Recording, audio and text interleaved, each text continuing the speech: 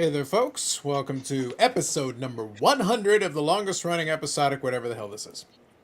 And that really is the 100. tagline, because I can't describe it to you. I have no idea. It changes by every episode. Who knows? So, we're going to start off with the usual cast of characters. I did extend the net out of some invitations wide, so we may get some ghosts of Because I'm Carlos episodes past that may be making an attendance. Not Justin. Special guest. Just to be clear on that one right out of the box, not Justin. However, there will be some others who have definitely made the show. And if you saw the episode that I did, where I did a couple of highlights, some of the folks that were in the highlights were also included as part of the invitation. So we'll see who ends up coming across here. So good old Eric Judas here. So let's start off with the first comment from Kathy Wade. Congratulations on 100. Thank you, Kathy. I crawl her from under the bus. That's right. After old Judas threw you under there. That's just terrible. Awful. Ridiculous. Unacceptable. So congrats, Carlos. Nice milestone. Have a good show, fellas. Thank you very much. Much appreciated. Popping champagne tonight. Thank you, Josh. Appreciate it. Hope Mr. Lewis and his share show up. Listen, the invitation's been extended. The possibilities out there. Bob Lewis is a force of nature. You can't control him. You can't tame him. But you never know. You leave the door open and you never know. A wild Bob Lewis may show up. So at least the possibility is out there. So Paul, congrats on 100. Rumor has it that 98 more cards than Tag is great in their existence. It's more like 99, but thank you, Paul. Appreciate it. Timeless Cardboard, it's time, 100. Thank you very much. Appreciate that. Thank you all. Yeah, it was just kind of, it was funny because that's why I did the little video with the clips and stuff, because it was, now I would love to have included more stuff, but it wasn't exaggeration. That's why I showed that little runtime thing. I go, it's more than 18 days worth of live streams. I'm like, I can't go through this and find clips. I have to pick like random ones, and I just went through those specific episodes, and I go, I'll find a couple of clips in these. There's usually a couple of good ones per episode, and I just pulled stuff from those. But otherwise, it's like, yeah. So I was joking with some folks, and I go, I don't know what I would do for 200. It's for me, it's been a lot of fun that it's gotten to 100 episodes, and I made the distinction because there is a playlist on the channel for live streams, and the playlist includes when I was doing kind of the one-on-one things earlier on. Those don't count towards that number. I'm talking about October 2020 when I started doing them every week, and it was consistent, at least one per week, and 100 episodes of that, and we haven't missed a single week. And even when it was Expo and stuff, there was still a live stream that week too. And even some of those didn't count towards that number. So what does that tell you? We're actually past 100, but there's 100 officially. Tom here. Good evening, gents and ladies. If you have any, like Eric's mom, yes, absolutely. Thank you, Tom. Appreciate that. So a couple of things I think we'll get a chance to talk about tonight, but we'll have a little bit of fun with that. Before we do, though, otherwise, how are things been going? I know, Brad, I know you guys have been super busy. You're starting to make some progress and some work on some of the returns and stuff. We were talking about that a little bit on the other show. But you guys have been cracking the whip. I think Brad was originally going to be off in the vacation, in the villa, off hiding from the zombie apocalypse. But it's like, no, there's too much work. So how are things going on your end over there? Good, awesome. You know what? Things are rolling along with PSA Canada, and we were going to go away this weekend, but I also wanted to be here for the 100th episode because of the shady internet at the cottage wasn't really an option. But we have a ton of work to do, so we just got to put our heads down and do it this weekend. So, and AMG has been as busy as ever, and the show last weekend was awesome. 150 tables, and we had 292 people paid through the door on Saturday, and on Sunday it was free if you paid one day. And I think we had another 90 people that paid on Sunday. So we more or less had close to 400 unique individuals through the door, which was awesome for us. So super happy. And reports from the dealers, was it good business for them? They did well on their business? Yeah, no, absolutely. And our show is different. Like we had one guy that set up, and all he had out was 10-cent cards. And he goes, I don't care as long as I can cover my table. I'm having some fun. And day one, he goes, I'm close. He was close to covering his $20 table rental. But he goes, we'll see how it goes tomorrow. And he come over to me halfway through on Sunday, and he goes, sold out, sold it all. He goes, made $80 pure cash profit. He was so excited, right? So I was like, hey, sounds awesome. Good day. That's a good weekend. Well, if you guys like the thought of the old school like classic card show kind of thing, it's like, no, that's what it was. Like he had the cards that he wanted to sell, he sold them, and he made some money. It was like, there you go. When I used to buy singles at the flea market, it was nickels and dime and quarter cards. That's it. In the 90s. Go ahead, Bobby. Early 90s. I heard it was a good show. A lot of people were coming back and telling me they picked up some really great stuff. So it's always the key. That's the important part. I'm really curious if hockey what's Hockey 99? That's how you say it, Yeah, isn't it? that's usually your biggest fan. Yes. I know. I Mhm. feel like I'm still trying to determine who he is, and He's I'm there like, at your show, "Hey, no doubt. There you I go. thought I had my suspicions, but now I think that who I thought it was, I don't think it is. So now I'm back to square one. This is going to be one of those things where the mystery will keep deepening for a while, and then eventually it'll be like the Mr. Aha McMahon moment. reveal. Just removes the cloak and he goes, "It was me, Brad. It was me all along." You never Nat suspect. Turner. That's right. Yeah. So here's a question for you, Brad. So Panzer Army Africa. Brad, what do the graded companies do with all the Card Saber 1 holders? So this question was brought up, I think, in one of the other chats. It might have been in PSA Canada, I can't remember. But just in general, do you have any idea what they do with the holders after the fact? You know what? I asked that question and I never got an answer. Well, they're not So recyclable. I am gonna mark it down, and you know what? For next week, I'm gonna ask it again this time. And I was told by a high up that he didn't know. I honestly think they just throw them out. I honestly They're don't not think recyclable. they would keep them. I honestly think they would can't. chuck them. That'd be my Yeah, you guess. wouldn't Like, keep them. What are you going to Yeah. keep them for? Sell them yeah, back to somebody? they don't really have another use for them to No. to bring them, because the semi-rigids, it's not like there was that time when we were so short on supplies that ComC was literally like, we'll take top loaders from people as long as they're in good condition. The semi-rigids don't have that same utility necessarily. They're pretty much used for very specific use cases. So I will ask that question again to see if I can get an answer. So Sounds good. Sounds good. Global Sports Card Investor, good day there. Absolutely. Good day to you. Beautiful. So yeah, no, I just want to get a little bit of a background on that, just because I know you guys had the show, and look, at the end of the day, the important part is how much fun people have at the show, because sometimes the small shows can be fun too. It's one of those things where we always talk about the big shows, like obviously it gives more room for selection, it gives more room for all those opportunities, yeah, but at the same time, it also requires more money. To your point, like if you, $20 is a price point where a lot of people can set up for the weekend at a table. It's not onerous. It's like, no, actually, okay. You don't have to worry about, do I have enough inventory to cover $1,000, $2,000, $5,000? You need to sell. There's an urgency. At $20, not nearly as much urgency. You can be like, okay, like, yeah, sure, we'll do some deals. yeah, so we do it as a kind of like as a non-for-profit. I mean, it's not officially a non-for-profit, but so right now we made off the $20 a table. Time we paid for the room, insurance, the door person, and plus the cover charge coming in, we're up $1,480 in our kitty. So now our show, and that was at $20 a table for 2 days. So now we have that money. We're just going to hold on to it and see, and maybe that will make up for some of the snow days that we might have next year, where we lose a little bit of money on shows if people don't show up. But we'll see. Yeah, plus you have the buying opportunities, the selling opportunities. Yeah. You know, Oh, yeah. it's amazing. Like it's a great way of doing things. Yeah. What kind of crowd you had there, Brad? Renting tables, like old, young, newer collectors, older fellas. Do you know what? It's the most diverse crowd that you possibly can think, especially when it comes to age. So we had a lot of young guys that were hustling, which is awesome to see. And then I get just as excited seeing the old guys. Like, we have to have the show on a flat single level where the guys can drive their cars in. If we have it any other places, they won't come. We had Wayne that started buying from me at the Prince Edward Island flea market. When I was a kid at 12 years old, I'd set up there and he would come by, and he set up, and he's got to be in his late 70s, 80s. Carl Hagelin's in his mid 80s now. Bill Fougier's 77. Then, yeah, like it's completely all over the map, right? Yeah.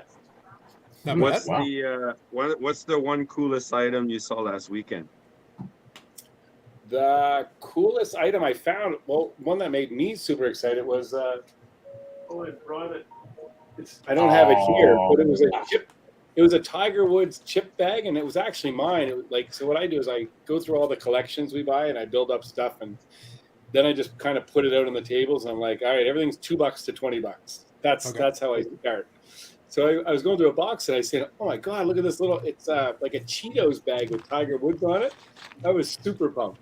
I've never seen it before. I bought it from someone at some point, but it was just in a big box. So that's a very Brad thing to say. It's like, the coolest thing I saw is something I actually had before and completely forgot about. Oh yeah, that's mine. Yeah, True. It was. Yeah, you forget what you have sometimes. Yeah, You do, but yeah. we have dealers. Like there is guys. There's a couple dealers there that I bet you did 10 to 20,000 in sales on their high end, like graded stuff. I bought 2 guys completely out. I bought their tables on Saturday, and then I sold them all off on Sunday, which was awesome. I had so much fun doing that. I know. Yeah, it's all.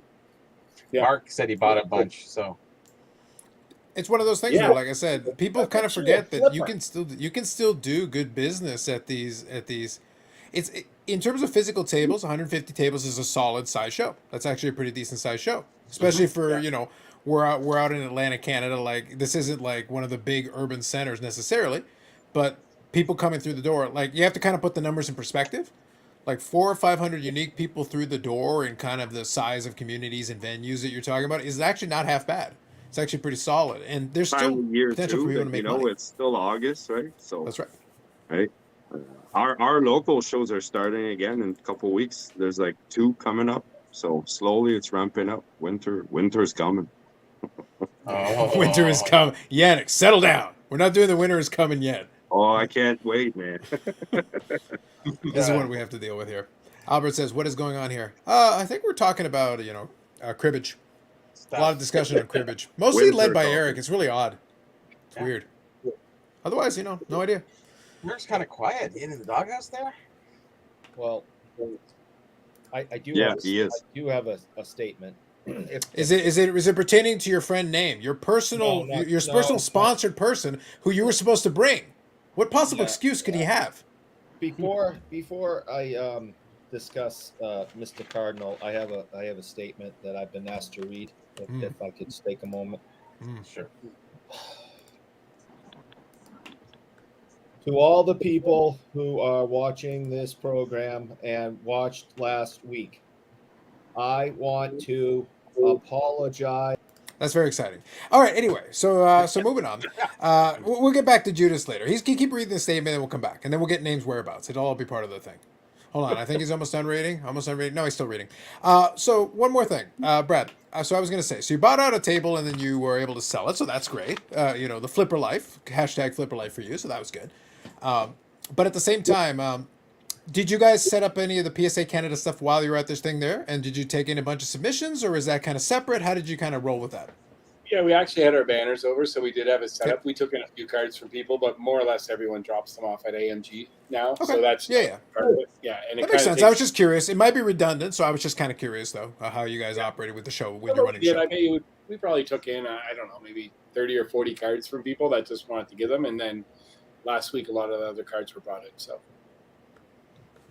Well, All right, are you sometimes done it's reading your nice to be statement there, yet? right? Are you done reading your statement? Apologize for the comments I made about my mother. I disrespected her, myself, and all those watching. You always disrespect everyone watching and yourself. Those And- latter two, you always do. They don't- Literally every time. That doesn't She count. wants everyone to know that I have been grounded for the last week, and I am very, very sorry. So- You are pretty sorry. I agree with that. That's I agree with that the statement as well. statement. That's the statement I've been asked to read. for this Excellent. evening. And now that you have read that, and we're all probably worse off for it, can you tell us where name is now? Well, name. We're going to start a new segment at the beginning of every show moving forward called "Where in the World is Name Cardinal?" And tonight, It's like Carmen San Diego, but like less awesome. and, Go and right. Sounds filming. Yeah. And I reached out to him earlier and invited him onto the show, like I do every week. And tonight, he told me that he was unable to come because he was able to get an emergency appointment with his eyebrow specialist, and Ooh. that tomorrow he will be participating in a Dwayne the Rock Johnson lookalike contest, and he's really counting on. Oh, the he's going to need eyebrow- implants for that. He's going to need implants for really that. He counting can't do on that the eyebrow naturally. for the win. He needs enhancement for that. Like, there's no way he can do that on his own. So yes, he's at his eyebrow specialist at an emergency appointment for tomorrow's lookalike contest. That was both the first installment of this, and I'm going to predict in advance probably the best, because that was probably the best excuse you could have come up with. Yeah, if he doesn't show one time and he says the streetcar had a flat tire, you know there's something going on. Facts. I appreciate that. I agree. Bobbles and ball cards. Hola, fellas. Good. Grass on 100. Thank you, Bobbles. Appreciate you. Tom was appreciating your statement. Read in silence. We all felt it in spirit. It was important. Okay. So let's get into a couple of things. So usual thing, folks. Right now, I've got a couple of things that I'll pull up in terms of stories and stuff, and we'll chat on them. But if there's anything in particular you want to touch on, do throw it in the chat. And as part of his penance, Eric's mom also made him continue to have to pay the like button. So the like button has once again been paid for by Eric. It is free. You can use it. Taken out of his allowance money. That is correct. So the allowance money has gone to the like button this week, and now it is free yet again for all of you. Now, I'm going to touch on a couple of things here. Let me start off with this one. So I don't know if you guys heard about this one a little bit. There was the fun situation with PSA and Leaf cards. Mr. Brian Gray could not get Pele autographs secured. Awful. Controversy. Scandal. So long story short, they had the Leaf cards, and PSA basically refused to grade them. Now, there is kind of a couple of sides to this. There is stuff I've heard about in the back that I would only report on if I pulled from multiple sources, so I'm going to leave that out of it. But just on the surface, they are sticker autographs, and there is always a bit of a danger element to sticker autographs. And this is not like the first time Brian likes to skirt the absolute line, because if any of you remember, back in time, and Bubbles and I were chatting about it, and just he refreshed my memory on this one a little bit, because this is from years ago now. There was the repack product that Brian Gray had where they had the Kevin Durant autographs, and they were put onto Kevin Durant real rookie cards, and they basically stuck a sticker on them. And the sticker, I believe, came from Upper Deck. So it's a situation where you've got a sticker that presumably has been signed legitimately, and you've got a card that's legitimate, but now you kind of put them together artificially because you bought the stickers from somebody.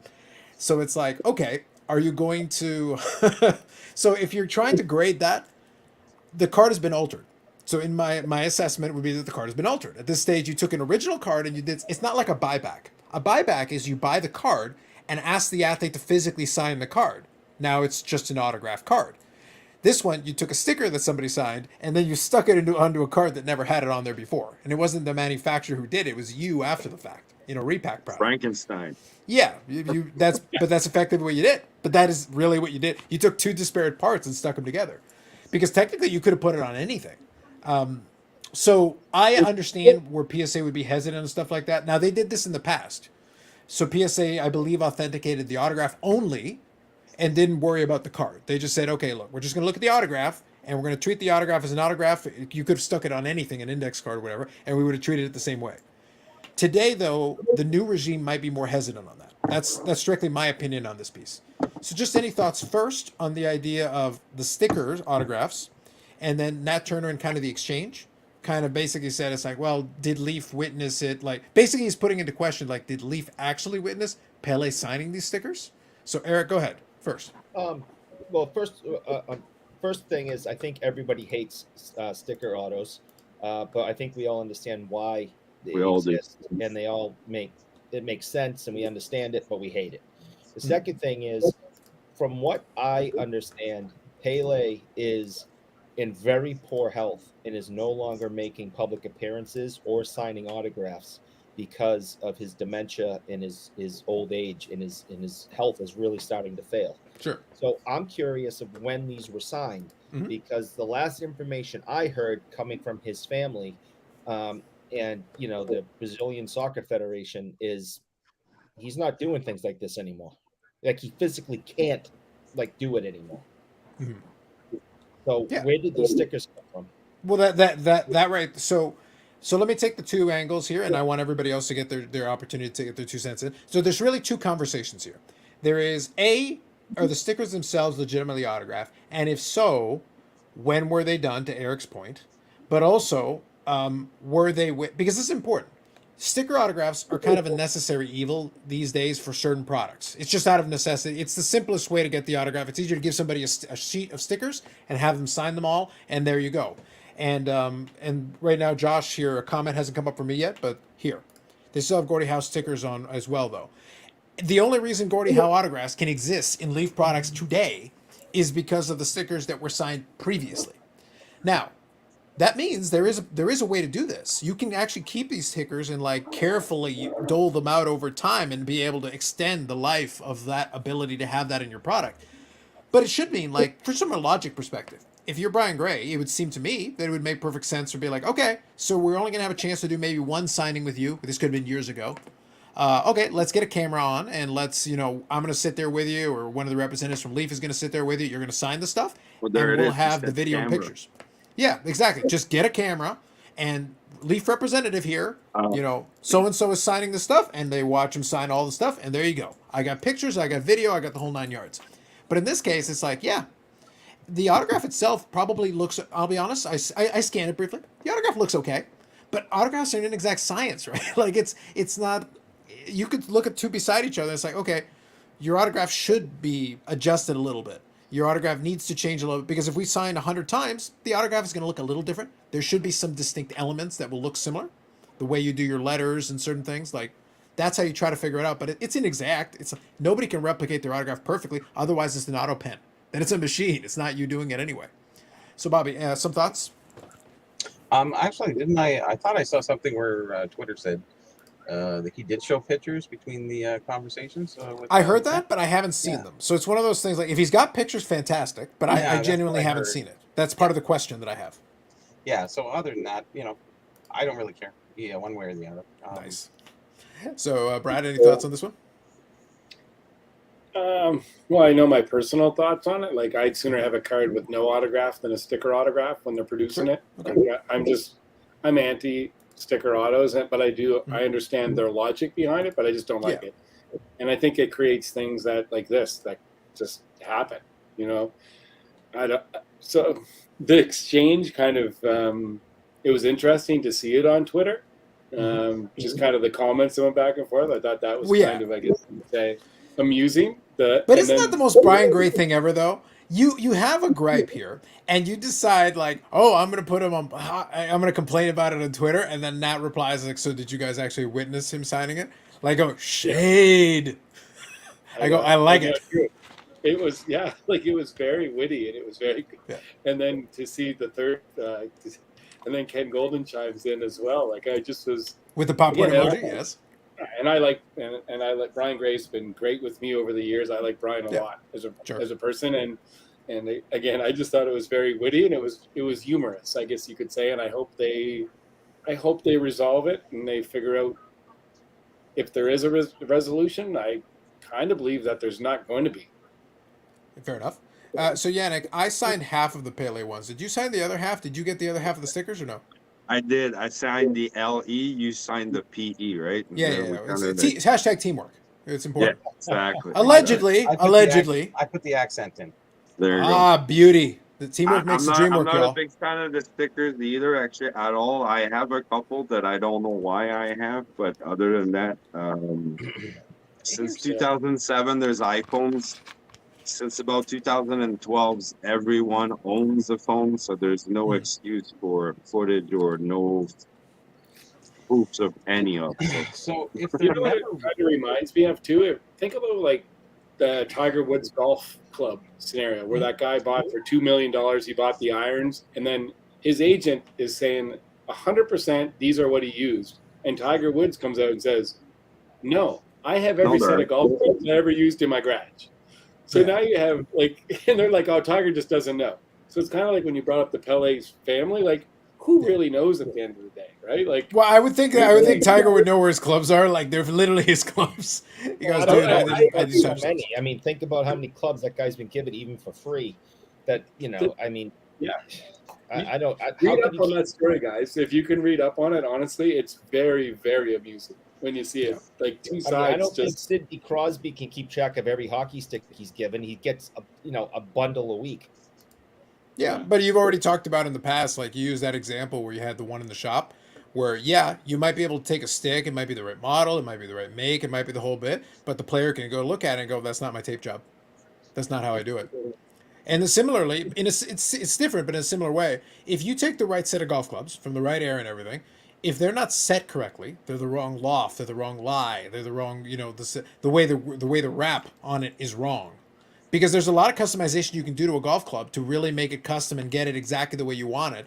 And when you're a golfer at that level, everything is fine-tuned to the letter. You can literally look at it and go, actually, this is a lie and loft that Tiger never uses. He physically cannot use it because it would be completely wrong for his swing. Nope. It looks good, but it's not right. Here's another angle of looking at it. Like, if there was never a sticker auto, and we have a lot of players, who have passed away, would we not be looking at it the other way? But hey, maybe somebody should have signed some stickers and maybe put them. At least we'd have that. Yeah. Well, that's the Gordy analogy that Josh was saying. It's perfect. Yeah. Yeah. The only reason that Gordie Howe autograph is possible now is because of the leftover stickers from the time they did it. The other point though is that like Brian Gray, to make life easy, like he should lead with the picture. He's saying, no, these are signed legitimately. Here's a picture of him signing a bunch of stuff. This is the signing it came from. Here you go.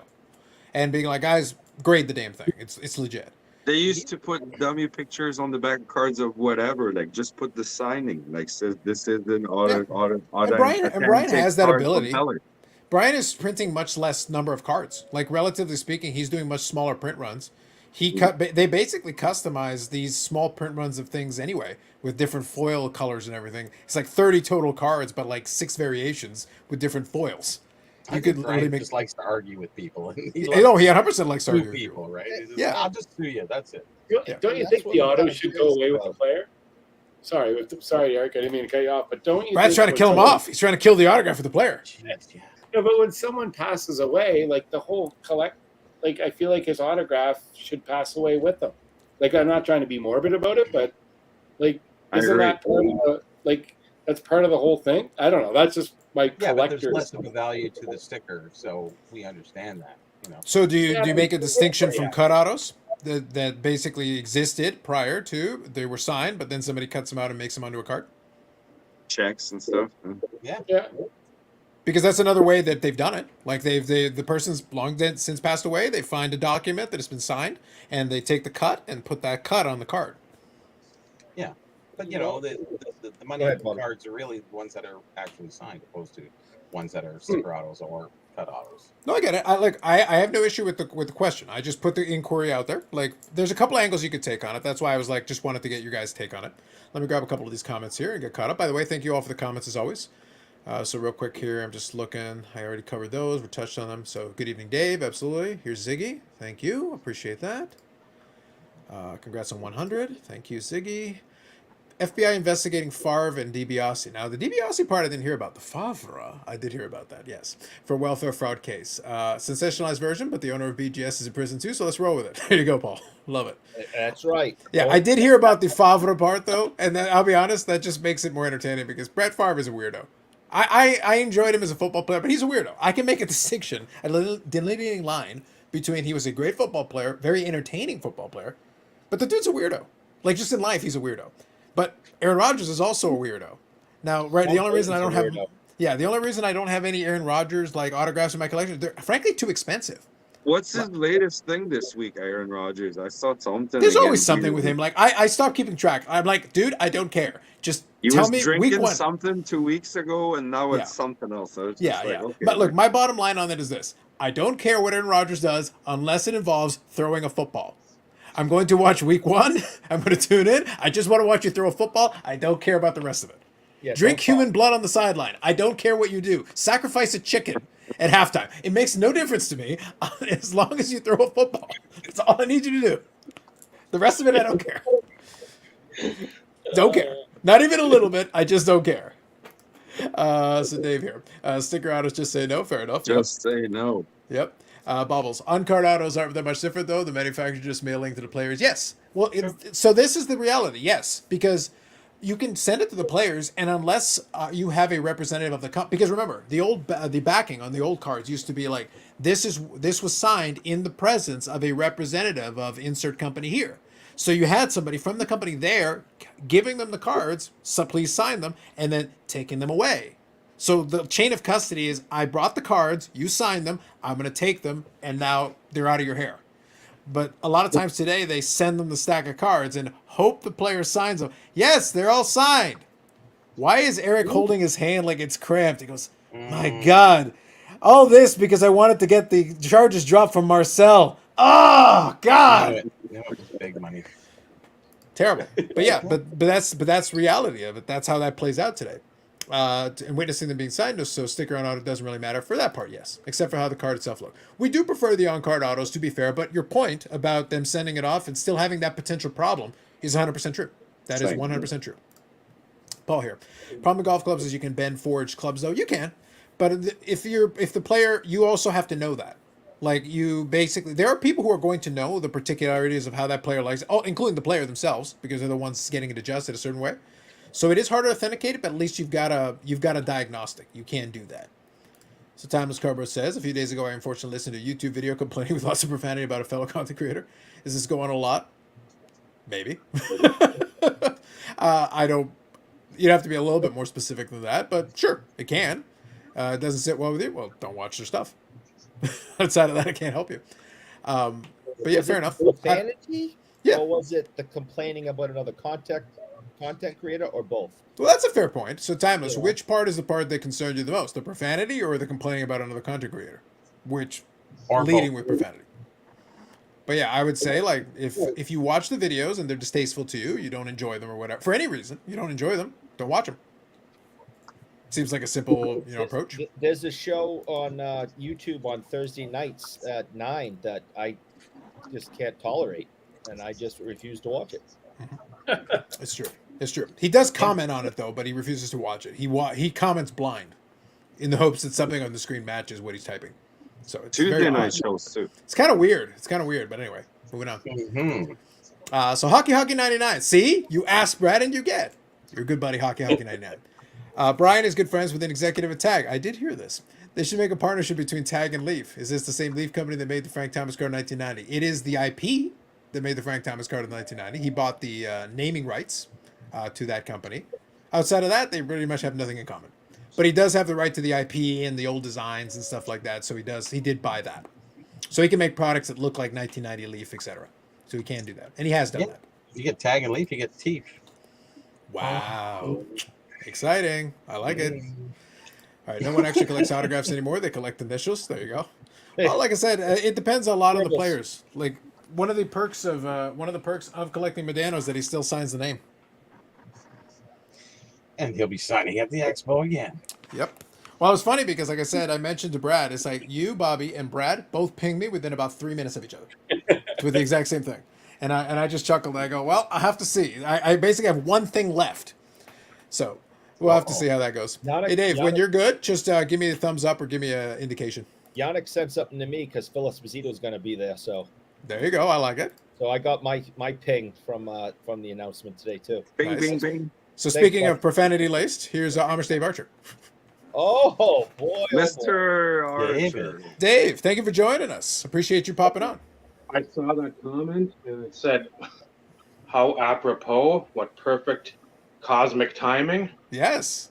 I was about to say, like, I just assumed it was you, but otherwise, Lord knows, like, I have no idea. Who would do that? How dare you? No, nobody. I mean, well, maybe one person for sure. Yeah, exactly.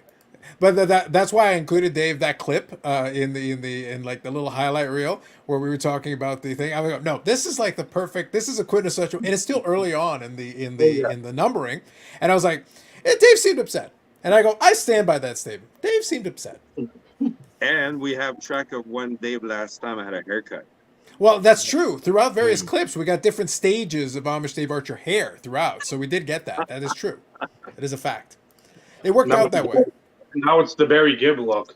There you go. But no, you had a good progression of clips throughout there. The Christmas special as well. We had a variety of cameos of Bob Lewis. We even got Bob Lewis's comment where I just responded to his comment. It's like, you're still an eBay rando, Bob Lewis. Yes. And I stand by that. To this day, he is still an eBay rando. I think that's reasonable. This is the truth. Exactly. Bobbles and Ballcards saying a Green Bay QB being a weirdo. Never. True. It is true. Not the first time Leaf had auto issue. 97, Sid Luckman's wife signed the cards. I believe it. Hockey 99 wants to see the scandalous video. This is shocking. He was going after a content creator personally. This doesn't aid me in knowing which video to watch. That's true. I agree with that. All right, so Ziggy's got a question. Let's see what his question is here. So when Panini or Topps send cards to a player like they did with Giannis, who was there from Panini or Topps to witness? So I can't speak to their specific ones. In the past, they used to do that commonly. That used to be part of it. It used to be part of the game to include it. So we'll go with that. But nowadays, like, I'll be honest, they probably send to most of the players are probably just getting a stack of cards to sign nowadays. That's pretty much become the standard operating procedure. So if you notice, here would be the way I would put it. check out the back of the card, because the back of the card, they cannot lie about this. They still, like, you can still get them if they lie on the back of the card. If the back of the card says witnessed by a representative of the company, that means somebody saw it. If you do not see that, then just assume they sent it to somebody in the mail. Yep. Or gave it to the agent or something, but they are not physically present. They cannot say they were physically present because they weren't, because the back of the card will tell the tale. That'd be my suggestion with that piece. Okay. Let's see here. Back of the card's like a contract, man. Yeah. So speaking of everyone has a camera, where's the video of the guy trying to scam kids at the National that Jeff said he kicked out? I heard the story, but never saw the video or follow-up. Well, if Jeff said he kicked somebody out, Jeff has 47 cameras, so it'd have to come from Jeff. That'd be my answer. Jeff is literally surrounded by cameras, so I don't think he can go to the bathroom without there being documented evidence on camera. No, I haven't heard about this, and I don't. I haven't either. You know, to spread rumor if it's, you know, we don't know all the facts. But my first question is, who's Jeff to kick anybody out of a show unless he's running the show? That's just it. Exactly. Like, there's a look. I read it just on the surface part. My fun part of the comment was that Jeff is literally surrounded by cameras. So, so if such a thing was to occur, he'd have videotape footage of it. Right. But otherwise, it's like, yeah, who's he kicking out of the show and for what? And I don't buy that. Howard is, I mean, listen, this isn't a shot against Jeff. This is against anybody. If I was there, I can't kick someone out of the show. It's not my show. Well, you can try, and then they'll kick you out right after. They They'll be like, because Well, you're there. I'd never be let in. yeah, that's exactly it. Well, that's basically what happened at the Kiss concert. It's like, no, the rules are still in place. It's like, but this is an Ace. This is Ace's concert. It's like, Marcel's word is law. Oh man. Yeah. Yeah, that was Sat tough. up on the grassy knoll and saw the concert. That from there. sidewalk That's why it was was that hard. view. True. I'd rather hear Carlos's panels talk cards than some guy on a Netflix show. The Netflix show hasn't happened yet. We'll see. So Baz here. Good evening. Congrats, Carlos on Hogan 100. Thank you very much, Baz. Appreciate you. All right, so let me quickly scan here. I'll read a couple more, and then I want to catch up with Dave here, so we'll do that in a second. I can tell you I called Top to my Wander friend of redemption. Haven't gotten it yet. I was told Wander has not been mailed these back to us yet. So the answer, nobody they mailed and be signed. Yeah. So for Tops, that probably is the case, especially now. Is Leaf a close equivalent to a patent troll? Brian likes to be litigious, man. Real litigious. Like that's like his default setting. Be litigious. So we'll see. Do we know who purchased the Mantle 9.5? No idea. Nobody has claimed responsibility yet. I assume it's Dave though. Some rando was trying to sell the card for $30,000 trade value, and it was like $3 card. Yeah, you can price your stuff how you want, but the guy made himself look like the guy and got kicked out. Okay, fair enough. There was a guy, Carlos, at the National. I don't know who he was. I tried to figure out, but I asked a few of the security guards.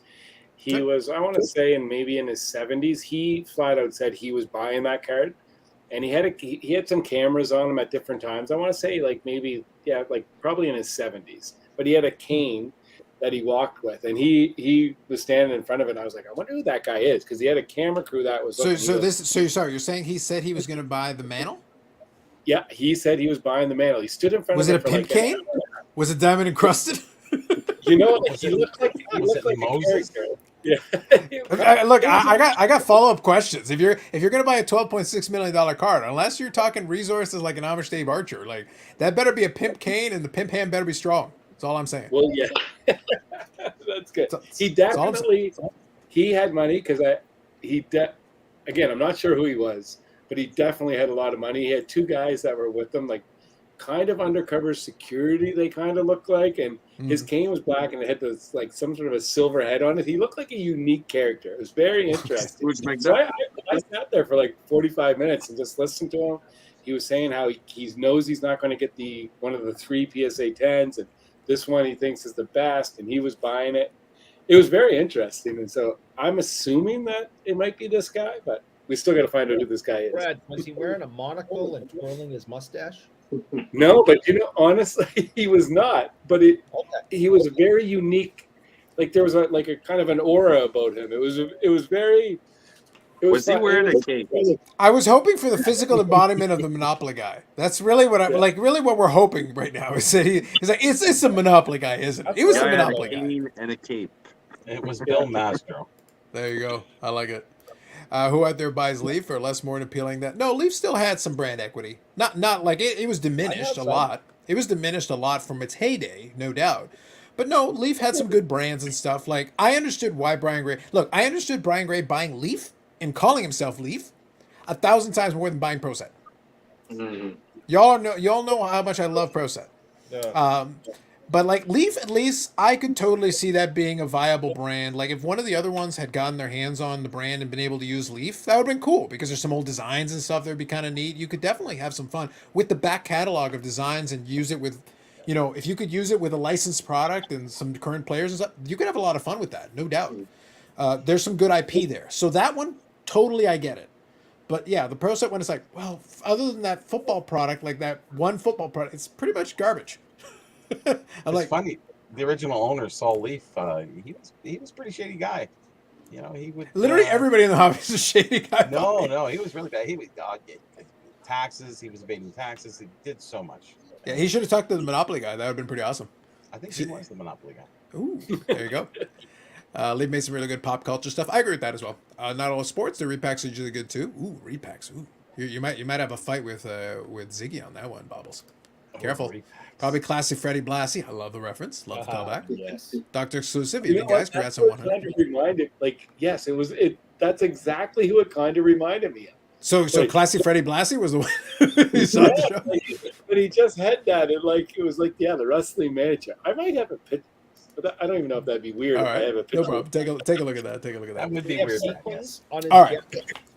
All right. So I was while Brad goes finds a picture of classy Freddie Blassie, we'll come back to that in a second. It's like Mr. Dave Arsher. So again, good evening, and we appreciate you dropping in and hanging out. How are things going in the land of Dave Arsher? How are you doing? Just got back from Lake Superior today after about 9. So that's a beautiful callback. Were you cursing out anything at Lake Superior? Should we expect videos playing off that? I had thought about it the whole time, and I'm like, Yeah. you know what? Right now, the hobby doesn't need me angrier at them than I usually am. Uh-huh. I mean, I'll be name dropping for 20 minutes, but that brings attention to these names, and these names don't need attention. They need to be put in the old meat processor and sluiced out in some 89-cent a package hot dogs and disposed of properly because too much of it out there. So I tried to relax on the vacation, try to just That's enjoy good. All right. the rare time to actually relax on vacation instead I of, was about to say the whole point of vacation generally is to relax. Yes. instead of plotting the next verbal assault, which you can see every Tuesday night at usually 7:35 Central Standard Time. But this 8:35? upcoming week, it's going to be 7:05 p.m. Central Standard Time. So 8 But o'clock. Dave, I was cussing you out the other day. I tell you, Yeah. That's what Were you doing it on video? Is that what happened earlier? because I came in late, and I don't know. I still don't know if you announced it at the beginning. I didn't know that it was pre-recorded. You know, it says the word premiere, right? There is a live and then there's premiere. Premiere means it's a recording. Live means it's live. Is this They live? weren't shutting No. off your comments because This is a pre-recording. Okay.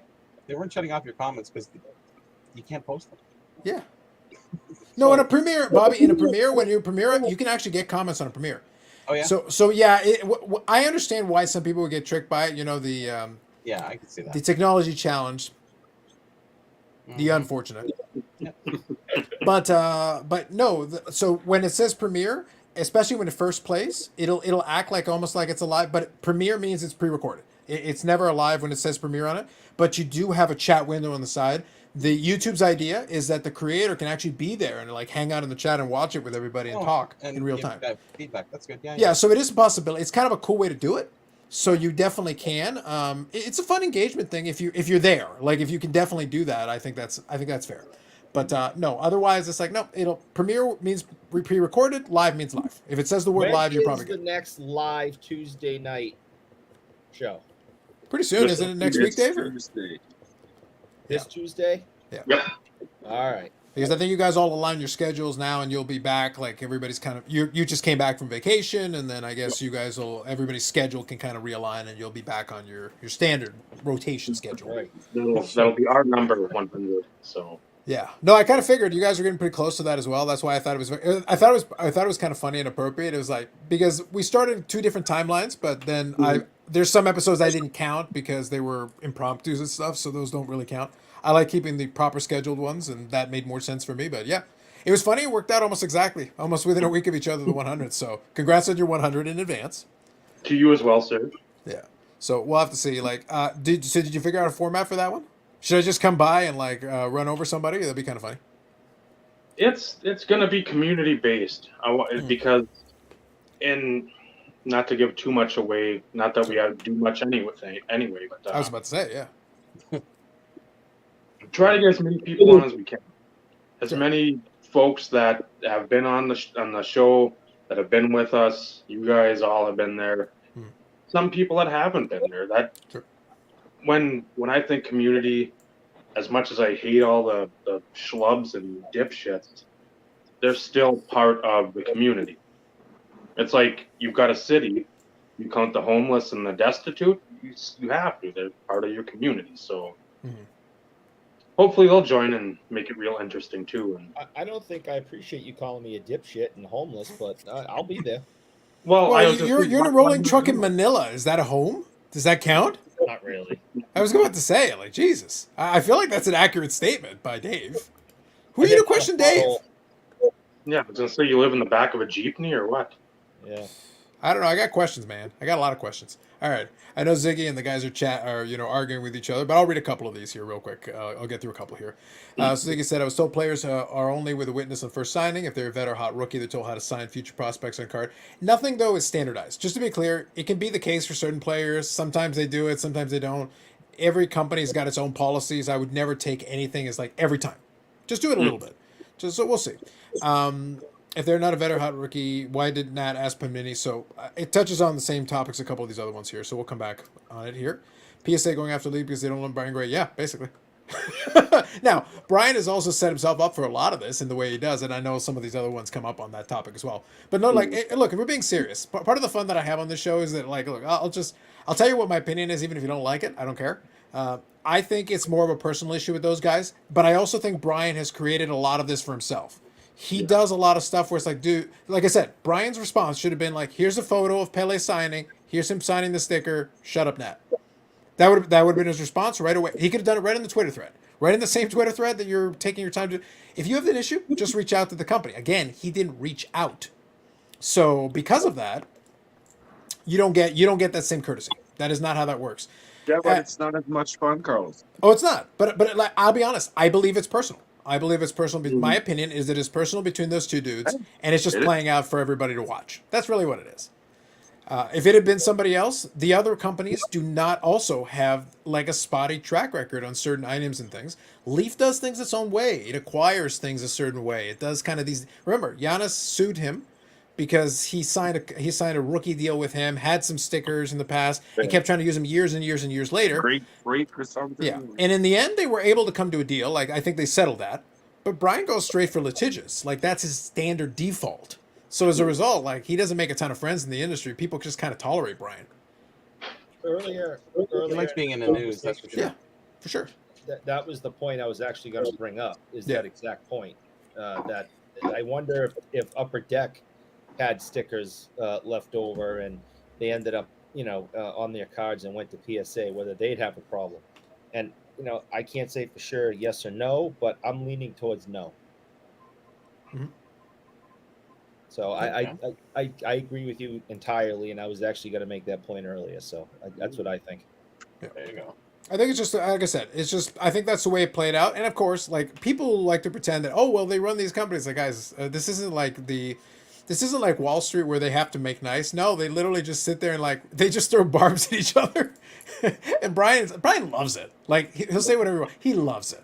For him, it's, in reality, in the grand scheme of the industry, Brian Gray is a gnat. Pun intended. That was a pun. Anyway, but the point is that, like, small in the grand scheme of things of the overall industry, but he can sure as hell make noise. He can sure as hell, like, say stuff and get people riled up and get attention. It's fun. Like, and by the way, for somebody like me that makes content, it's fun. I root for Brian Gray. Like, please, Brian, pick a fight with Rando X. I don't care. That'd be great. It'd be funny. Well, if he didn't pick fights, he wouldn't be very much on the internet in the way he is right now. So I think it's done purposely with specific intent, to keep himself publicly out there. Relevant. no news is good news. Yeah. Bad Yep. news is good news. Whatever. Agreed. You know, anytime 100%. he's out there, he's just being, and plus he's Brian Gray. Yeah, exactly. All right, so Ziggy's having a good time here with a couple of these comments. I'll read a couple of them here. So, in my opinion, Nat is a horrible CEO for targeting Leaf. The company makes money. He's a great CEO.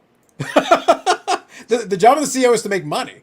If making fun of lobbing grenades back and forth with Leaf, look, at the end of the day, it doesn't hurt collectors' business at all. At the end of the day, they don't need Leaf.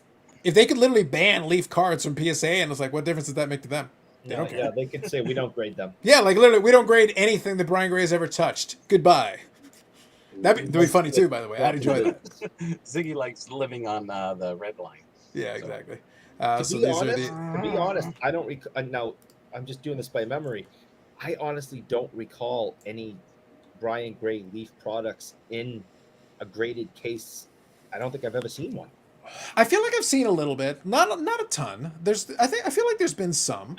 I think maybe part that makes it a little bit murky, I'll be honest, is that towards the tail end of Be a Player, Brian Gray had acquired them, and they were still producing products, so that stuff was in graded cases. Now, it was kind of, they had bought the cases, so they weren't grading them anymore. Like, that window was small for that product.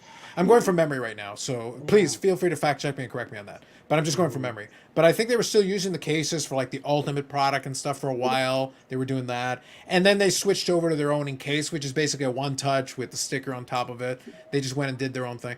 But I think you could, like, the majority of stuff that Leaf makes, I think they would grade. But because they use the sticker auto basically exclusively for 99% of their products, you still have that same issue. Like, I've got rainbows of Leaf stuff that, by the way, is fine. I like it. I don't have an issue with Leaf products per se. But every autograph is under scrutiny. Now, when I collect the Medano stuff, like, I've seen his autograph enough where the variance is, like, within reason.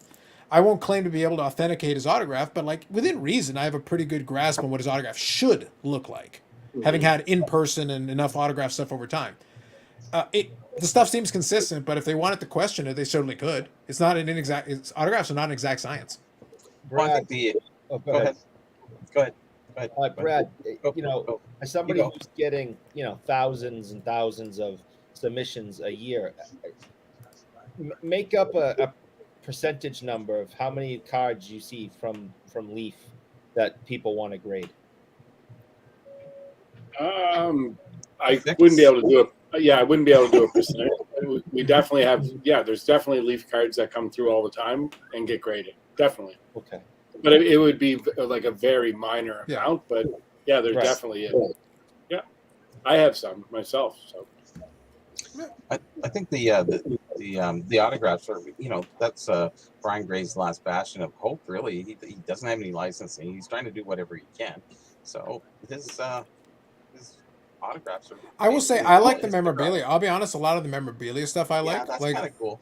yeah, some of I it is think it's design, and all they're able to get culture their hands stuff. some decent memorabilia. When they can get decent memorabilia, I think it's okay. I think it's Yeah. good. But they need that because they can't get pictures of a lot of players or full, or team uniforms. So, he's trying to make do whatever he can. I think the licensing should open up to everybody. But anyways, that's just another thought. I think that's fair. So let me quickly scan through here. Okay, so I'll get caught up on some of the comments. Thank you all for the comments in the chat. I appreciate that. Carlos, do you see yourself as giving hobby victims a platform and other voice for a sports car radio? No. Okay, so let me explain why. I had to cackle first. So the reason is no. Part of it is because, I'll be honest, there are a lot of hobby victims and not all of them are actually victims. Now, the sports card radio has done an amazing job, and I want to give them their credit where they deserve it. They've done an amazing job doing some research on some of the videos and covering certain things, but they also do peddle in that type of attention, and it works for them. And because they had the interview with the guy who had, I think, $87,000 worth of cards stolen at the National, whatever. So great, they were able to connect to him with that. That isn't the purpose of the show. And maybe this is I want to use this as an opportunity to kind of reaffirm what I'm doing on the show. I like to talk about news topics because they are entertaining to me. They're interesting to me. I like the industry stuff because it's interesting to me and entertaining to me. And Dave and Steve and also the guys at the IRP and all that, they know. I love this stuff. I love paying attention to it. And I love commenting on it and opining on it. But this is still predominantly a collector channel. I still have videos where I'll talk about my collection and stuff, and I'll do that, or I'll do a PSA reveal, or if I get another third-party submitter, I'll do that. That's overall crux of what I pick up. I'm not trying to build a channel to necessarily get the biggest possible audience. That's not my goal. I appreciate folks that watch the videos. I appreciate folks that comment. I appreciate all that. I don't care about the majority of sports card victims, because the majority of victims, and I'll actually call out a video. I want to bring it to your attention. Wade Boggs Fan, and I'll see if I can find the link to it, and I want to link you to a video because I think it's a good one. And he put in a great topic about this. And he basically said, you know, with all the scams and everything, you know, should people speak out? Basically, I'm paraphrasing, but that's effectively the discussion he was having. And I thought it was a great video. And he used an analogy. And I want to give you the analogy, but then also I want to expand it and give you a different version of that analogy that I think is more applicable. His point was, if you saw somebody getting mugged, even if you're not going to step in yourself, would you at least say something or call the police or whatever? You know, would you say something effectively? Which I thought was a very fair question. Very fair, reasonable question. Mhm. But the problem is, that isn't what I see when I look at the hobby. I don't see somebody getting mugged. I see somebody getting mugged, but I see somebody getting mugged. See, Eric is so devastated by this. He had to leave. He had to bow. He disappeared, yeah. But here's what I see He's when I getting look at the mugged. hobby. He's getting mugged right now, and I'm not going to speak on it. Let's move on. So I see people in the hobby getting mugged while holding a see-through Tupperware container full of cash and a sign on the front and the back that says, "Rob me, I'm an idiot." Mhm. That's what I see when I look at the hobby. So technically speaking, are they getting mugged? I suppose. On the other hand, are they kind of asking for it? They're totally asking for it. So my stance is, I kind of want to let nature take its course. I think that was the great video, and I think he got him on for a different reason than other people were thinking.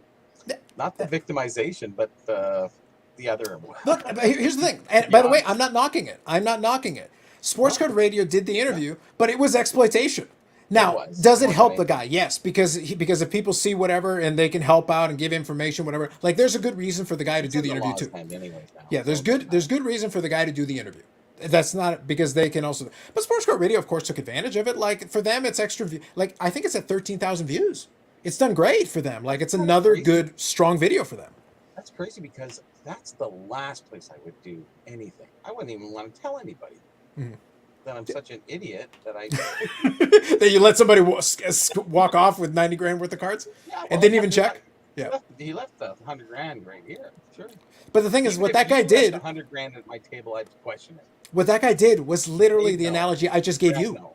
I just gave you the analogy that guy's like, man, he robbed me. Yeah, he robbed you after you let him walk away slowly from your table and Mhm. didn't check that you actually had money in the bag. I don't think he robbed him. I think it was the other way around. 'Cause how stupid can you be? It's like, yeah, I got your money. Huh? You gone? See ya. I got your Yeah. cash. Yeah. Well, So like to be clear, a crime was committed, and that's not a good thing. But at the same time, the dealer was stupid. Like I don't know how else to tell you. The dealer was an idiot.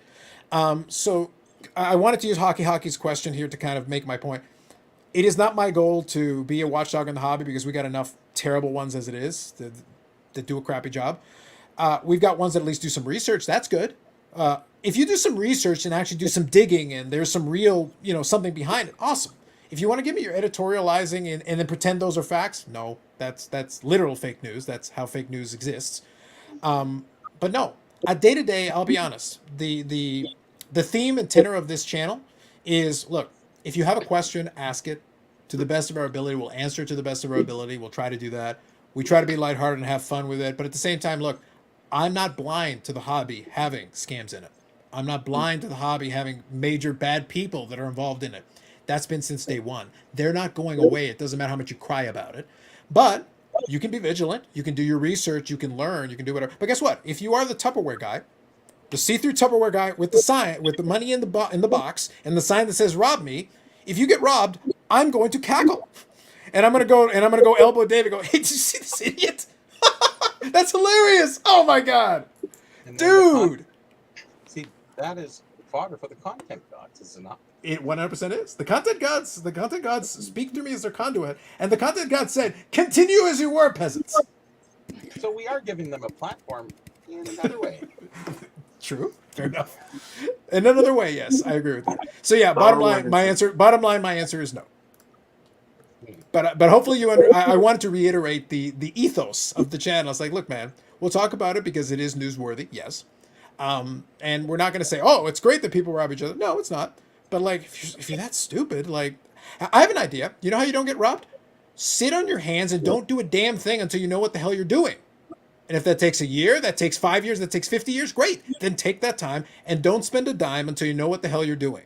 Until then, you're Tupperware guy with the sign that says rob me, and I'm going to laugh. Yeah. Cool. Good times. I have no idea what this one is. I think Ty's on his own. Yep, Amish Dave explained the homeless of the hobby is great. 10th city of the hobby, probably true. What topics, scandals, or subjects do you enjoy talking about? It's a bit of a mixed bag. All of them. It's a bit of a mixed bag, yeah, pretty much. So let's see here. Would be cool to see Sigino on a panel. Alas, no. Why is Brian Gray often vilified? Because he's hilarious to vilify. He's a good time. Seems like a nice guy back in the days. There's a lot of people that seem like nice guys. Look, I guarantee you, under the right circumstances, Ken Golden would probably be a very nice guy if you're just chatting with him one-on-one in like a normal, just chilled out situation. But he's also the dude who was peddling garbage with Don West. Mm-hmm. Like, he's the same guy. You can be both those things at the same time. That's reality, I think. Yeah. So I don't know. Yeah, that's life. Such is life. There are plenty, like, look, I don't mean to be this extreme about it. There are plenty of bad people throughout history that have friends. They can be perfectly fine in normal conversation with a lot of, it's like, oh, well, they've always been good with me. How often did you hear? It's like, oh, they've always been good with me. It's like, in the meantime, they're robbing somebody or like committing mass arson or mass murder or whatever. He seemed like such a nice guy. It's always the nice guys. Mm-hmm. Always. It's never like, oh, he was a jerk and everybody hated him and that he was a serial killer. Well, obviously he was a serial killer. Son of Sam was a nice guy 99.9% of the time. Exactly. That 1% wrecked it all. It wrecked everything. Just terrible. Brian thinks bluster is part of normal discourse. So one other thing, kind of playing into Hockey 99's question, I believe that this channel likes to operate the line between I'm not going to bullshit you about this stuff. I'm not going to pretend that this stuff doesn't happen, and I'm not going to pretend it's good. But I'm also not going to feel that bad for you. I did the $1 Million Man clip last week. I'm not going to do it again. But that's literally my personal physical reaction when I hear a lot of this stuff. It's like, I start laughing. Oh, but Carlos, what if somebody robs you? Well, then it's my problem. It's an Not your problem, it's my channel. problem. It's an entertainment I made a mistake because if I didn't do my diligence and I lose money because of, well, I'm taking responsibility. That is my fault. I did something. I didn't do my diligence fully. I'll take the responsibility. It's okay. I'll take the hit. I'm not going to go cry about it. He needs to push the red button already and stop being a coward. There you go. I'm not sure what he's referring to there. The vintage memorabilia is top notch. Yeah, Leaf's got some good memorabilia cards. I believe so. Hello, gentlemen. Hope all is well. Absolutely. Thank you, Korean Cardboard. Landed a Mark Burley 21 Platinum Superfractor. Nice. Nicely done. Now looking for Eiserman cards and sports slots? I like it. Well played. Brian Gray, something positive about him. He is accessible compared to other trading card executives. Literally all the trading card executives are accessible. Yeah, in this fine. industry, they're all accessible. Yeah. There's not that. That is not a... Yes, he is accessible. He likes to talk. I agree with that. Nat Turner got back to me. Yeah, but like you can, like, if you ask the right people, you could get him on a show. It's not that bad. I bought a Christy Yamaguchi, Nancy Kerrigan, Leaf Auto. There you go. That's a good combo. Probably end up getting graded. Didn't know at the time it was a duel. Okay. Crazy it exists, but not a license. Look, Brian, that's a Brian Gray special right there. He would totally make that card. Only sure, dumbasses would walk around with the briefcase full of cards. Yeah, that's the hobby. They're playing And dumbasses. piece of bat on that Kerrigan, was it? Whatever. Yeah, a club. A club, yes. Club. Yeah, was it a bag with dollar signs written on in crayons? Possibly. Carlos, be careful. What you're doing is called victimhood. You're damn right it is, and I blame the victim. It's fun to vilify Brian Gray because he gets the internet slap fights on Twitter with bozos. Yes, true. Ken thought you had the money to spend. He'd be your best friend. That's basically his job. Yes. Did Eric's mom say it was past his best time? Probably. Brad and Eric, what grinds your gears in the hobby of the past few weeks? Okay, so before we get to that one, Eric is gone right now. He's his mother is probably punishing him right now for the horrible transgressions he's committed in life. Absolutely. Yeah. Okay, so real quick here. Okay, so timeless cardboard. In your opinion, what is the most overrated card in the hobby? Dave, overrated card in the hobby. What are you feeling? Don't say Trout. Any Say Patrick Trout. Mahomes- 2011 Topps update. Any Patrick Mahomes auto. Okay. Any Burrow auto. I mean, you see what they're trading and they're selling for. It's not like there's 10 of these autos out there. Yep. Every product has how many autos? Oh, there's a 99. Oh, there's a parallel at 50 or 49. Oh, there's a parallel at 25. And it goes on and on and on. So it's not like there's an ending number. There's a seemingly unending amount of every young prospect, every young quarterback, outfielder that you can get. It's not like, oh my God, there's a Jackie Robinson cut auto. That would be something to get because there aren't 2 billion of them sitting around in the Panini warehouse. Joe Burrow, Mahomes, Lamar Jackson, even all these guys have autos for days, for weeks, for years where you can pick them up, but people treat them like they're bars of gold. It's like, no. Okay. I'd go look for the Wilt Chamberlain, the Jackie Robinsons. No advice.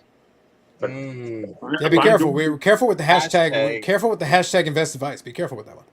I'm waiting for Paul to jump in with the graph. That's where I'd go if I had that kind of money. That these guys out there at these shows we all watch the videos of, and I got this card for this much, but I'm trading into that. Well, you're just basically taking one card out of the deck to put that one back in, to take 2 cards out of the same deck. You're not doing anything for us experienced collectors that says, hey, you have some brain power. If you do get robbed, okay, now there might be that 1/10 of 1% sliver, like, oh, we feel bad for you. No, you're just trading and flipping because you want to have the next come up instead of actually thinking feasibly. Instead of 1 step ahead, maybe think 5 steps ahead, maybe 10 steps, instead of just, oh, I need to come up, next step. No, go think down the road, but you can't because you need to put out content. You need to appease the masses of the Discord fans and that. So the Burrows and the Lamar Jacksons and the Herberts, they're going to be in the videos every time. And that's what I think there's just too much of right now. Dave, look at you come in with the straight fire. Look, between the Bob Lewis really holding it down at the end of the last episode, that's a frightening trend. Like, I'm seeing you guys coming with the hot fire. All right, so speaking of overrated, Eric, you're live. What's going on? The internet just dove, just disappeared. Just dove, flat out dove? Nice, nice. All right, so real quick here, there is a question for you as well, so I'll come back to Doge to the Moon. I love it. All right, so real quick, I'll go through everybody else, and we'll get to that. There's some other good comments here I want to touch on as well. So, Bobby, do you want to pick any overrated card, or do you want to pass? Yeah, Logo Man. Which one? The Logo Man. The Logo Man? Okay, fair enough. Yep. Yannick, overrated card in the hobby. I was gonna say that triple logo man like from about 3 months ago. That was the joke. Okay, fair enough. Sorry. Although triple Logo Man. Brad, Tom Brady, anything? Continue. What's your comment? I kind of agree with Bobby and Yannick on those. That's not my thing, that's for sure. But I think the card that annoys me the most, and it's super overrated, is the 91 Upper Deck Michael Jordan SP1 baseball card. Oh, it's yeah, a card that's right. Yeah. It's once they started grading that, it's a card that I get sent all the time, and people think they're going to get a 10. It annoys. That's my most annoying card. So I think it's way overrated because there's a gazillion of them out there. I forget what the pop report is on PSA 10s, but I think a 10 still sells in the thousands of dollars maybe now. I'm not even sure where it's at. But. All right. I like it. Eric, everything Boston Bruins, most overrated card. Kabooms. I hate them. They're stupid. I've complained about them on the show in the past. They are so. The fact that they cost as much as they do, and they are as dumb as they are, I will never wrap my head around it. Interesting. All right, fair enough. I like it. So we'll come back to this one. I got one. Any of that V Friends stuff, Carlos. Sorry. All right, fair enough. Shoot. Yeah. I'll read a couple of the comments here, and then we'll get to a couple questions here. So thank you all for the answers. Appreciate it. I might try Tom Brady. Except for fake people coats, trash, garbage. I've been very clear on this show. I've said it a million times. Announce it, I think so. Yeah. I've said it a million times, guys. Ultra modern number number to anything. Yep. So Dave, sounds good. I'm Dave with the Pearls of Wisdom. Doesn't talk enough. Have you seen the Instant Revolution podcast? Because you can hear Dave on the Instant Revolution podcast on Tuesdays. Dave, Right around 9-ish Eastern. I'll use Eastern because that's my time zone. 9-ish Eastern, ish being the key. Ish. But you will hear plenty of Dave. And if you look at my channel, my standalone channel, I've got a couple videos up on there. I've been around since about the dawn of the hobby on YouTube around 2018, 2019. So there is nothing before 2016, Dave. Sorry. No, I think that's anything before that is a lie. I think if you check out that channel, you may want the parental advisory turned on. And if you see a video where it looks like Dave's not physically in it, Earmuffs. you might want headphones. Think headphones. Just throwing it out there. And if it looks like he's pointing at a lake or something, headphones. I warned y'all in the highlight clip. Headphones, y'all. I'm trying to help you here. All right. Are we ready to see Fish Boy? Thank you, Bob Jackson. That's right. Vintage 48 Leaf Robinson. Interesting. Likely issued in 49, and the 48 swells a much lacer card of Jackie. Dave with the vintage take. I like it. All right. What was Cool. that? The Leaf? What? He said 48 Leaf Robinson. He says likely issued in 49, and the 48 swells is a nicer card of Jackie, in Dave's opinion. Likely issued in 49. Yeah, somebody was on a show. Was it, what's that? Wait, Bobby, here's your challenge. I know the channel, but can you name the actual name of the stupid channel? Mike, yeah, his intro has that, his dad saying it, right? Nope. It's not easy, is it? By the way, guys, here's a tip. Bench clear, something like that. I don't know, that channel, no one watches that. No. But He I had will somebody say, on, professing that it was 49 inches. yeah, that's fair. Exclusively, but it's not. But anyways, I will say one tip, for folks that consider doing a YouTube channel: be very careful with the name you're picking on the channel. Some of the verbiage on there is it's actually really tough. Bobby did a discussion with I always forget his name. Sorry, it's Ryan. Yeah, Ryan. McClanahan. Yeah. It was a good conversation. I actually got a chance to listen to it this afternoon. So you sent me the link, and I got a chance to listen to it. It's a good conversation. But his channel is horrifically named. It's actually much tougher to find than it should be. Exactly. He should just put his name on it or do something else. Like pick something more easier to quickly search for and find. Like not a great. I'll see if I can find it for you. But it's difficult. Yes. Yeah, a good video, but not a great channel name. It makes it tougher to find. So But the just History information he through has on there is cardboard. amazing. yeah, but there's also like an end piece to it, and he added he made it more complicated than it needed to be. History of History through cardboard or something like that. cardboard. Yeah. Something like that. But there's also one thing at the end. There's literally another word or something. Like I Yeah. remember, there's one more thing. Look, the fact that we're having this conversation tells you it's a bad channel name. Okay? It's a bad channel name if we have to have this discussion. So real quick here, Mahomes has almost 1,900 different autograph cards. Add up all those print runs. Yeah, no, that's completely fair. That's true. Dave coming in hot at shitty content creators. Dave's never been shy about that.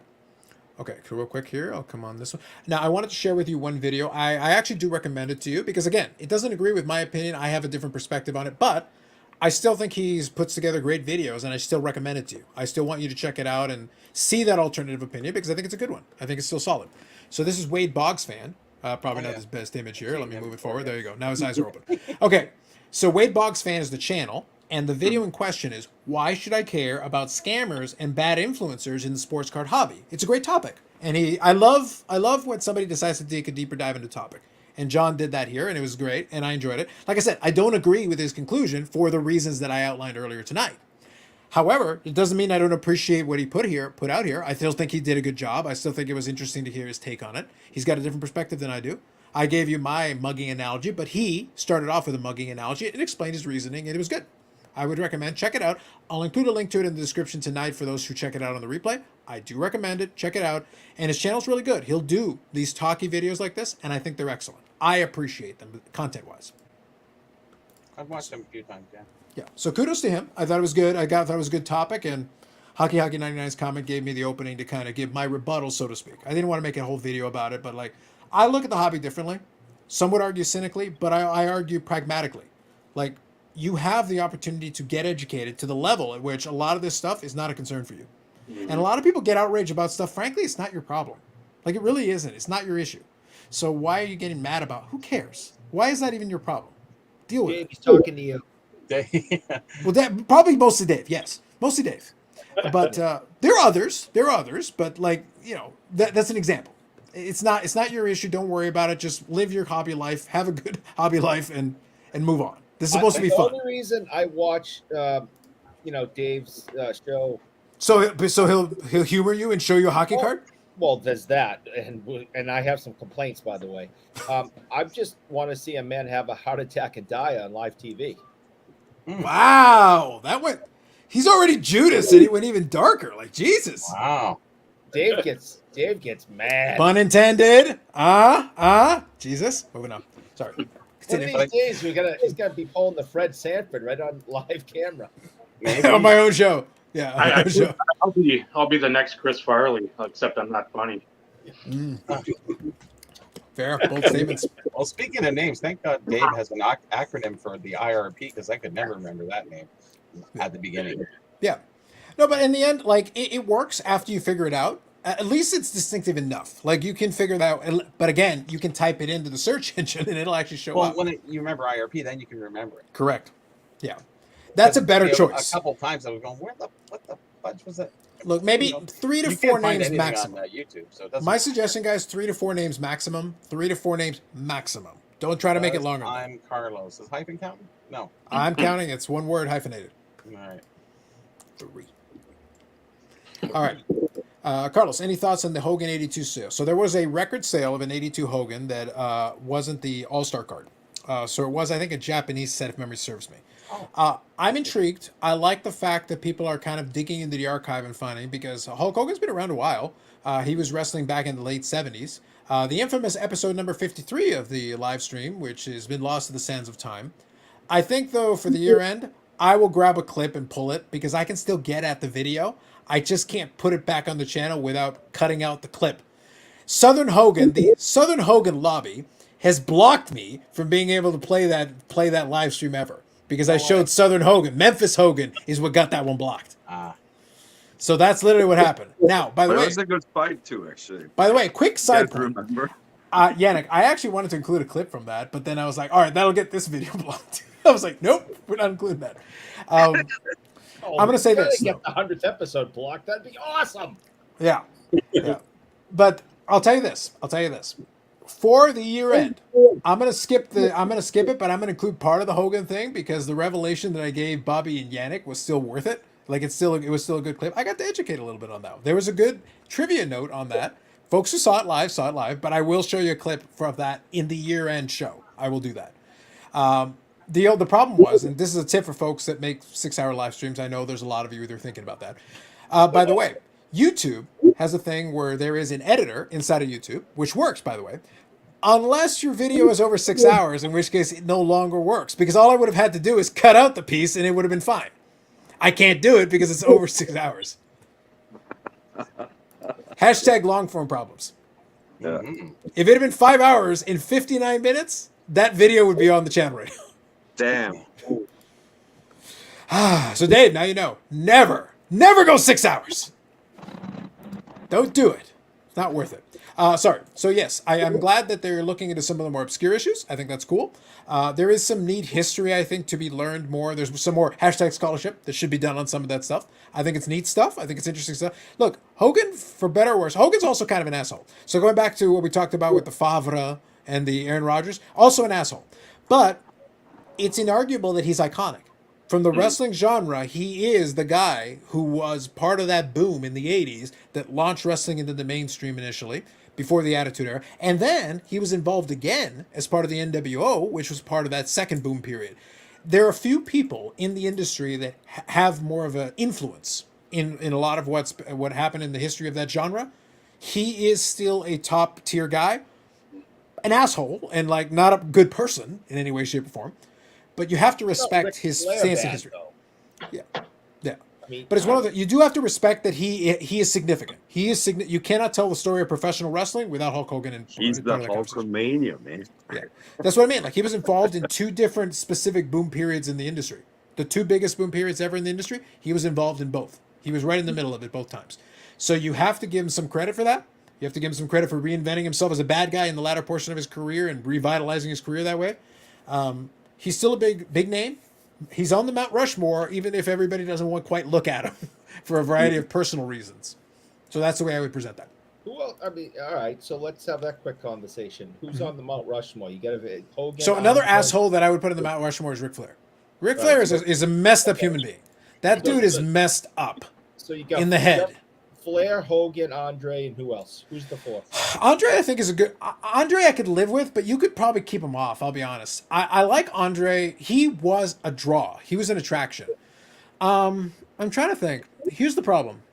Okay, so let me give you mine. and then I'll explain where the issue Where lies. are we talking here? Like greatest or like bad, No, this is bad guys? Yannick, this is a Mount Rushmore. These are like the 4 significant people to you by whatever criteria you see wrestling. fit.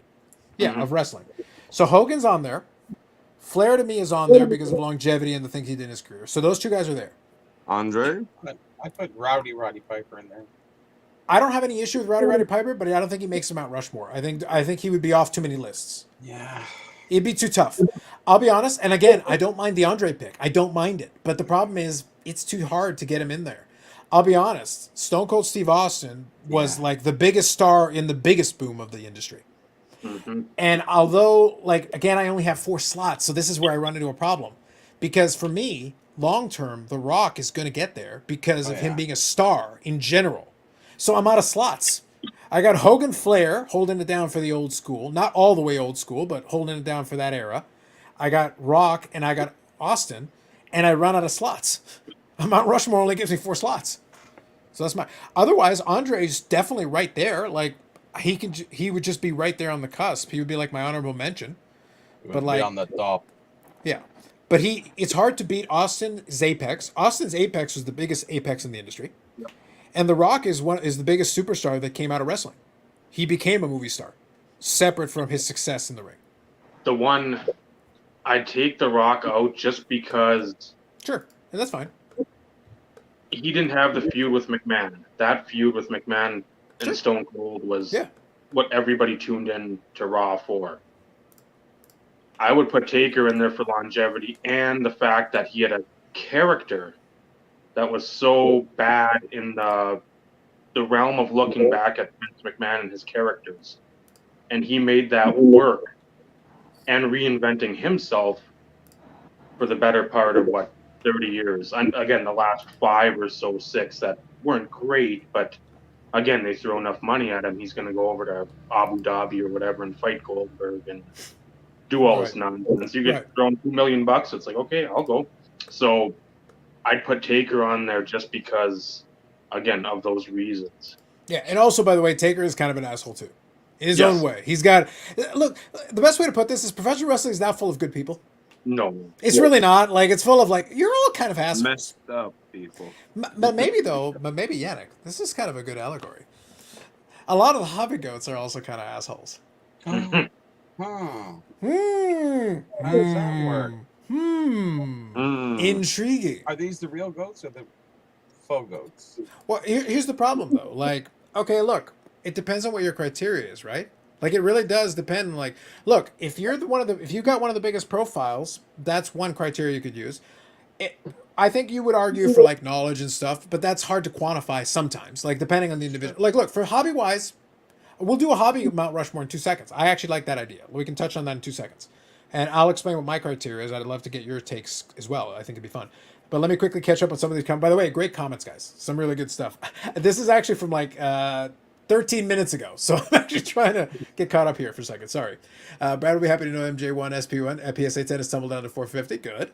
Good to know. Thank you for the info on today's podcast and channel. We'll be checking it out. Yeah. Remember, wear headphones. You're warned. 86 Clear MJ, 79 Gretzky. Fair enough, Paul. Angels make the A seem like they're competent. Facts.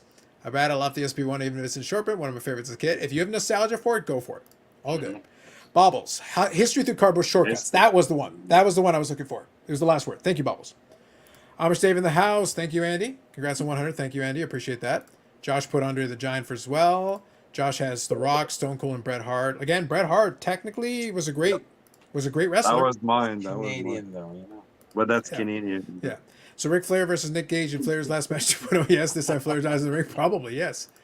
Bronco Nagurski. He did wrestles. That is true. I wouldn't put him in that Mount Rushmore. No. Hogan, Flair, Andre, and Undertaker. Yeah, fair enough. There you go. Hogan, Bruno, Austin, Flair. Decent choices. Like, Bruno Sammartino deserves respect. No doubt. Okay. Where's Macho Man? Here's the thing. Me personally, so Baz has got you, Yannick. Baz has got you. Look, I'm trying to be with this Mount Rushmore, I'm trying to be as unbiased as possible. Macho and $1 Million Man are my 2 favorites. I didn't include either of my 2 favorites. Like, that's as close as I can be to unbiased. Macho to me is like the epitome. He should have been the biggest star, even beyond Hogan, because of his skill set and his ability. Yeah. Like, I agree. Macho was the man. Literally. Literally. So my fourth, because I said 3 when I started this conversation. So we got Hogan, Flair, Andre, and looking at work. Underrated comment. I like this one. What this person did to entertain, the fact that he's an incredible person outside of the ring, unlike the rest of these scumbags, and number one. I agree with you, Bob. New York Times bestseller multiple times is Mick Foley. The guy got thrown off a cage and through a cage. This guy was in ECW, WCW, WWF, WWE, and just kept entertaining like no one ever has in the business, and put himself through things. He set himself on fire, barbed wire, tacks. Nobody did what this guy did. So Eric, you that's literary foreshadowing to what we're going to do before episode 200 for you. Yep. Light himself on fire, thumbtacks. It's gonna be a wild ride for the next one. Dave, you might want to join in a little bit more in the next 100. It's gonna be crazy. Yeah. And your mom will get the paddle out. It's gonna be amazing. Moving on. CC, I love this question. Okay, I'm gonna come back to this question. CC, by the way, love your question. Thank you. By the way, CC had a good question on the PSA Canada one that I totally missed. Brad knows I screenshotted it. We're going to talk about it on the next episode. I did take a screenshot of it. We didn't forget it. I caught it after the fact. I apologize for missing it the first time. But a great question. Give me 2 seconds. I'll come back to this. Bruno Hulk, Stone Cold Rock. Fair enough, Dave. Ric Flair is the biggest loser in wrestling history, but embarrassed. Again, I'm separating the person from the in-ring accomplishments. I have to, because of the genre. There's a lot of like bad people and questionable morals and a lot of it. If I include the morality clause, all of y'all are off Mount Rushmore. Like, I can't. It would be terrible. Jimmy Superfly. Literally, he probably committed murder. Yeah. Jimmy probably got away with a murder. So, like, again, like, not good people is what I'm trying to say. Not good people. Not good. George Drugs, the Animals. murder, not good. Yeah, Brock Lesnar going modern era. Brock Lesnar has, through his second run, has really added to his legacy. I would say if you modern era specifically, yes. I think you've got a case for that one. Gorgeous George back in his day, yeah. There are some old school guys that definitely warrant like consideration. It's tough. Again, you only have 4 slots. That's what makes it difficult. Macho Man can be cooked out, wrestle Mount Rushmore, step into Slim Jim. Facts, Paul. Dad of Mount Rushmore, you have to remove Rock. Facts, Carla. Mick Foley, real Mount Rushmore, either way. Not for me. I love Mick, but not Mount Rushmore level. Not there. I think so. So it's all right if we disagree. Santino Marella, yes, there is a lack of love for Santino. His books are interesting reads. Yep. Why would Nat Turner do videos with SCI if he's the president of a competing data tool? Because he can. I think people, like, jokes aside, I think people misunderstand how small that fraternity is. And, like, the truth is he doesn't care in the way that the collectors and fanboys care. He understands he's got a competing data tool, but so does Jeff. And Jeff and Nat are at the same industry summits and the same meetings and everything. And, like, personally, people forget, separate the business for a second. Personally, they probably get along fine. They probably have friendly conversations and chat. And like, hey, would you be willing to come on the channel? Yeah, sure. I'll do an interview with you. Nat's job is to promote the brand overall.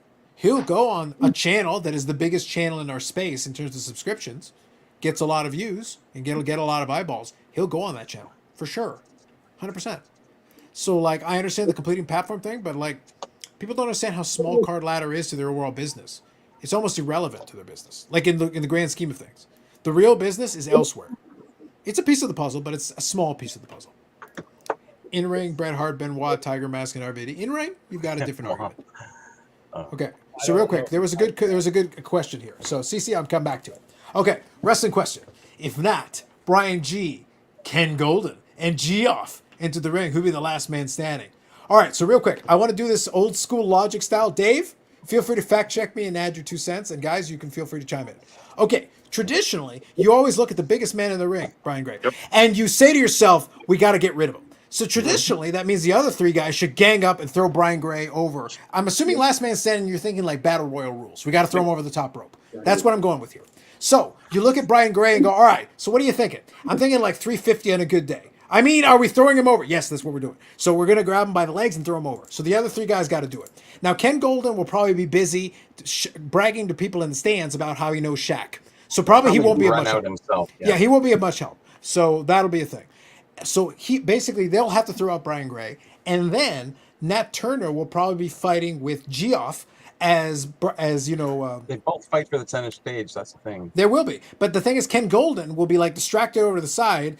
Jeff and Nat will look at each other, look at him like staring off in the distance, and be like, huh? And then it's down to those two. So really, you're talking Nat Turner and you're talking Geoff, and now it's a matter of Geoff going hello, and Nat's like no, and he falls over the top rope. So my opinion is that Geoff wins this battle royal. That is the logic. That is how I believe it would be booked. Please, gentlemen, Dave, take a stab at it. What do you think? That is if Brian Gray can get up the steps into the ring. Well, I'm thinking like WrestleMania 3, where they like have a chariot that like carries him in, like a ramp thing. I think they could just like drag him over. It can be all the Gordie Howe and Pete Rose stickers leading him down the aisle. That's great. I love it. Fantastic. So who wins this? Who wins this hypothetical battle royal? Who you got, Dave? I'd say Brian would get Ken out right away, because Ken's the smallest of the group, and he's going to be like the old Marty Jannetty in one of those Royal Rumbles that you're just in there a couple moves and then you get kicked out. Interesting. All right. And then maybe he'd try the old one-man gang thing. He'd run out of steam. I remember Gorilla Monsoon always saying it's like the Michelin Man needs to get pumped back up because he's going flat. So that's when they would get Brian Gray out, because he'd be against the ropes, and then he'd sort of do that one-man gang sitting in the ropes, and then they just sort of like flip a move because that the momentum and the pendulum effect. All right. And then if Jeff had all his, it'd almost be like Eminem when they had all the cameramen. I could see them coming out, and they could have like the Tops girl come out there and be like Melina, and then all that would flash. We're stacking references and gimmicks one on top of the other. Like this battle royal is getting booked into oblivion right now. Dusty Rhodes somewhere is smiling. Exactly. All right. And then that's when Nat, like you said, he's got the "Hello everyone" catchphrase from Geoff. I don't think Nat could stand that. I don't think he can take that I heat. know, but that and then all the camera lights. Then he's confused, flummoxed, bewildered. Then a gang effort, because Geoff cannot be touching people because he has to promote cards. So all the minions get him out, and All right, so he basically gets Teapot and some of the folks to like pull the rope down and like take him over. Gotcha. that's it. All right, gotcha. Flummoxed, All right, balanced, and boop, we're done. All right, sounds fair. Bobby, so who wins the battle royal? Who wins? Who you got? At the end, Nat's sitting in the middle. He's got the most amount of money. He's just twiddling his thumbs. And He $1 million mans this thing. He hires people. does. He hires That's goons and throws them off of the top rope. He's already paid for the match to be won, so doesn't matter. I like it. I like it. Done. Yannick, all right, who wins the battle royal? Who you got? I think Ken Golden runs back into the ring, and then he pulls his phone out, but we won't find out what happens because he can't figure out how to turn the phone on. So Yeah, maybe. I think that's reasonable. Listen, I like the fact that we're taking alternative angles on the booking. That's what I'm appreciating right now. I am appreciating that fact. All right. He's an 87 clear box. Listen, it's problematic. It's all problematic. There's, by the way, if you wanted to go with an alternative possibility, maybe Nat got distracted because Steve Hart walks in. It's like, oh my God, Nat, there's another 86 fear box. No! Gets thrown over the top. It's terrible. All right, Brad. All right, who's winning the battle royal? Who you got? I'm too biased to comment. Come on. Then just say Nat and be done with it. That's my answer. All right, fine. All right, but who does he throw out at the end? Who does he throw out last? Definitely. So Nat wins. Who does he throw over the top rope last out of the other three guys? I completely go with your scenario, what you said, Carlos. That's 100%. Well, I had Jeff Wilson winning because of the hello. It's down to Jeff and Nat. Okay, so he throws over Jeff Wilson. Jeff Wilson's gone. All right, gotcha. All right, Eric, who you got? Who's winning this battle royal? It's clear as day. Yokozuna himself, Brian Gray, Comes back from the grave. gets them in the corner and sticks that big old butt into the diaper right in their face. Wow. Wow, he went there. Wow. Okay. Yokozuna. Whoa. Okay.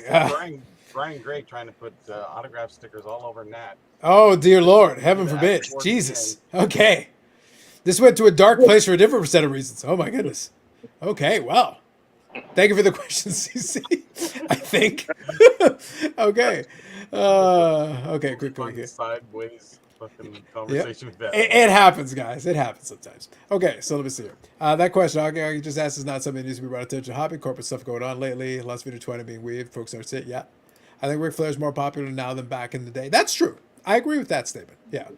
He He had won't white go hair away. back then. No, he won't. He had No, he white won't. hair when he was like 20. Now he has white hair and he's 75. So Well, the thing is, the other thing though, like in all seriousness, the reason why I think he's more popular now is because rappers reference him now. Like rappers reference him with the whole swag thing. But also at the same time, he was kind of overshadowed in the '80s because of Hogan.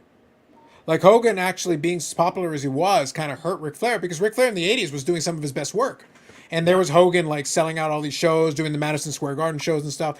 So like Ric Flair literally at his apex when professionally he was doing his best stuff was kind of overshadowed. He was kind of like he was the top guy in the other company, and that hurt him at the time. top guy in the 70s too. He Yeah. has a lot of blood and a lot Yeah, of stuff like but the that. '70s was a smaller time period in terms of Sure like it the was, industry. yeah.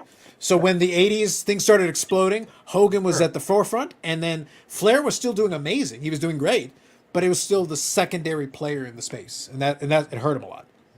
And Flair can also, walk with, in at any decade, he can walk in and just be something. You know, it's amazing how And when he was performing at his best, he was as good as it came, getting the job done in the ring. He knew what to do. 80s, 90s, 2000s. He knew what to do. Yep. Go ahead, Dave. and with the Four Horsemen too, I think that sort of overshadowed him. Yes. Even though it's an elite group, that's the group of all groups you are put up against in the wrestling pantheon. Mhm. It's still Tully, Arn, old school Ole, Wyndham, and then you have Flair. But it's like you always think of that as the group. It was never, okay, Flair was always on his own doing this stuff. It was always the group with Flair, like running interference in some of these dusty matches, or against Luger, or against Sting, or Steamboat, or whoever it was. It's like where Hogan was out there, except for that run with Macho, that brief run from WrestleMania 4 until about Royal Rumble 89-ish. I think that's, or Saturday Night's Main Event, somewhere in there when they faced the Twin Towers. Okay. Yeah. And then Liz gets hurt, and then that's when they start the Mega That's the Powers. blow up that leads to the Mega Powers colliding at 5. Yeah. So I agree. Hogan was by himself basically for a good chunk of the decade from 84 to 94. I mean, he had Jimmy Hart as a mouthpiece, but Jimmy Hart as a manager is probably the weakest of all the managers. Not only size-wise, but I mean, for me, he didn't. It wasn't like something he had to say, like, "Oh man." You weren't feeling the mouth of the South? Come on, man. I am. I had a chance to meet him, and that was the one I just didn't care to meet because I'm like, what? You didn't really do anything. Right. You had the megaphone, and that was your gimmick. Mr. Fuji did nothing. He threw salt, bro. He threw was a salt, man. He didn't He even was talk. He didn't do anything. He was an Asian stereotype in Vince McMahon's WWF. He wasn't allowed to talk. No, He could have quoted Shakespeare, and he goes, and Vince is like, "You are not speaking, not No. one word out of you." I never understood Mr. Fuji. I'm like, why does he exist? Listen. Yokozuna, you make reference to Yokozuna. Yokozuna's Samoan, okay? He's not even Japanese, man. It's not like Vince knew the difference. No, he like same difference, whatever. Same thing. Whatever. All right, Simon's Cardinal. I think Abraham Lincoln Wrestling is actually a Mount Rushmore. Fair. Okay, I'm skipping ahead here. If you guys are chatting with yourselves, I'll leave it be. You guys do your thing. Golden would be the last man because he'd cheat his way to the end like he always does. Brian G would take the pinfall because of his own stupidity. There you go, Paul. I like that. Brian Gray getting the injured Andre treatment. I love it. Yes. Bob Backlund was a good guy. He was a great wrestler. I agree with that. Okay, so Rock Latex. Cardinal showed more booking lodging than Tony Khan ever has. Tony Khan's not in a good run right now. I'll be the first to tell you that, happily. He had some good pieces, but right now the struggle is real. Who is he? Dave, we'll figure something out. I'll get you in the chat and we'll talk some wrestling. We'll do it. yes.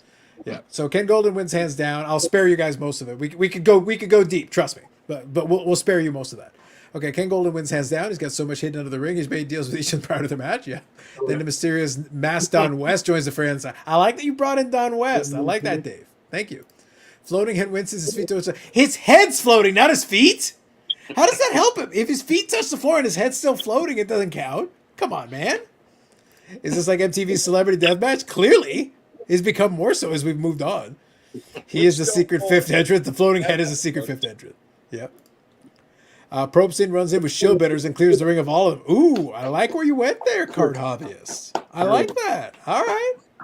Later we find out it was really Brock Lesnar and Kenneth Twitter, yes. 4 hobby Mount Rushmore. Al Rosen, Mr. Mint, Jim Beckett, Kit Young, Cy Berger, longtime Topps president. Okay. So wait, hold on. 1, 2. Okay, yeah, you do have 4. Perfect. Yep, so that's fine. That's a good Mount Rushmore. The guy from the box verification guy, Steve Hart, you mean, gets eliminated when someone pulls a pack of G.I. Joe cards in the trunks and shoves it in his face and falls backwards over the top. Dang. The booking goes deep, y'all. The booking goes deep. I was an idiot little kid. Marty Jannetty was my favorite because of the Rockers, and through that breakup, what an idiot it was. Fair enough, Tom. Mick Foley on Mount Rushmore, BG's diaper. Eric has a lot of Paul Heyman in him. He really is. It's a lot of... Hey, I actually know who Paul Heyman is, and I don't think I want to be called Paul Heyman. You are now. I don't It's have, good shit, pal. Facts. I don't have that ponytail thing going on. Yep. The toughest looking dude in the hobby looks like Brad, the comeback card investor. The rest would have trouble winning an office fight. You would dare besmirch the name of Amish Dave Archer? How dare you, sir? How dare you? I think Dave could take on the flip-flop wearing comeback card investor. Oh, How dare you? easily. Like, come on, man. We'll see it next year in Chicago. Just 1 second here. I'm just checking something. And Carlos, the floating head would make the, dare I say, hot tag to come into the battle. Oh. Well played. Well played, sir. We do appreciate some of the bad punish there. Eric has the bouncing checks, something like Paul Heyman, though. It's rude. The only check that is cleared so far, though, is for the like button. The like button is free and sponsored. I did make sure the check cleared before the show started. Otherwise, Eric would have gotten a lot worse than Judas. I'm just saying. You cannot be a delinquent not paying for the like button. Well, like Yannick said, I didn't get my allowance this week because I got grounded. So I don't know what I'm gonna do next week. Sucks to be you. No chocolate sticks for you, man. Yep, I'm just quickly making sure. I wanted to figure out what happened to Brad. Apparently his machine just went poop. That's what happened to me. Yeah, That was all done. All right, so now let me ask you a question because I did like the question and Baz actually gave his answer. Hobby Mount Rushmore. Okay, so we're past the booking of the Battle Royal now. Now we're back to the Mount Rushmore thing, but we're talking hobby, folks. Y'all can take any criteria you want. Like, take a moment and think about this. Take a moment. It can be whatever you wish. It could be significance to the hobby. It could be profiling the hobby. It could be what they've done in terms of the hobby overall. Like maybe you think they're the best collector in the hobby, great collection, whatever. Like you pick your criteria, whatever you think it should be. That you got to pick 4. I'll give you one of my 4 now, and I want you guys to take a stab at it. I'll give you one. I'm going to go with Jefferson Burdick because he was the one who did the American card catalog, which led to a lot of the classifications that are still used to this day. So for me, Jefferson Burdick is 1 because he kind of was the OG that got that ball rolling. So I'll go Jefferson Burdick as one of my 4. I'll come back and think about it. I'm going to get a refill here in a second. Dave, do you want to touch on a hobby Mount Rushmore? Again, whatever criteria you wish is fine. It's just whatever you think makes the most sense for you. What's your hobby Mount Rushmore? And I'll come right back. I could do 2. I could do the New Age because the New Age is what we know. Yeah. Past 2019 back, it's a blur to all of us. Oh, true.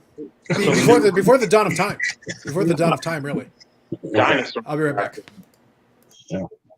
I'd probably have to put on my New Age one, since he's the oldest of the OGs, baseball collector, because that's one of my best friends. Probably card collector too. I would say Mojo Sports, since he took 3 weeks to rest up from the National, and I know that's something we could all do in our lives. Is after we go to a card show, before the next card show, we need to rest. And I mean, 3 weeks, that's pushing it. It's usually about a month I need not to do any work or anything. And then if I want to wear clothes that I made in like my ninth or eighth grade home ec class, I picked Santiago Sports because they're making plays and they're all over everywhere. If there's people before 2019, and these are the hashtag allegedly people that are out there, probably put Mr. Beckett on there because again, that's one that we all at one time, shape, form, or fashion looked at the magazine, whether it was the standard bearer or was something that we were looking to pit against it or try to, hey, they do this well, but we could do this well. I do like the Mr. Mint, Al Rosen, because that's old school and that's what you always saw in the old Beckett. It wasn't like 40 pages of ads at the end for card shows, card shops, everything else. It was Jim Beckett, and then Mr. Mint's buying. What's he buying? He's buying the vintage. He's buying your cards, your old vintage, your 52 to whatever 68 tops. He's buying that. God, then after that, I'm not as deep like as a Carlos or Bobby is in like the vintage stuff or the knowledge. The breadth of my knowledge isn't in that realm.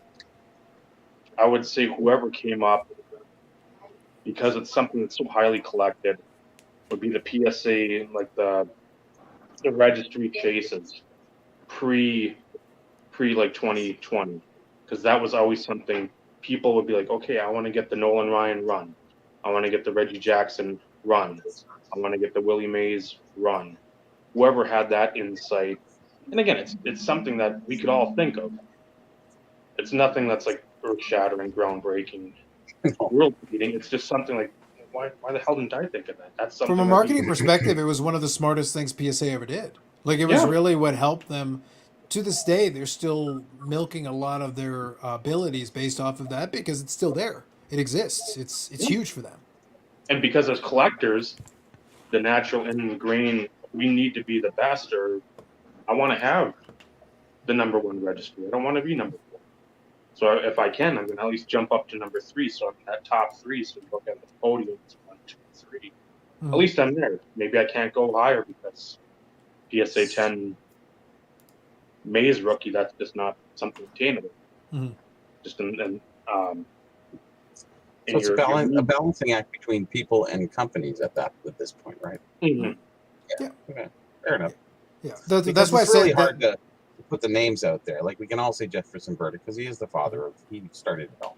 Right. You know, that's the easy one for everybody, but not everybody knows him. Actually, surprisingly, probably only 20 or 30% of the people really even know his name. So. Yeah. That's the reason why, though, I say that it can be whatever criteria you want. Because at the end of the day, you get to kind of choose how you want to play it out. So how many did you end up with, Dave? Did you end up with 3 or 4? 3. I know there's one. Well, on my first one I had Jeff Wilson. Go on.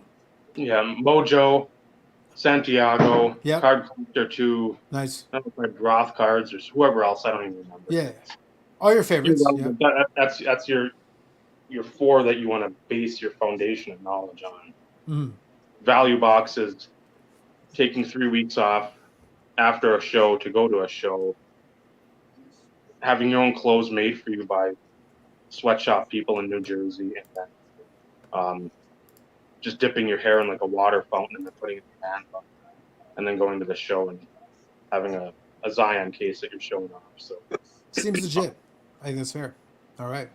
But the fourth one, for like the actual one, would be whoever started the first card shows. And I remember the story, and I don't remember who it was. Like not the national, but actual like card shows. I think Frank Nagy really is one of the earlier guys. Where they had like the guys all come over basically, and there's sort of like a newsletter. I want to say Bobby, you talked at some point in time. Yeah. I forget. But I mean, just when you have stuff like that in the hobby, where these guys started what all these fools are making their living off of now by not even knowing anything about it. That's a long gap of, hey, we want to do this for fun, try to put the sets together, try to get paid. I'm a New York guy. You're a Detroit guy. Let me get my K-lines and Greenbergs to you.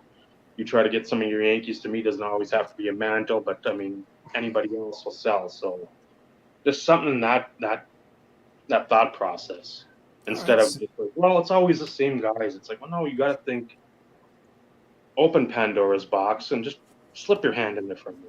Look at you trying to hit the IRP bingo over here, bringing up Pandora's Yeah. box. Mhm. So Eric, Dr. Beckett, Jim Beckett, and Jimbo Okay. Beckett. Is that the Yes. four? Well, we just call him Jimmy. Yeah. All right. To be completely honest, I'm going to give you my four. Four. I'm not joking. I'm being completely serious. My opinion of how these Floating Head, Eric Myers, Ken have Golden, people, and Don Carlos. West. yeah, and you're on there also. Oh, great. Of biggest jackasses in the hobby. You are on there. Oh, so you admit they're all wait. So you admit Floating Head's a jackass? Oh, You said Eric Myers is a jackass. That's what you just said. Wait, don't bury the lead, Dave. Is that not what this man just said? Yannick, for the record, did the notes not say I named off 3 people and he said you're on that list for biggest jackasses in the hobby? Is that not what this man said? I He concur. did. Which means Eric Myers is a jackass, Floating Head is a jackass, per No. Judas Sanderson Door. You're dead after school. You're done on Clubhouse, bro. You will never Clubhouse in this town again, bro. Never. I refuse to admit that was my message. The video footage will clearly state and clearly show No, for the jury As that is time- exactly what just happened. Because, sir, I am a jackass, and I'm about to show you in video form now going forward. Time code 150. We all know that Ah! once this ends, all proof goes away because the video is not forever because it's on the internet. So, anyways, these are my four. End of the year highlights will now include Oh God, remix. Yep. Go on.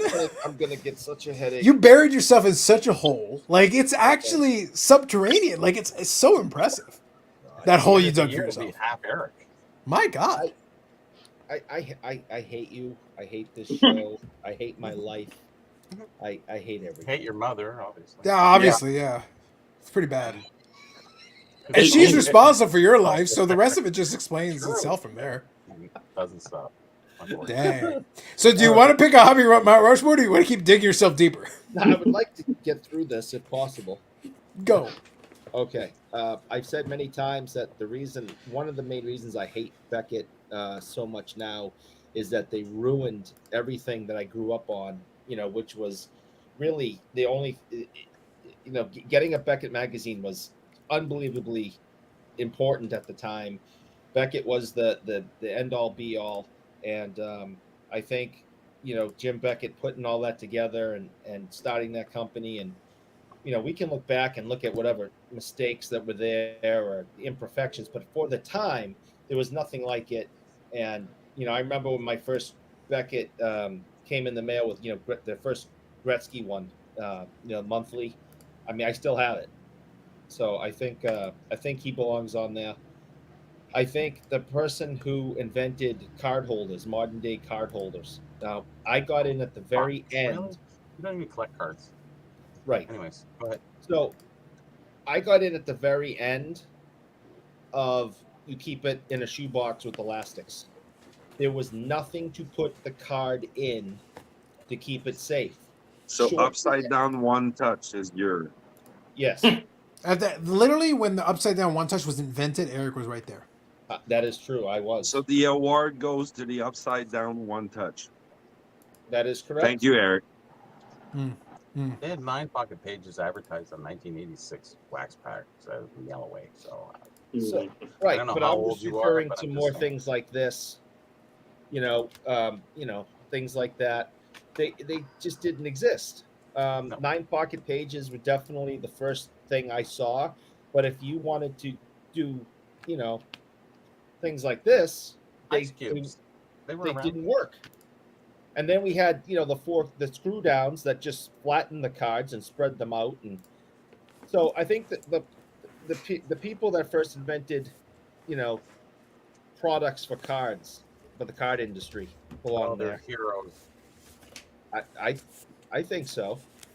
The people who invented grading cards, the first person who said, "Hey, we can grade these," they changed the industry forever.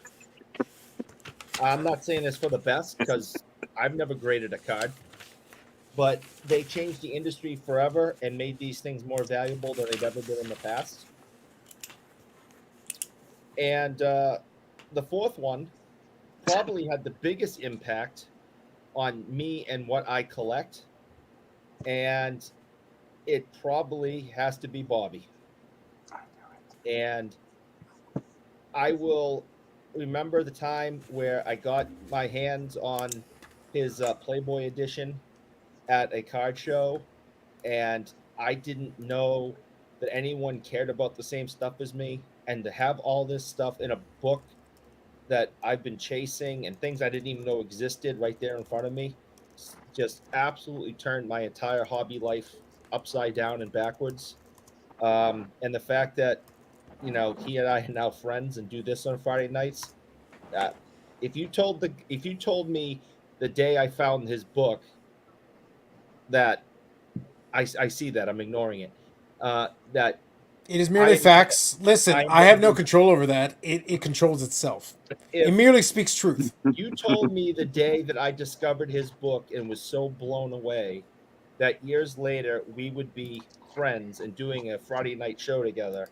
I think you're utterly ridiculous. So, Bobby's hard work has made a huge impact on my collecting life, and I think I would be doing him wrong by not mentioning him.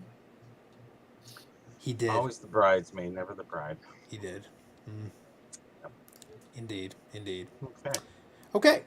Yannick, hobby Mount Rushmore in under 47,000 words, please. Oh, I have a really slim list, though. All right. Listen, you don't have to use all 4 slots. If you don't feel like they're 4 worthy names, don't use 4 names. Just whatever you feel is right. The whole mount is full right now, so I'm terrible with names. So I'll just basically say like there's influences from all over the place. So I'll do the cheesy part. Sure. You guys basically the first ones that got me in that whole YouTube stuff, basically to be on and grow a set to say that, hey, I'll push the play button. I'll go on record, right? So Carlos, Bobby, guys like Amish Dave there, Eric, who else can I like? Whoever organized all of those nationals that we all love, national, the expo here in Canada. Like, I mean, come on, without these, like, it would be no Flair. really. Oh my gosh. And then, we can go all the way to the names of the, Berger, Benedict, all these guys from the beginning that, without Tufts, Bowman, and all those cards from the very beginning, we would be in the hobby or collectibles or shit. So anyway, that's it. I don't have a really freaking name, but go ahead. All right, sounds fair. So Bobby, I'll let you do the anchor leg here. You'll get last crack at this because hobby historian. So you got the option to do whatever direction you want to go with this one. So I'll quickly go through mine. I already said Jefferson Burdick because to me the American card catalog was very significant for that. That's a big one for me. I will give credit to Cy Berger as well because he took Topps to that next level, won the war with Bowman. I think that was a big deal, especially for the era. Although, like, his current product and iteration was not a good thing, for the current hobby, the Beckett guides ended up being the winners in that price guide war at that time period and were synonymous with the hobby for a stretch of time. The brand still holds any equity left over from the strength of the old product. So the name still has some value from back then. Today, the product is what it is. Outside of Eric's fanboyism, it is what it is. It's fine. So those are 3 that I think should be on there in my opinion. And the last one that I would throw on there for me, just from the hobby perspective, I struggle with the last one. The last one, honestly, is the most difficult one. The other 3 are actually a lot easier. It's the last one where I start to figure out, okay, so do I pick a prominent dealer who was around a long time? I'm going to go with Al Rosen. I'm going to go with Mr. Mint because he was a character in the space. Like, it's one of those things where, like, was he the best dealer? No. Was he the most famous? But was he a great self-promoter? Was he a brand unto himself? Yes. And if I associate a certain era of the hobby, Mr. Mint Al Rosen is part of that. Like, so I think that has value. Like if we're talking about like a Mount Rushmore of this hobby, Mr. Man Al Rosen stands up even above a Kit Young, even above a Larry Fritsch. There were some good dealer names on here, like old school dealers who've been around a long time.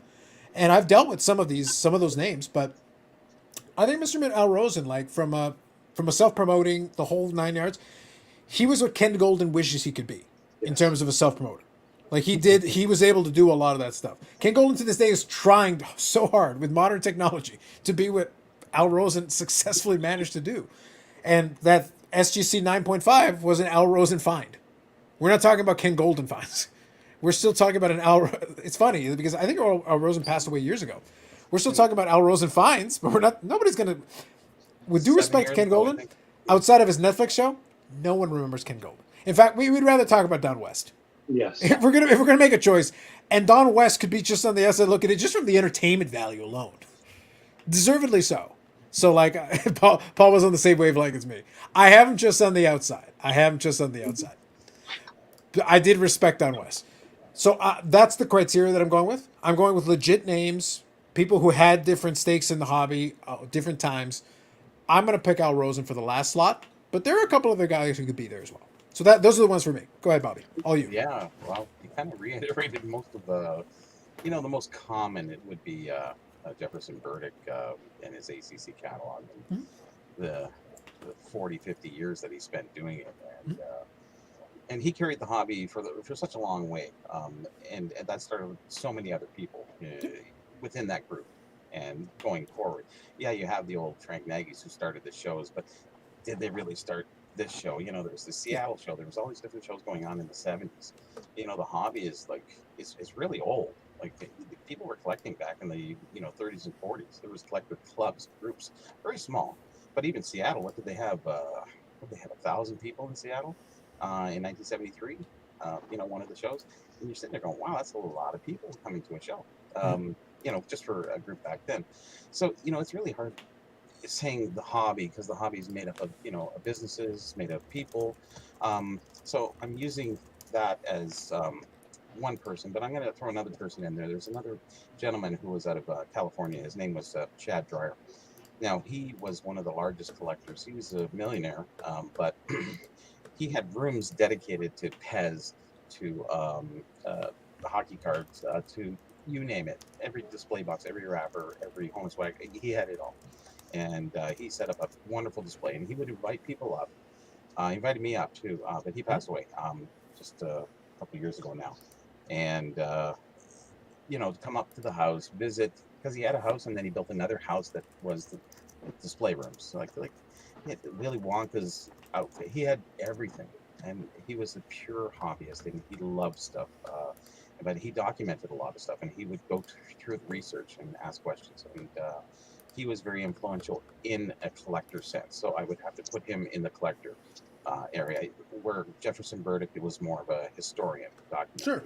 Yeah. I will give Beckett credit. I will give Jim credit for starting his business in the magazine. He popularized it. What he did is he popularized it and took it to like a bigger level. Price Guides existed, but he like made it big. Yeah, he culminated all of them into one and went Yes. forward, and it was a very well done business. Looking back, they didn't do a great job in the historical sense, but Sure. going forward, they did a great job Sure. moving forward. So you have to give Beckett definitely, and then they were grading cards. They were the top grading company at one time, right? So, you have to give them kudos to that, as much as Eric might not like that. Regardless. No, Eric hates them now because of how good they were in the past and how important they were to a young Eric in his collecting. There was a young Eric? And Yeah. now I look at the absolute dumpster fire that they are, and it's a disgusting shame to the hobby how this once prominent company has fallen so low and doesn't care about itself or us. And just remember, the owner is in prison. Oh, yeah. Interesting. So we have two people. We have one company that leaves an open end, and I'll have to say for the show. So I think Frank Nagy did create the National, and And we have the Sports Card Expo, and we have Steve Menzies taking it forward now too. So it's continuing on for like they started in 1990. I think the National started in 1980. So that's a long time. I know the 10 years difference, but even still for Canada, that's pretty good. And Al St. Clair actually started that show. So a lot of credit goes to those guys because they really ventured off into the unknown really at that point, and they didn't know it would grow so big, because now we all talk about the National, we all talk about the Expo, and we will not go there. It's the main place to go and hang out and have fun and see your friends, and having cards and collectibles is just an added bonus to all of that. So I guess that's about 4. We can go on, but Yeah, I think no, I agree. I think that's a good synopsis of a lot of it. And there are folks that are like on that cusp where like you could make a case. Again, it depends on your criteria. The criteria is the critical piece, because you could make a pitch for a lot of different folks depending on the direction you wanted to take it. So that the criteria was important. Because CC puts here, could Master be in the top 4 of being infamous? Yeah. For infamy, Master infamy. was a big name. If we're talking like big names, again, maybe not necessarily for the best reasons, but Master was super significant. Like, you can't act like, oh, he doesn't matter. Actually, he kind of did. I think we can come up with more names of infamous than. Yeah, but Master would be one of the infamous names. Like, if we're talking infamy in the hobby, Master is right there. He's in that conversation with some other guys, because he had his hands on a lot of significant items, and there's a Number lot 1 there. PSA card graded. You want to look at it? Yeah. Just go check it out. Yeah, so it's not like, and there's a couple other good comments here I'll touch on. There's a couple other good ones. But like from an infamy standpoint, Mastro would be there on an infamy standpoint, no doubt. And then you got the dealers too. And then you do have Al Rosen. Yeah. He's in the 70s. He's running around buying all the mental cards. And then he luckily came across that fine. Like, I don't give fines to people because these people were going to sell it anyways. It's just that he was there at that time, Yeah, and for sure. And people bid against those things. So saying that you found this great thing is not really kudos to you. It's just like timing, mostly. And a lot of things, sometimes things, that's all it is. It's just good timing. You were in the right place at the right time, and you were willing to make the move when other people would hesitate, and you just did it, and it worked out for you. But he was definitely a certain character, more infamy than anything else, because as many people liked him, as many people hated him as well too. For sure. He wasn't a very, very, very kind guy as it went. So Baz here says Cruz Productions, well, creators of Baseball Card Magazine, Beckett before Beckett, and all the price guys and tough stuff. The question is today, who has that Don West magic? You're not gonna get that Don West. Don West was in a league of his own in terms of kind of his style. I think Jeff is the Don West. I don't think he's got the chops. I don't think he's. You know what I mean in that sense of from a certain shyster level, yeah. But not like Don West can keep that energy lever. He could keep that energy level going. He's a one of a kind for sure. He very much so is. Like, it was a unique energy that Don West could bring to that shysterism as it really go for it. Like, he could just keep going. Like, he doesn't need your help. He can go all night. Yeah, but he stood out because there was really nobody in that space. Correct. So, no competition leads to. Would it be inappropriate to suggest that possibly Don West may have used cocaine once or twice? I don't. There's an argument to be made. I don't think he needed it. He might not have. No. Cruz, good choice. Bob Lemke. Yeah, Bob Lemke did a lot of good scholarship as well. Like, he was involved in the SCD, the big book and stuff, on a lot of that. Yeah, Krause, yeah. Actually, we have publications too. And Krause, SCD, the Sports Collectors Digest, was one of the best magazines ever. Yeah. And they've dwindled to nothing now. It's just a rag. Yeah, So. but the point that I'm making is that as soon as you switch up the criteria a little bit, other names suddenly come into play. Like, yeah, that would totally make sense for that, and that would totally make sense for that, and it depends on what criteria you want to shoot for. Like, that's really the important piece here. I have an ad for the second national in front of me, 150 dealers, 200 tables, swimming party, softball games. They also had seminars in some of the early ones. Yes. Like, they used to have seminars and stuff. Like, there's a lot of... the main thing, right? It's a lot. It was a very different vibe and a very different construction, like, depending on what you were at that time, because it was a different idea. Is this live? No. They should make Lebanon Levi cards. Ask sometimes. What's that? That's an important question to ask sometimes. Who couldn't tell the difference between a premiere and a live? Like, what kind of a noob do you have The to guy be? with the yellow hat. Bruh, We've already done it. Look at Dave's having a hard time. I know. Current Shyster Energy Goat, Investigard. For the current guy's probably, he's got the intro at least. The intro is, but I don't think he can maintain the energy. I think for the intro he'll bring it, but that's about it. Don West could keep it going for the whole show. That required a different level of energy. Richard McWilliams for Upper Deck. So Upper Deck was a game changer for its time. It did bring some different things into the game, and he was directly responsible for that. So for that portion of it, you can give him some credit for that. Of course. Due to my interactions with go back cokeheads, to I'd say Don OPG. West like the Devil's Andro. You say Cy Burger, we can go back to the McDermott brothers for O-Pee-Chee or, whoever.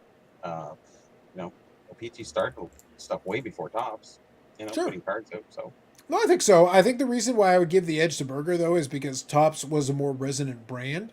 Like Tops, to this day, the brand still continues. Yeah, O-Pee-Chee continues, but O-Pee-Chee continues as like an own brand of somebody else. under somebody, yeah. It's under Upper Deck.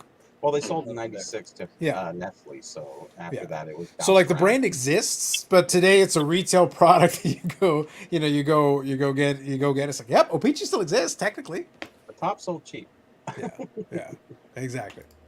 I'd But yeah. also like to say that I like Paul's, vernacular around cocaine as the devil's dandruff. Me personally, booger sugar. As a purveyor of is my cocaine, go on. favorite. Yes, it's Booger it's my sugar, favorite. yeah. Booger sugar. Yeah, that's my favorite. Interesting. Thank you for sharing that. You should probably just do your own video on your own channel, like a top 10, euphemisms for cocaine. Have you thought about making that a video? I just did. You only gave one. I said a top 10. No, I just now thought of it. Yeah, so now do that. Yeah. You'll all draw this shit with that video. Dave will watch it like 1,000 times just to help you out. Right. Yeah, all right. I should go do that right now. You should, probably. It couldn't hurt. Well, listen, you got to hide somewhere after you alienated the clubhouse people. Yeah. You call them assholes. You can't, jerk. You can't go in that room again and show your face. Actually, you Look, don't even show your face there anyway. The worst part, Eric, is on this show, we're all respectful, kind people that That's do not true. have a bad word to say about anybody in this hobby. true. Here you are calling people assholes. Yeah. Jeremy Lee, asshole per Eric. Eric, Eric Myers, asshole per Eric. Absolutely. Who was the third one that I mentioned because I don't remember? There was one more that I said before that I made fun of, and then Eric called them all assholes. Who was the third one? No, Was it Jeff Wilson? Was it somebody else? I don't remember. Just you. Look, it doesn't matter. The point is he And called Tim. Eric Myers And and Tim. Jeremy Lee You. assholes per Eric. You and Tim. Yeah, but I am, though. I'm cool with that. That's fine. Okay. oh, and Tim. Oh, That's fine. And Tim wasn't even part of the original list. You jerk. No, but he should be on it. Okay, so now you're doing a top 5. They're all assholes. and So you admit that the first 2 people that I said are also assholes as per you, and now you're adding more people to Nope. the list. I didn't say that. I said That you is- and Tim are Oh. asshole. Mm-hmm. So this is Interesting. always open. Interesting. changing the story like Bill Mastro. It is kind of interesting what happens. Interesting. I didn't bid. I did. No. Sorry. Well, they did it. Yeah. Interesting. Moving on. So Bill Mastro, yeah, there you go. There's another big name. Oh, that's another one. Yeah. I have to actually give him credit for he really made the auction scene biggest and the best at that time. It was Sure. He brought in the auction houses. They were all muddling very well, and then he just went right through the roof. So he does need a not a credit, I guess, in a weird way. I think it's fair. The thing is, I think one thing that's often forgotten is the idea that just because somebody has an issue, or because they basically created issues of their own creation, doesn't mean they didn't have some value to the hobby in another category. Yes. Like, it's one of those things. Like, yeah, there are plenty of shady characters in this hobby, but it doesn't mean they did everything wrong. They did nothing that anybody benefited from. It's like, no. Maybe you did the right thing for the wrong reasons at the same time that you also did the wrong thing for the wrong reasons. So there could be a little bit of both involved in that. Sure. The guy who invented refractors. There you go. Okay, there you go. There was I forget the name of there was a company that did that, and they came and they had that technology and offered it. And there's also the folks that had that design firm that came up with a lot of those iconic 90s designs. Dave, do you remember who I'm talking about? There were those folks that were involved in a lot of the inserts from the 90s. In there, what happened? Was Carbon it Chop? for exquisite. And Was it that the husband wife that worked for Yeah, Fleer? yeah, they had a design firm. The name escapes me right now, but they had a design firm. Oh, here we go. Bob's got it. Arena Designs. Thank you, Bob. Yes. That's the one. I knew that they had a firm that they used, and they offered their services and came up with a lot of the stuff. For the 90s, they came up with a lot of interesting stuff, so it was well done by them. Al Rosen wasn't kind. He was hard-nosed and abrasive in his day, but he was honest in his dealings. What more can I say for a lot of the good guys in the hobby? Fair enough, Dave. Fair enough. Dave's been around the block a little bit, so he's got his opinions on some of these folks. Kathy says, not my fault. I thought him better. It must be the people he's hanging with. Ooh. Yes, that's true. Yes, that is That's true. exactly why. It is the people I hang out with. She knows. I didn't tell you to call them assholes. That's We not are my fault. influencers. It's How not on earth is that my fault? It's not her baby's fault. It's you people. You're bad at That sounds like excuses. Dave's an influencer. Yannick's an influencer. I'm hearing an awful lot of excuses. Carlos is Yeah. Carlos. Right. She Not knows. taking responsibility. No, I'm not taking responsibility for this at all. Not at all. We taught you better than that. At least do your making fun of them like in the back where it's really funny. Yeah, that's And- better. Yeah, like don't do it publicly, you jerk, in Yeah. front of all the people. The good people, by the way, who can hit the like button for free because of Eric's penance from his sins. The more you hit it, the more Eric has to pay. Please subscribe to. That's right. I charge him extra for the extra likes. Mhm. It is true. Or So if you want to dislikes. see this man Told pay, you, and oh, he you will got pay. I did- Dave, Yes, Dave, I oh, know. will this man pay? This man doesn't even know how he'll pay yet. Money is the least of his worries right now. Oh, you will pay. Oh, you'll pay. It'll go beyond paying. It'll be Ooh, paying on man. the Oh my gosh. We'll deal with all this nonsense. Yep. Good evening, 357. Oh, Eric is grounded again. Facts. Happy Friday, Mrs. Wade. You did a good job. He has shown he can be a good guy. Sometimes when he's not denouncing people like a Yeah. jerk. That's back when Flair actually gave the Thanks, PMT Bobble. designers a I decent appreciate budget. you Yep. trying. He's trying, he's trying. Coming out, take it easy in the Beaver. Leave it to Beaver. Carlos, have you ever heard is to try a spotted cow beer? Yes, I've heard of it. I have not tried it. I know that Scotty Tradition on YouTube does the spotted cow beer. I haven't tried it. I'm sure I'd be interested in giving it a go, but it's one of those things I have to be in the right area to be able to partake. And Wisconsin imbibe. only. Is it only Wisconsin, really? Oh wow, okay. Well, maybe if I make it down to a right? Packers game, I am part owner of the team, so maybe I should make a pilgrimage down to Green Bay, Wisconsin. That is true. You are ownership. It's true. I suppose I That should makes you man. I should see the employees and at least grace them with my presence. I suppose it's the Beer way to goes do with a fine Gruyere. it. Facts. It's facts. Okay, let's see here. Here we go. Needed a spotted cow? I'll bring you one to National 2023. Thank you, Paul. I've heard rumors I'm going there. I've heard rumors. They're only And I rumors for can- now. I can bring Going her. to Cleveland. East right through as I drive from Minnesota all the way down. True. What It's about like a Cleveland, milkshake though? beer. It's phenomenal. All right. Well, that's some good argument. Have you tried the spotted cow, Dave? Is it good? I've tried the one variety. I don't even remember what it is because I think there's 4 that I know of. Okay. Like, every time I go to like a quick trip, that's like the gas station, sort of like convenience store. They sell it right there, and I know one of my coworkers. Anytime I'm visiting my brother down in Appleton, which is where you would fly into if you were going to a Green Bay Packers game to check on the peasants to see how the organization is being run. She's always demanding a 6-pack or a 12-pack of bottles be brought back so she can consume them from the stressful days at the old grocery mart. So yeah, it's good. It's super cold. It goes down quick.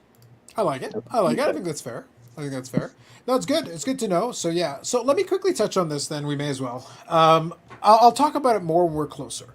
So I'll say this: I'm not committing to 2023 National, but I will say that I have a refundable ticket to a hotel. I'll put it that way. So I've gone far enough as to have made some arrangements so that at least I've got that in place. Again, there's a lot between now and then. Like we're talking about next year, next July. So I need to make sure it's refundable because Lord knows where we'll be at that point. However, if everything falls into place, the hotel is secured. I have a room available for myself. So We're good there. And then I'll figure out travel arrangements when we're closer to the time. It'll be easier to do that than to figure out the hotel. I would recommend, though, if somebody wants to go to 20, those hotel rooms are filling out fast, man. Jeez. They're full. Yeah, already. I took care of it way early, and even still, like, good Lord. I'm going to Cleveland now. By the way, so but I want to touch We'll on go that down as well. one, too. But I want to touch on that as well. So we've got obviously the next. So for this next national, there are so many. Like I said, and I've been very transparent about this. I don't really give a crap about the national at this point in my life. I really don't. However, I think it'd be fun to go for one, to hang out and do it. I think I think it'd be fun to do. So we'll try to make that arrangement. I think Dave, I think you're making a go with that one as well. Yeah, so we definitely, that should be fun. We could definitely do that. That'll be a good time. Yannick's coming as well. I think Bobby, are you good or are you leaning in that direction? Yeah, I'm 50-50 right now. I don't Okay, fair enough. Fair enough. Cleveland, 100%. Yeah, fair enough. So I like that. That's one, cool. So that's cool. And then Take the motorcycles. we'll figure it out from there. We'll take it a step at a time. I will say though, speaking on the future nationals locations, I am a fan and in favor of the fact that the struggle is real, Yannick. I am in favor of the fact that the Cleveland is part of the rotation again. Mhm. I think that's good. That's amazing. Not Atlantic City. Can we just agree? Never Atlantic City again. Never again. Let's just move on. Atlantic City is a no-go. Figure out something else. Cleveland, I'm good with. Chicago, I'm good with. Those are fine. And if you want to find a different spot in the rotation that makes sense, that people can get to, awesome. Sounds great. I will say, I'm going to lead this conversation. I want to have a quick discussion on this. And then actually, I've got a spot that I can lead us to the conversation from there. And this is something I was thinking about the other day, and I'd love to get your takes on it. So first, thoughts on Cleveland being brought back in the rotation. So obviously, Bobby, this seems more appealing to you. Obviously, it seems 5 to 6 hour drive. Yeah, so better for sure. No problem. Yeah. Yeah. So anybody else like Cleveland in the rotation? Thoughts on that? All good or? All places never been, but like you, Carlos, basically it's the hangout. But other than that, I like those Hall of 4 Fame day. there, too. I like those 4 day weekend trip in big cities, especially if there's baseball team or sports, that kind of stuff. Good food. So to me, it's like fly in, fly out, 3 or 4 days, good times. See you next year. Decent. Fair enough. Fair enough. Yeah. And I So think- Cleveland definitely would be a good. I think like there's stuff to do and things to check out. Rockville Hall of Same Fame. thing. So Yeah, I won't speak to Yannick. I won't speak to all of it, but like I've said the story before, where my buddy, for whatever reason, I think he got bunked on the head. He decided to do his bachelor party in Cleveland, Ohio, yeah, like a serial killer and monster. So anyway, we did go to a previously the artist formerly known as Indians, now Guardians, game, and we also did go to Canton. We went to Canton, Ohio, visited the NFL, the Football Hall of Fame. Good times. I'll be honest, I'm good with the idea of going to Cleveland because I have a Packers cooler mug that unfortunately got cracked, so I need to replace it. And I bought it at Canton, so I figure I'll replace it with one from Canton. I'll go buy it again. Round 2, we'll try this again. But no, it was good. I enjoyed the Football Hall of Fame, though. I'll be honest, I thought it was great. I thought the Hall of Fame was really well done. I thought it was really cool. I thought it was a beautifully done Hall of Fame. And again, we've got the Hockey Hall of Fame here, which does a good job. But I thought the Football Hall of Fame was really well done. I thought it was very impressive. It's been a couple of years now since we were there, but not so long ago that it's like, no, I think they did a good job. I liked it. I thought it was really nice. I like to go I'm to okay with Cooperstown one time. venues like these. I just like like when it's come to a big city or a place like this with conventions or annual like gathering, like, as long as it's a good place that you can fly in, fly out, hotels, everything's near, good food.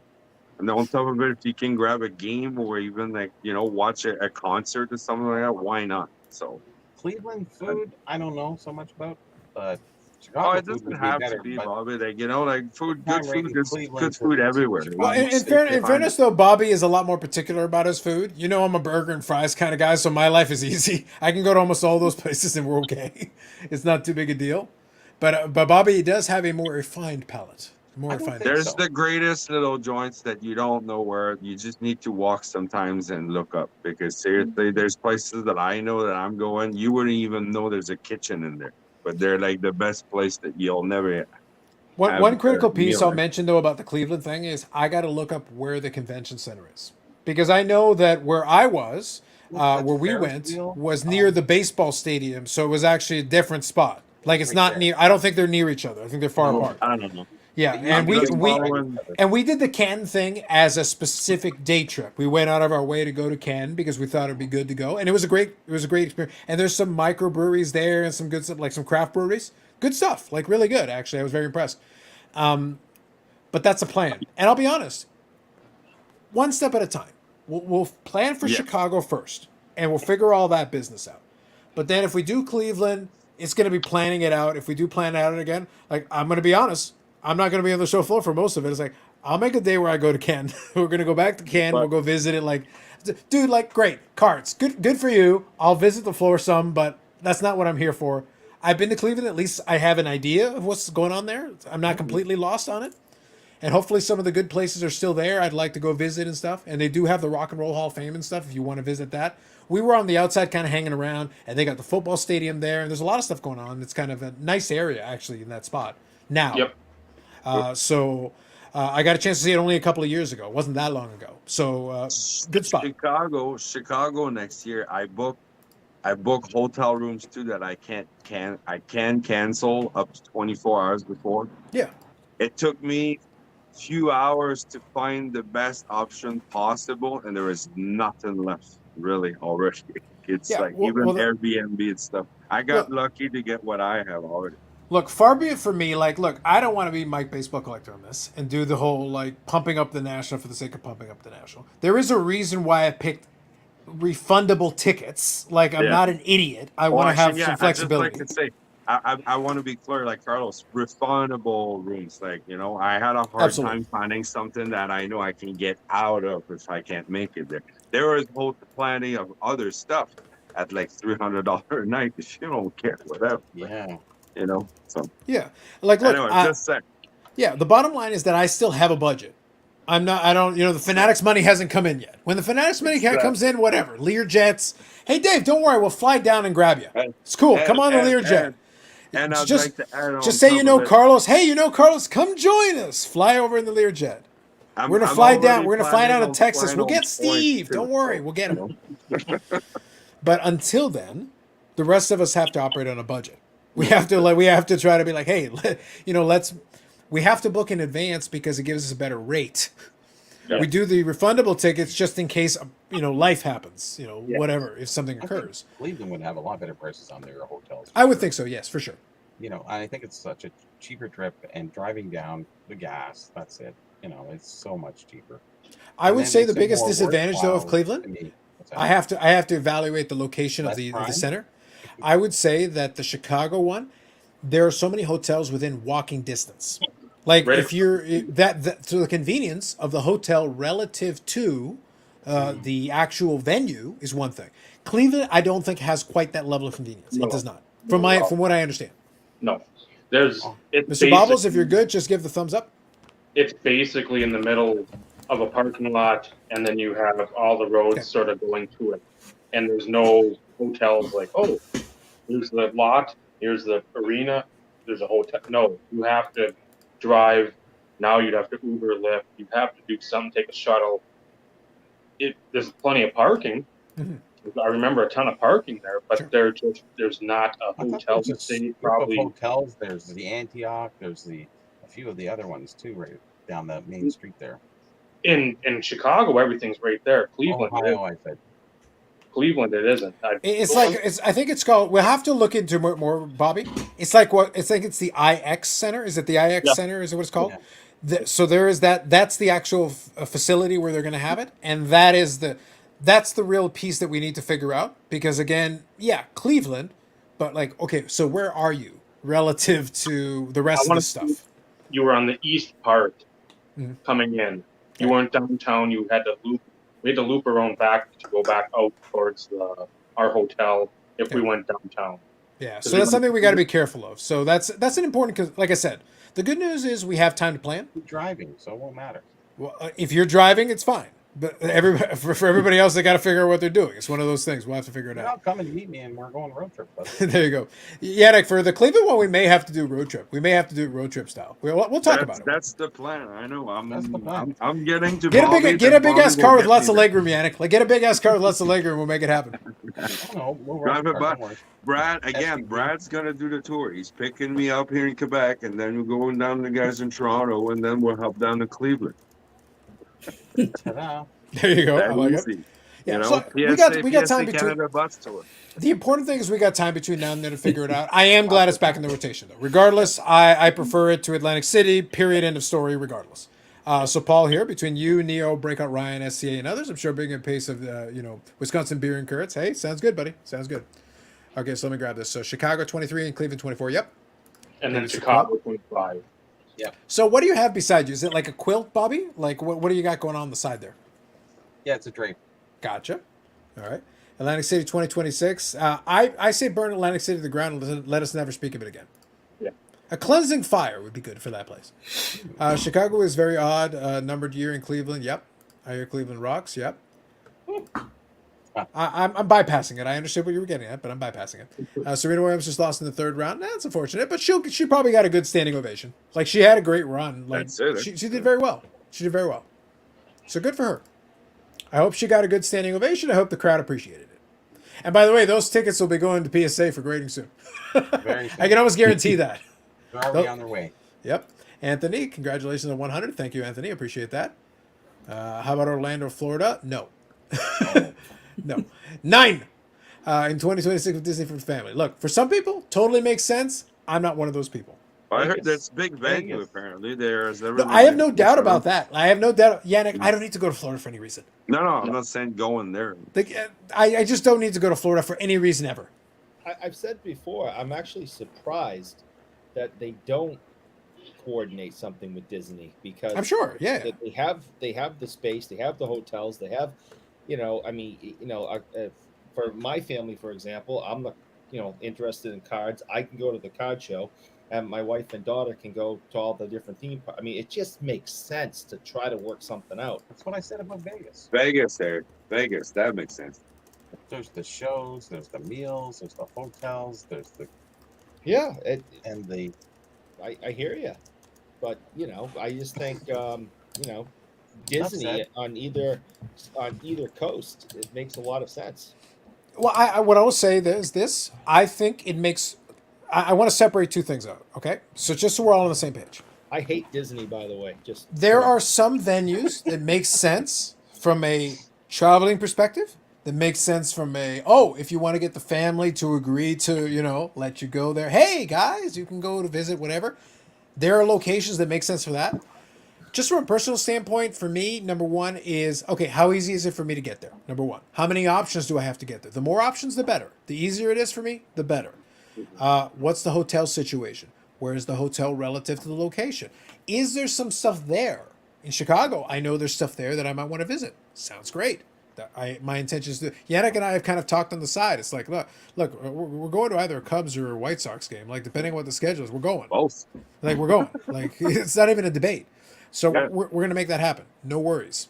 But that's one of the things with location. Cleveland, like I've been to a baseball game in the Cleveland Stadium. That's great. It was fun for me. I enjoyed it. I had a good time. So, like, I'd be cool with that. Ken was great for me. I had a good time. That was fun. That could be a great day trip. I'm not going to be on the show floor every day, no matter what venue you pick, unless you're literally paying me to be there. If Fanatics is like, Carlos, you have to be on the show floor. Fine. How big is this check? If the check's big enough, I'll do it. Otherwise, no, man. I'm going to visit other stuff. But I will be on the show floor for some of it. I'll take some videos. We'll do some stuff. It'll be fun. But it can't be the whole trip. The location does matter. Like, it matters where you put it. That's what Bobby and I joke about Vegas. It's like, all right, so how many days is this show? I will commit to one day. One day I will be physically on the floor. the flights are cheap to Vegas. Absolutely, 100%. For Yeah. everybody. And that's a really benefit to them. See, Chicago's great. I think it would be nice to go to Chicago, however, and I would stay with Dave. It didn't matter, because I would have a free hotel. But, it's just the going there that Cleveland's right there. It's just right there. It's so cheap. There's no crime. Yeah. Hardly. It's so much a better location. Yeah. Well, like I said, we joke about Vegas endlessly. It's like, hey, so Carlos, what are you doing? I'm staying at the Wynn. That's nowhere near the convention center. What is your point? Doesn't matter. I have Wait, there's car. a convention going on. I'm over at the UFC fights. It's like, wait, you got a convention? Good for you. I'm glad to hear it. Okay, so real quick, let me read a couple of these comments here. I want to bring Bubbles into the conversation. I'm not ignoring him, I promise. I just want to read a couple of these comments. Too. Yeah. Cleveland is great as far as the show. You're outside of town, have a card. Perfect. Paul, his nice part of being 90 minutes away from driving home is an option. Good for you, Paul. That's good. Unless something's changed, not near the center in terms of hotels, restaurant. Yeah, no, for sure. Canada's a nice side trip, no doubt. Bobble steering for the surface of the sun. He's got a pretty bright lights, so no doubt. All right. Said this on the Discord, but I can see the national franchising out. Maybe do a show every 2 or 3 months. Yes, I want to touch on that. That's kind of the idea I have as well. Sorry, boys, technical issues. No worries. Thank you, Brad. If Serena was 100% dedicated, she would have 50 slams, probably. Cleveland's awesome for the show. Perfect. Got cut up. All right, Bobbles, thank you for joining us. Appreciate you popping on. Episode 100. I know. I feel honored to be a part of this this episode. And you were also congratulations indirectly to you and everybody that's been a part of the previous 99. Yeah, well, I think you should fill in what your favorite top Mount Rushmore. Should we give him the Mount Rushmore tour or what? Okay, do the Bobbles. Do the hobby Mount Rushmore. The hobby Mount Rushmore is more interesting to me. Any criteria you want. 4 names that to you are important in the hobby. Any criteria you wish. Doesn't matter. I gave my reasonings for mine. Bobby gave his reasonings for his. We talked about that. What are your 4 that you would put there in for you? So first off, Dave broke his into different segments. Do you want current or past or overall? Your call. You How do you have want to play? seconds. Ooh. I'm giving you space. You got to, but just pick one. Pick a direction that you want to go with, and just go in that direction. Well, I mean, you have to put the guys. I mentioned in the chat. You got to respect the early days, way back in the day, but you got to go with the guys that sat at the table in New York and created tops. They have to be there. All right. I mean, look at the outrage that happened when we thought we were losing tops. It's important to the hobby. So you got a side burger basically and a seat at that table there. Yeah. All the burgers were there, right? Like 6 burgers. Burger. Oh, I want a burger. So I wasn't the first one. I thought you wanted chocolate stick. I think you have to Ed put Shorten's Beckett in there. Sure. He is significant to maybe not all generations, but he is a significant aspect to the hobby. Sure. That's a good point. Not to all generations, because really, if you take it from 1990 right to barely 2000, that's really Beckett's window. Yeah, I mean he's not all generations, but he is significant to many of us, especially today, like my generation, and you know. And the price guides still had, because I think his first price guide was 84. I want to say 84. Yeah, somewhere right. Yeah, it was. So like from 84 onward, the guide itself first helped it, and then the magazines were really when things took off. Yeah. Man.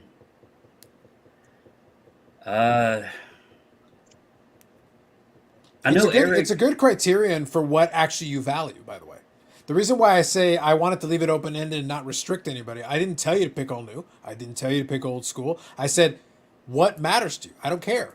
Most famous, and biggest collection, that's whatever. why I'm struggling with it, because, folks look at it and they think because of what I have on the table, I'm only like a vintage card collector. And that's why I did that video the other day to kind of show I do a little bit of everything. Sure.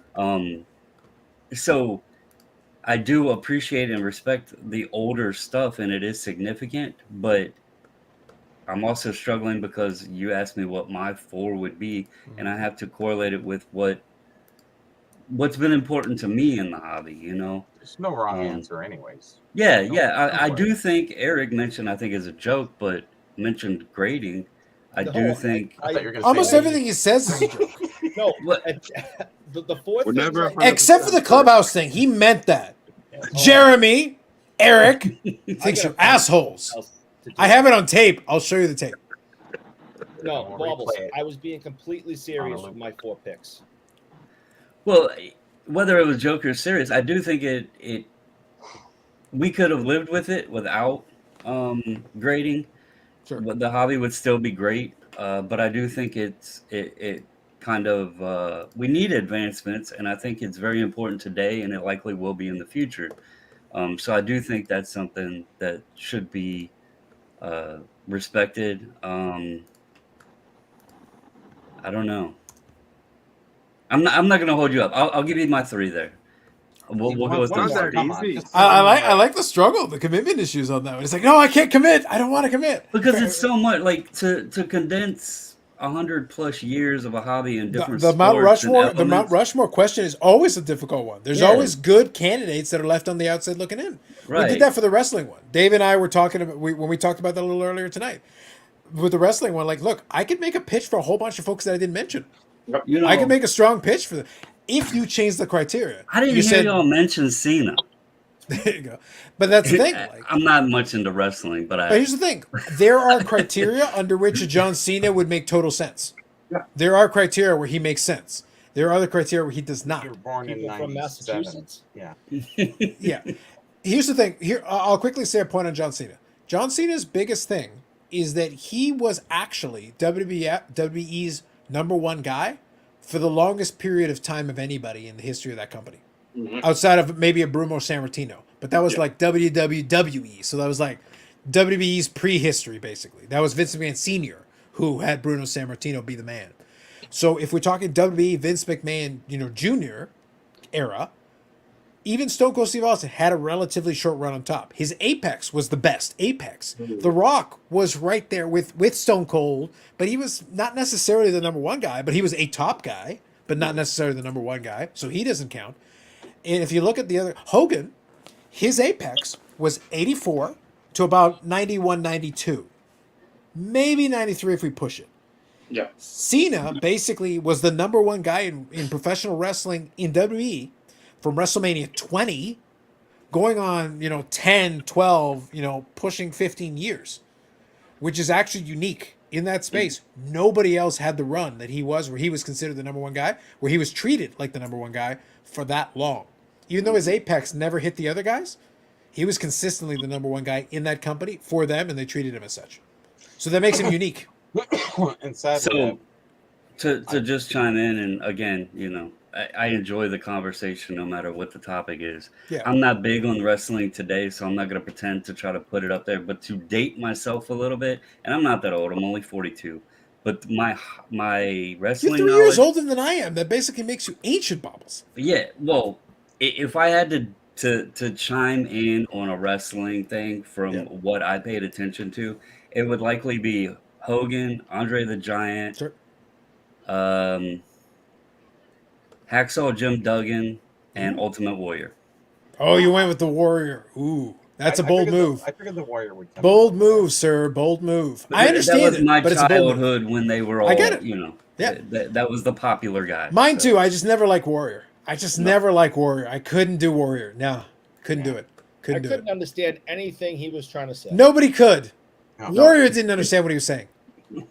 Warrior didn't. I think he had a little bit of that booger sugar, as you mentioned. Oh, like his entire run, all of it. Yes, Cocaine's a 100%. hell of a drug.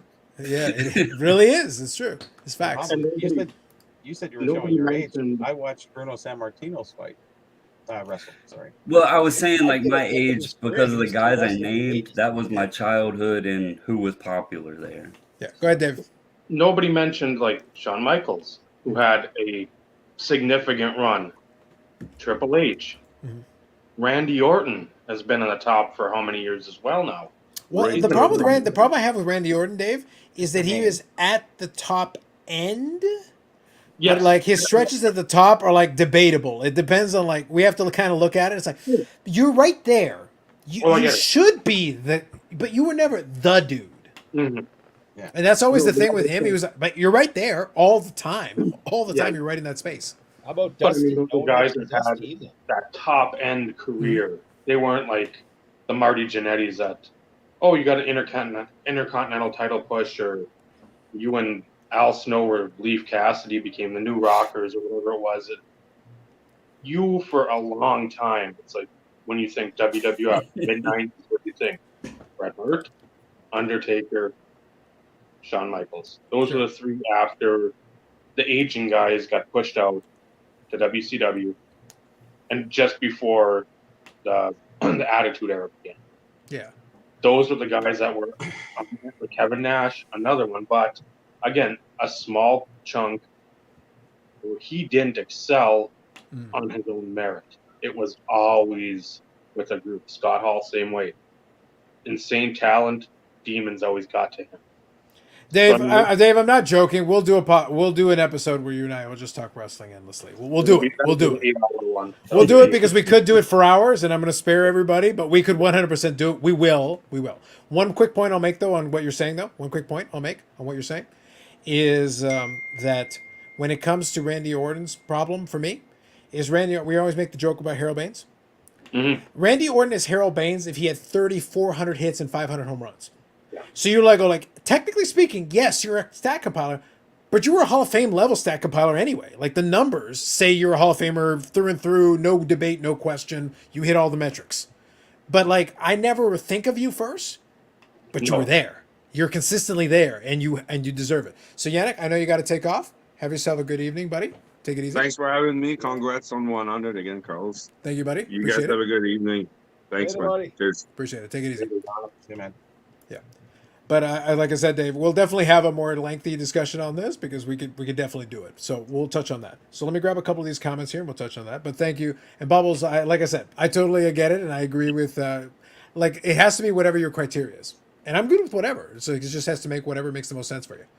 So right here, Bubbles and Ball Cards must be reeling from the real estate agent guest on SCI said baseball cards are dead. Oh, that's Oppenheim. Oppenheim. I didn't see it yet, but I'm okay. If you said baseball cards are dead, cool. Tell it to the $12.6 million guy. Bobbles is too modest to nominate himself. Facts. Santino before Cena. Settle down, Paul. Settle down. Cena was number one during a flat era, but it was a long era. More people used to watch wrestling than those currently watching. That is true. Hogan is the Ruth of wrestling. Yes. He's a shiftier. We don't really like him that much, but yes. Yes. It's a valid, reasonable comp there. I'm surprised Sting hasn't come up on any discussion. He's one of those dudes. He's like in that Flair category I talked about. He suffered from being at the number 2 company and being at his apex when they weren't being looked at the same way. If he had been able to have a great run in WWE at that time, because WWE was the number 1 company. So if he had been able to do that at the time when he was at his apex, I think it worked out great for him. But And I don't think his promo work was very mundane. Oh, It was. he's the worst on the mic. he got better later on. He No. did get better later on. Yes, he did. I we had this conversation earlier this year. I heard him recently, and it's like, oh my god, yeah. But here comes. I mean, this should be a character, the Crow character, especially that he did in the last, 25 years. It's not that long, Eric. It's silent. Go Really? You look don't? up his TNA stuff. How many his TNA years do you stuff think with the he's been Joker. doing the Crow? Joker and TNA. Go 2011, 10 to 12. Look up Sting, Joker. Because I hesitate to call it good, but I enjoyed it. I hesitate to call it good, but I did enjoy it. I'm not gonna lie. It's like the Matt Hardy broken Matt.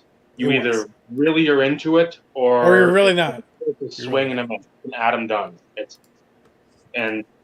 something different where he actually said it was fun to actually do something that you didn't think was going to work. And you're so far out of like your comfort zone, but it's like, okay, I've been doing the Crow thing for how long? I may as well try this. Let's see what happens. It can't do any worse than the Crow because everybody just expects you point the bat at somebody, place goes dark, and then he disappears. Wow, that's great. No, check that out, Eric. It's worth your time. All right. I like using hockey analogies. There's a lot of second-tier captains out there that had 10 years as a captain. But Bobby, that is literally the perfect analogy for this situation. It's like, again, you deserve respect because you did earn the role. It's not like you were unworthy of the role. No, you were. It's just there are different levels. There are guys who are like at the top tier, and there are guys who are like, you did a good job. You deserve the position you're in. But there's some element of your game that doesn't get you to that top tier. Something is just missing, but you're still good. You deserve something. I like that. Air quotes when you put 42. I did the quick math. You said Bubbles is 26? Jesus! Bubbles! Holy crap! Sting debuted. Debuted? Debuted.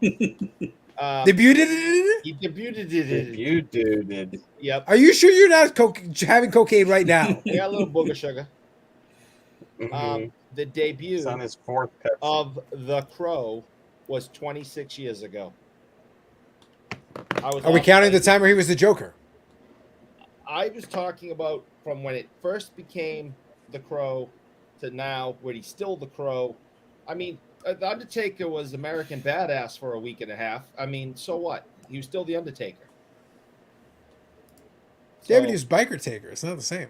Biker Taker. Anyway, Anyway, it just wasn't the same. 26 Listen, he went out to Limp Bizkit music, man.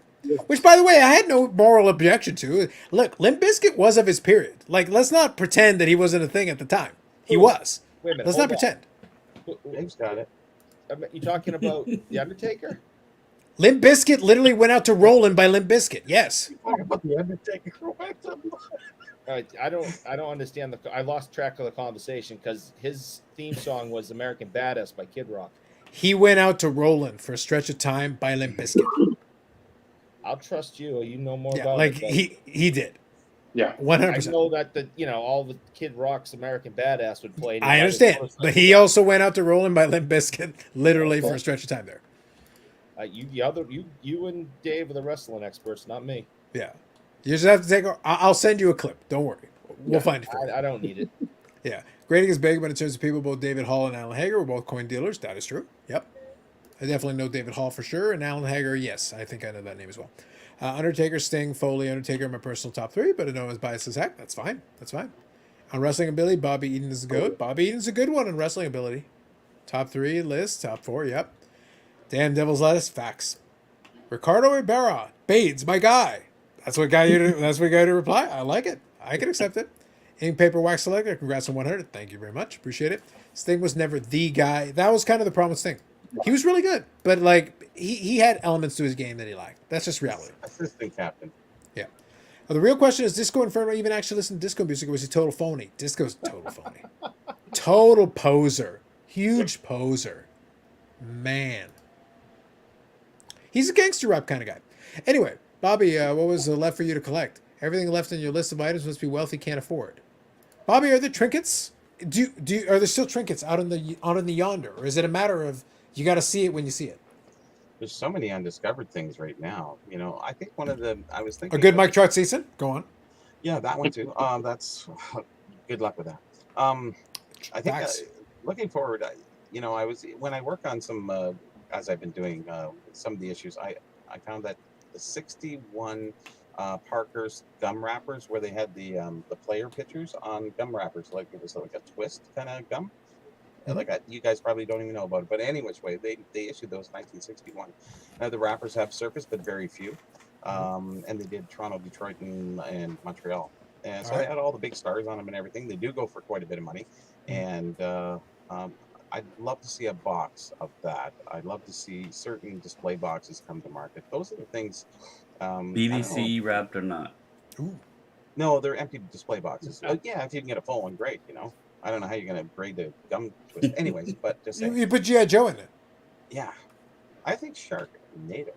But anyways, there's a lot of great things out there that have yet to be found yet, and those are the things I look for.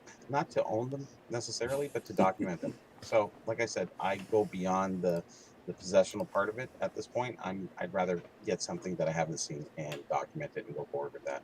That's where I'm at. If I get something, great. If I don't, that's fine too. Fair enough. Paul And says, go ahead. one name or one entity we haven't said or I've seen typed out in comments for the hobby, good, bad, and different, eBay. I was thinking that a little earlier. Okay, that's fair. Yeah, that's fair. Yeah. Yeah. Because then you can have something. It's like, okay, I want a Madonna, let's say Sign of the Times 98, 99, gold or whatever, number to 9. That's a true thing.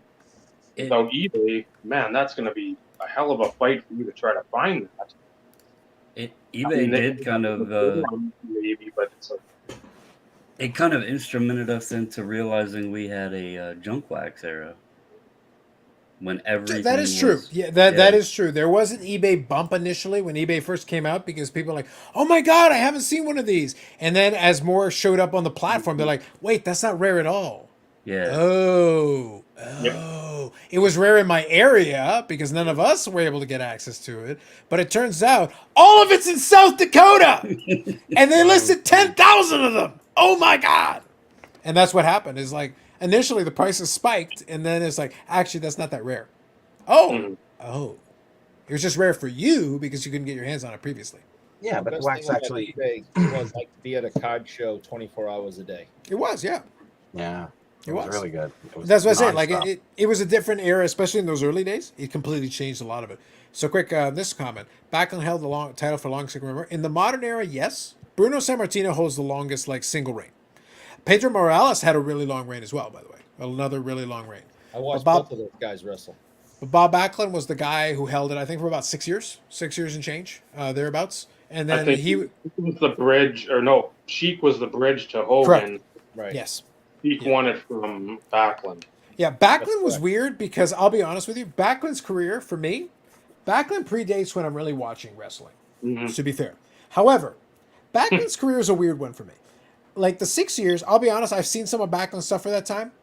Great wrestler, like a technical wrestler, but I'm not a fan. I don't really enjoy like watching him do his thing. However, he does the Iron Sheik beats him, then Hogan takes over, and obviously they go on to the boom and everything. And Backlund's kind of forgotten about.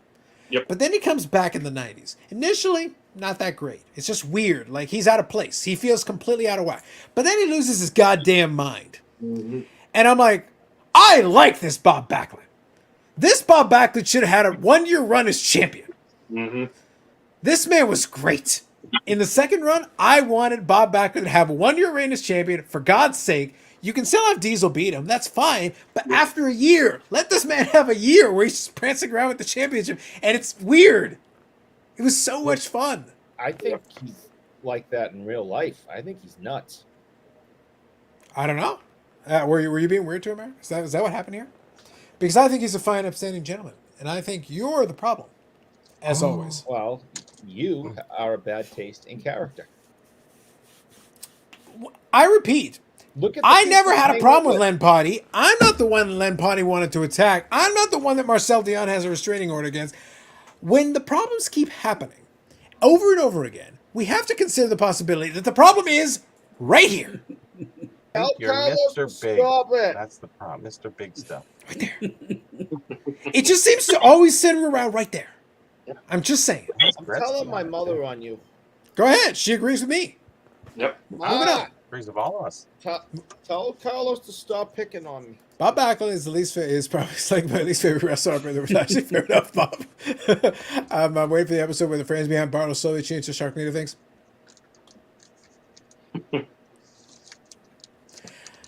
Pat question for Bobby. So, John, good evening. By the way, welcome on being on episode 100. So, John, good evening. Pat question for Bobby. I picked up these 3 85 Tops hockey packs. Any way to tell by the wrapper if they are resealed? Anything particular about the 85s? Yeah, you actually ask me the question before you buy it, and that's the best thing you probably do. After the fact, it doesn't really much matter because you really can't tell unless it's in your hand. What you're looking for is consistency, and top had thicker wax wrappers. So their roller, there was a hot roller that went across about 1 3/4 inches across the back of each pack. Now, Tops had thick wax on their wrappers. That impression is very light compared to a Peach. You had thinner and it was like really embedded. So with Tops, what you're looking for is these straggling lines that it's like residue lines that kind of go across for where the wax melted. Now those are consistent between the 2 folds. So you're looking for that consistency. If you see a break or a little bit of a space, you're suspect at that point. And I always feel the pack and just to feel that it's taut. It's not too taut and it's not very loose. It should be very consistent because when they did wrap them, they stayed very. It's hard to explain, but anyways, you just have that feeling. You're looking for wear at the corners. You're looking for any other issues, or the gum inside is it broken up a million times. Is it a full piece of gum? Who knows? You know, I guess you're just going to determine everything down a list, and it's all in my book. But you have to go back to 2003 to get it. Look at you. Fair enough. There you go. I know John has a follow-up here comment, so I'll get that in 2 seconds. You know who deserves a title shot? Hypnosis. You mean psychosis? I don't know. I don't know who you're referring to. Psycho is the only one I can think of. Carlos, you started on junk wax. True. Still collect any? No. What about Eric? Eric, do you still collect junk wax? He opens it. He buys Boston Bruins cards. Does that count? That's junk wax. I specifically collect vintage hockey cards. I have been picking up a lot of 90s Bork and Neely cards, but I've only in Gretzky, but I stopped there. Yeah, that's the question I always have about people. Is a lot of people who collect, like Medano, let's just say, you know, how many people do you think Weirdos. Jesus. collect past their playing years? Yeah. Is that a criteria that people think about? Because if you're looking forward and you want to collect past or try to collect Gretzky past his playing years, it's like, oh my God, you just No, that I'll be money honest. left. A guy like Gretzky, so jokes aside, a guy like Gretzky would be foolish because there's more stuff post playing People years than do there it. was playing days. People it's do it. hopeless. And or too. Yeah. For Medano, it's okay because I don't want everything. I can pick and choose. I can find like, okay, that's kind of neat. I kind of like that. Okay, great. I'll chase after that. Every checklist that comes out, like sometimes I'll get a ping from Billy because their Upper Deck has a license, so they'll release something new and he'll send me like a picture or something, and I'll look at it and go like, some of that stuff, oh, that's really cool. Other stuff is like, I can pass on that. And it's a hit and miss, but it means I don't need all of it. I just don't. The playing day stuff is still the preferable stuff. There's still more interesting stuff for me to chase there. Plenty for me still to chase still. But going forward down the road, yeah. Would I grab some of the newer stuff? Sure. If you make something cool, something interesting, something that looks good, yeah. But you don't have to. But like a Gretzky guy, oh, you got no hope. They put Gretzky in so much stuff. It's like it's hopeless, beyond hopeless. I would It'll be only or collect. Ovechkin. Imagine going forward, Crosby. It'll just be For sure. nuts. I would At what only point does collect it become affordable? Anyway, post playing days because I collect guys who are a lot older, didn't have mem stuff back then. So it's like I would get jersey patches, game use, stick pieces, autos, that are more modern. But I wouldn't collect anything like past 99 for Gretzky. number 99 or 1999? Well, he retired in 99. So after that, I wouldn't I remember. collect anything because it's not real. It's Memorex. Yeah, it's just they're just throwing his Controversy, picture on the card. jeez. You All know, right. he didn't do anything in 2006. Why does he have a card? Yeah, But if there's a jersey piece or some type of mem piece, that's different, and I'd pick that up. But because they didn't have anything like that in 1983. no, Interesting. they had these things in '83. See, Mr. Big Bar. Actually, this was really kind of a great contest because inside every bar there was this form, and it had a number of how many goals Gretzky would score in that season. And if you hit the right number, you know how many people went through these stock bars? It was so good they ran it for 2 years. Look at this guy. Look at you. It's like the early days of You Crashed the Game. Well, that's Yep. a wrapper, and I made it look like a real box. There Because we I go. like doing that stuff. It makes it more, rather than a flat, top loader. It just looks so much nicer that way.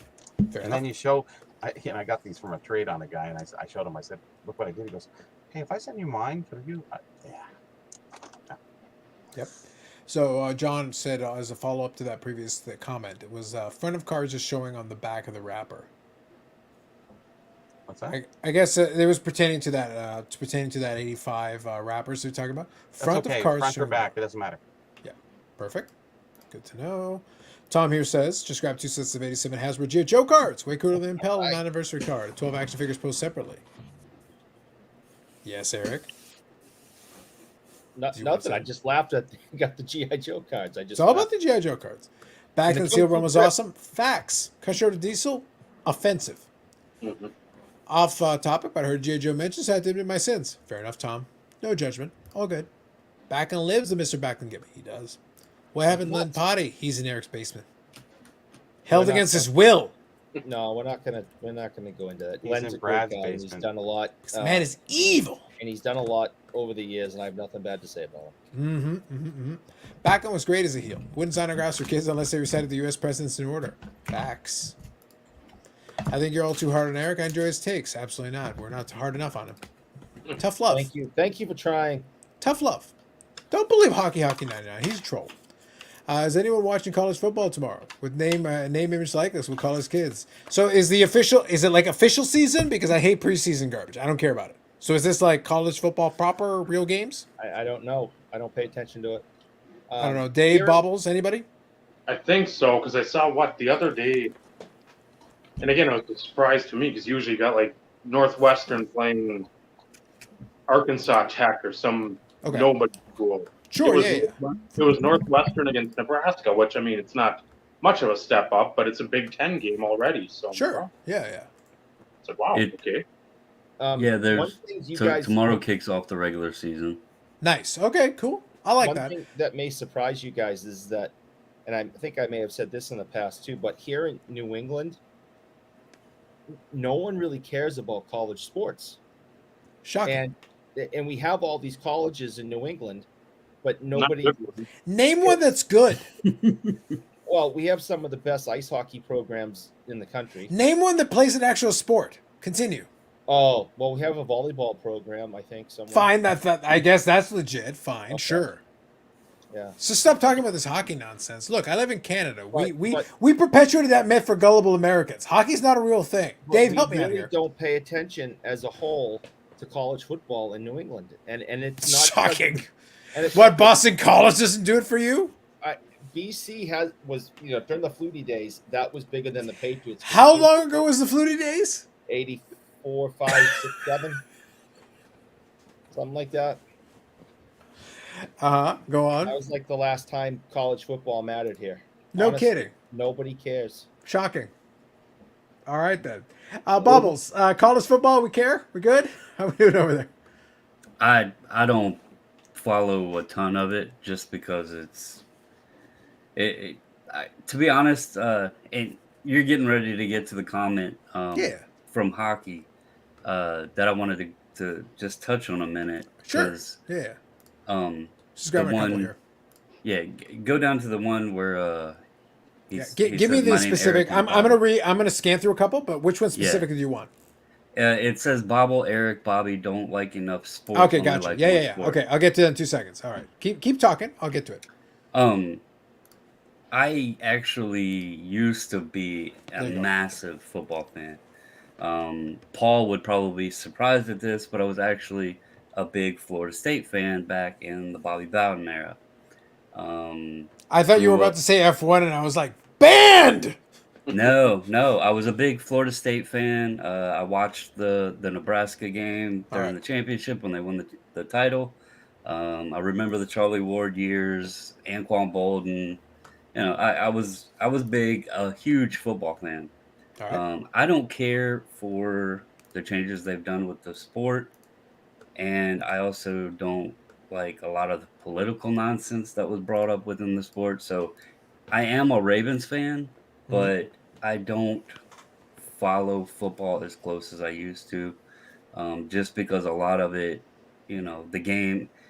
I liked the 90s football when a balanced offense meant something, when you could run a play action and it wasn't throw the ball 60 yards and either you're going to catch it or get a flag thrown. With his comment, though, I don't know what the portrayal is that I've done on my channel, because I seen his comment earlier where he said I must have been upset about that sports card investor thing. First off, I don't watch a lot of his content, just to put that out there. I did catch that episode because my wife watches that show the Oppenheimer brothers do, the Selling Sunset or whatever. So, I actually have Netflix, and that's one of the things that I have to kind of sit and watch. Like, I know it's junk, but since I got the Netflix turned on, I'm like, all right, let me watch a little bit of this. I haven't gone around to it. She watches it. So I seen those guys on there, and honestly, I thought their collections were pretty awesome. Sure. So I don't know what he was referring to there, but as far as me just being baseball or me just being vintage, that is far from the case. And I'll just show you, these are just right on my desk, but there is a soccer card. I don't know much about soccer, but I do have soccer. Dave, See? what is so See, care? Hockey 99, he's got soccer. Football. What is that? Is that Contenders. a thing? Justin Tucker. Hockey. Kale McCarr. Oh Clear Jesus, Eric! I've been trying to get Eric out of this idea that hockey exists. Come on, cut. stop. Another hockey. PMG. Jason Robertson Green. Eric's favorite. Football. Yeah. I do have football there. Even a Ooh, nice one. for Upside down ones. They're like Eric's. I saw like a Paul. Toronto Raptors card there or something. Tony Baselli. You know. Of course. The Raptors is T-Mac, Tracy McGrady. Okay, rookies. I was gonna say like okay. Yeah, gotcha. so I actually collect everything. Like I have Pokemon, I have non-sport, I have everything, and it's modern, ultra modern, back to vintage. I just talk a lot about vintage and stuff because, to be honest with you, that kind of stuff is things I never thought I would own. So it excites me when I'm able to pick. Here you go. The You got the apology. You got No, the no, apology. there was no need to apologize. Like I don't take offense to Oh, it. there was. I just think that sometimes people watch like my videos or something, and they may be turned off because they might see the background or something and think that's the only thing I know or that I collect or whatever. I actually collect everything. So I just wanted. I need to maybe share that more. I guess I don't know. Well, you've been kind of typecast at this point. Yeah. That's part of the reason why I have so much fun going outside of the hockey realm because it's and I think I've explained this once before, but I'll repeat it. Medano is one of the main pillars of my collections, one of the main categories that I focus a lot of attention on. But outside of that, I don't really collect hockey that much. There are some sets here and there that I'll collect. I'll grab the odd Jamie Benn card because that's still fun for me. I enjoy it. And I'll grab some stuff here and there. But the majority of stuff that I'm collecting is stuff outside or baseball or vintage sets I'm working on or whatever in baseball and those other categories. But like the Medano collection is there. It's always featured prominently. So it's like, oh, you collect hockey? It's like, well, I do. But like when I say hockey, I mean like some Jamie Benn cards in Medano. That's what I mean when I say hockey. And Right. sometimes the odd set here or there. And the last set I worked on in hockey, I finished. So we're done. I will do another set down the road, no doubt. But now I got to kind of pick and choose. I had some ideas, but we'll see. But right now I'm focusing on some other projects. I'm focusing on vintage baseball projects and my miscellaneous other collections. So it's like, yeah, it's Medano and other stuff. So it's like hockey, I guess, if we count the one player, I suppose. But Beat the that's about it. house said show a golf card. I actually have some. I'm not gonna go dig through the drawer over here, but I actually I have the SP Authentic Jordan golf card, and Nice. I have obviously the Tiger Woods rookies and that sort of thing. So I do have golf as well. Look I at Brad. Go crazy. I have a mixture of every, like when I did the video the other day, I think it was actually Brendan Ryan. He's there in the chat. He made the comment of eclectic card collector, and I was like, I don't even know if eclectic would best describe it because I do have a bit of everything. I was funny enough earlier this evening. I was telling my wife I kind of need to do a small purge because I'm getting so much that sometimes I need to just reevaluate everything so I can appreciate what I do have more. Because I forget I even have stuff sometimes. So I see it's tough to do. It's tough to do. But I'm getting to the point I got so much I forget I even have things. So. Can I send you over, like, what I should do? And I want to read some of the comments here. I should send you over to Dave because when I think of, narrowing down your collection and focusing your attention, like narrowing, like I mean narrow. To like Streamline. one specific thing to the exclusion of everything else in existence. I think Amish Dave Archer. I think I Amish Dave can't Archer do first. that. No, Yeah, that's I what he will help you with this. He is a card minimalist. He literally is like Yeah, he Mac is like will if it brings joy, that's it. Nothing else, Bobbles. That's it. Just narrow. Mm. All of That y'all would will be get. tough. All of y'all will get that. All of y'all will get that. All right, real quick. Dunkachino says, "I still can't believe the Seahawks didn't run the ball. Pathetic." Facts, Dunkachino. Thank you for the comment. Appreciate you on episode 100. All right, Paul says, oh, look, it's a Gretzky stick card. Too bad he's in Oilers jersey and his stick is a piece of Easton. Didn't use it until LA. I know, Paul. Oh. For fuck's sake, one job, just one job. True. They've been making college cards for most of the sports since the 80s. Facts. Bobby, I remember that Mr. Big card. Boom. We're only 9 minutes behind, so I'm trying to get caught up here. All right. Tonight, by the way, the comments have been great. Thank you, everybody, for the comments. I've been trying to incorporate them in between the conversation. By the way, Eric is still paying for the like button. More hits on the like button means I charge him more money. No, stop it. He needs to pay. This man is a sinner and needs to pay. Hit the fucking like button. Do it. Do it now. Tenants. Moving on. Would NHL cards be more popular if they held the Ultramodern Prism? We did have Prism for a brief cup of coffee. It didn't hit initially. Now, after the fact, people are getting into it, but we did have it for a moment there with Panini. That is a fact. Mr. Big promotion, not card. Yep. Mr. Big was huge in Japan. I don't give it to hoots about college sports. Fair enough, Bob. All right, John. Another question for the panel. 91, Upper Deck, Pavel Bure on rollerblades. Rookie card, a second-year card. I know it's a junk wax Erica, but I've seen both rookie and non-rookie. Dave, you got an opinion on this one? I know he's talking about. I've seen that card. It's like It's not a rookie card. It's not in my opinion. It's card what, number 40?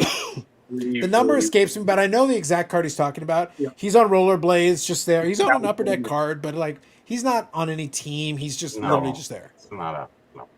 Then he's on another one with rollerblades with his brother Valerie, right? And they're Yeah, like Bloodlines. It's like Bloodlines subheading or something. Yeah. No, Yeah. they're not. Those are not. Yeah, it's like a pre-rookie or something. Like I'm not gonna get into that's Victor's two of them together. Yeah. I see. Yeah, I'm not gonna I get have into that Victor's category in this, but I'm gonna call it like a pre-rookie or something to that effect because it's not a rookie to me. It's a real set. It's pack pulled and all the rest of it, but not really. No. And it's not particularly desirable, honestly. It'd be a boring card. Unless you're a Pavel Bure character and have to have everything, then you'll have it. But otherwise, I don't think you'd care about it that much. My take. Anybody else have a counter take to that? No, that's about right. Fair enough? Okay. Fair enough. Cool. All right, John said thanks to Bobby for the Topps pack info. So there you go, Bobby. Thank you. Yep, second year. I think you're supposed to call the soccer goes football. Bubbles. That'll confuse everything. Yep. Think anyone else realized Justin Tucker is comfortably over $1,000? It is an expensive card. I know that Justin Tucker is a big deal. I do know that. Yes, that was a card I actually spotted at the National and made a trade for. So Beat the house, sports and politics. Be careful with the politics, but fair enough. Let's see a golf card. I have a couple, but not near me within arm's reach. I don't know, Bobbles. You got any golf cards randomly sitting there? Well, that's what I was saying. I do I have a little Chester drawer that was my grandfather's here that I have a bunch of slabs in, but I would have to dig through it because there's about 600 in there. And Nice. I do have the SP Authentic Jordan golf card Nice. and the Tiger Woods rookies, and your common people in golf. I don't have anything like that would blow anybody's mind, but I do have golf. Yes. Nice. Green PMGI candy for Ben and Ryan. There you go. Yeah, Great if you ever cards, Bobbles. need that Jason Robertson, let me know. If I I what? got one. There's a PMG green right there. Still doesn't count. Yeah, nope. And that's it. Oh, Kindred spirits of the collector's I've forgotten universe. more about hockey than you know about other sports. Don't worry. And What- can I just can That I, was just a reference to Hockey 99. yeah, can we just back up a little bit on that? Because I haven't left my desk. So it's only in arm's reach. There's a Serena PSA 8 rookie Again? card. Here's a Ted Williams Topps Chrome refractor. Wait, what sport is that? I don't know. Ted Williams is a war hero. That's all I know. Mm-hmm. Interesting. There's a PSA 8 Rick Roby, Boston Celtics 81. Good And lord. to resistance, the entire 1981 Celtics in PSA 8. And what product is that? Oh, what is this? Let me think. I don't know. Go on. What is it? Is this a slab? Oh, sorry, didn't catch that. Anyway, moving on. Dave, you get caught up in the 2020 sports card craze. Any thoughts of looking back? Oh, Dave's got some stuff there. Dave's got some stuff there. A little logo man and a Ginter. Yeah. There's I've got probably 7 of these already Nice. of the other chunk of this, and this came up about a month ago. And it came in before we went to Lake Superior, so That's solid. I like it. You're gonna crack it. I'm sorry, we missed out on your Show your shameless slabs. promotion. What was that? Show Huh? What? Huh? I didn't catch it. So anyway, if you hit the dislike button, be certain to hit it twice. It counts more that way. Facts. Dave, this was the reference I was looking for. Paul, you're always on the ball. Dave is the Mary Kondo on the shores of Lake Superior. Facts. That's right. If it brings joy, keep it.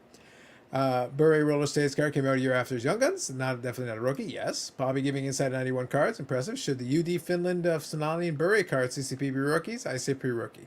I think those international ones, most people consider them pre-rookie, and I'd agree with that. Mm-hmm. Dave's PMG stands for Poor Man's Green. Eric's PMG stands for Poor Man's Green. Agreed. 9192 Upper Deck second year card. Correct his brother Bloodline same year. Thank you, Uncle Vinny. Was that a PSA ironing board? Facts. Was it an ironing board? No. What was it? Back brace. Oh, sorry, didn't catch it. Anyway, why would you consider you're a good young guy a rookie? He's also got 91 size. Same for Solana, 91. Yep. Game use honor tag auto cards, criminal underrated. I agree with that. Lake Superior is such an arrogant name. Dave. Is Lake Superior is that fair or is that arrogance on the Lake's part? No, it's fair. It's Yeah. Superior Lake. Interesting. Eric, is that a Superior Lake? I hate you. I know. As you should. And I'm so good at what I do. And y'all, after 100 episodes, I still got it. Don't worry. I still got it. Anyway, perfect. Caught up on the comments. Did it. All right. There was a question that was brought up that I kind of wanted to touch on. And this was pertaining to, believe it or not, I had to catch up on the comments for so long. I know we might have forgotten it, but I'll bring it back. When we did the national talk and we did the rotational talk and we did all that, there is a separate point from that I wanted to touch on separately, but still semi-related. I'm of the belief, and this is a discussion we were having, I believe that the national still has a place, no doubt. But I believe that the era now is of these large regional shows. I think there are some good regional shows in different parts of the country now that to me are like the play. Doesn't mean the national is bad, doesn't mean we ignore the national, no. But I'm like, we live in a world where I don't really need the national. That Burbank show could become a big thing out on the West Coast. That could be a big deal if they keep building it up. It already started off well, but it could keep going.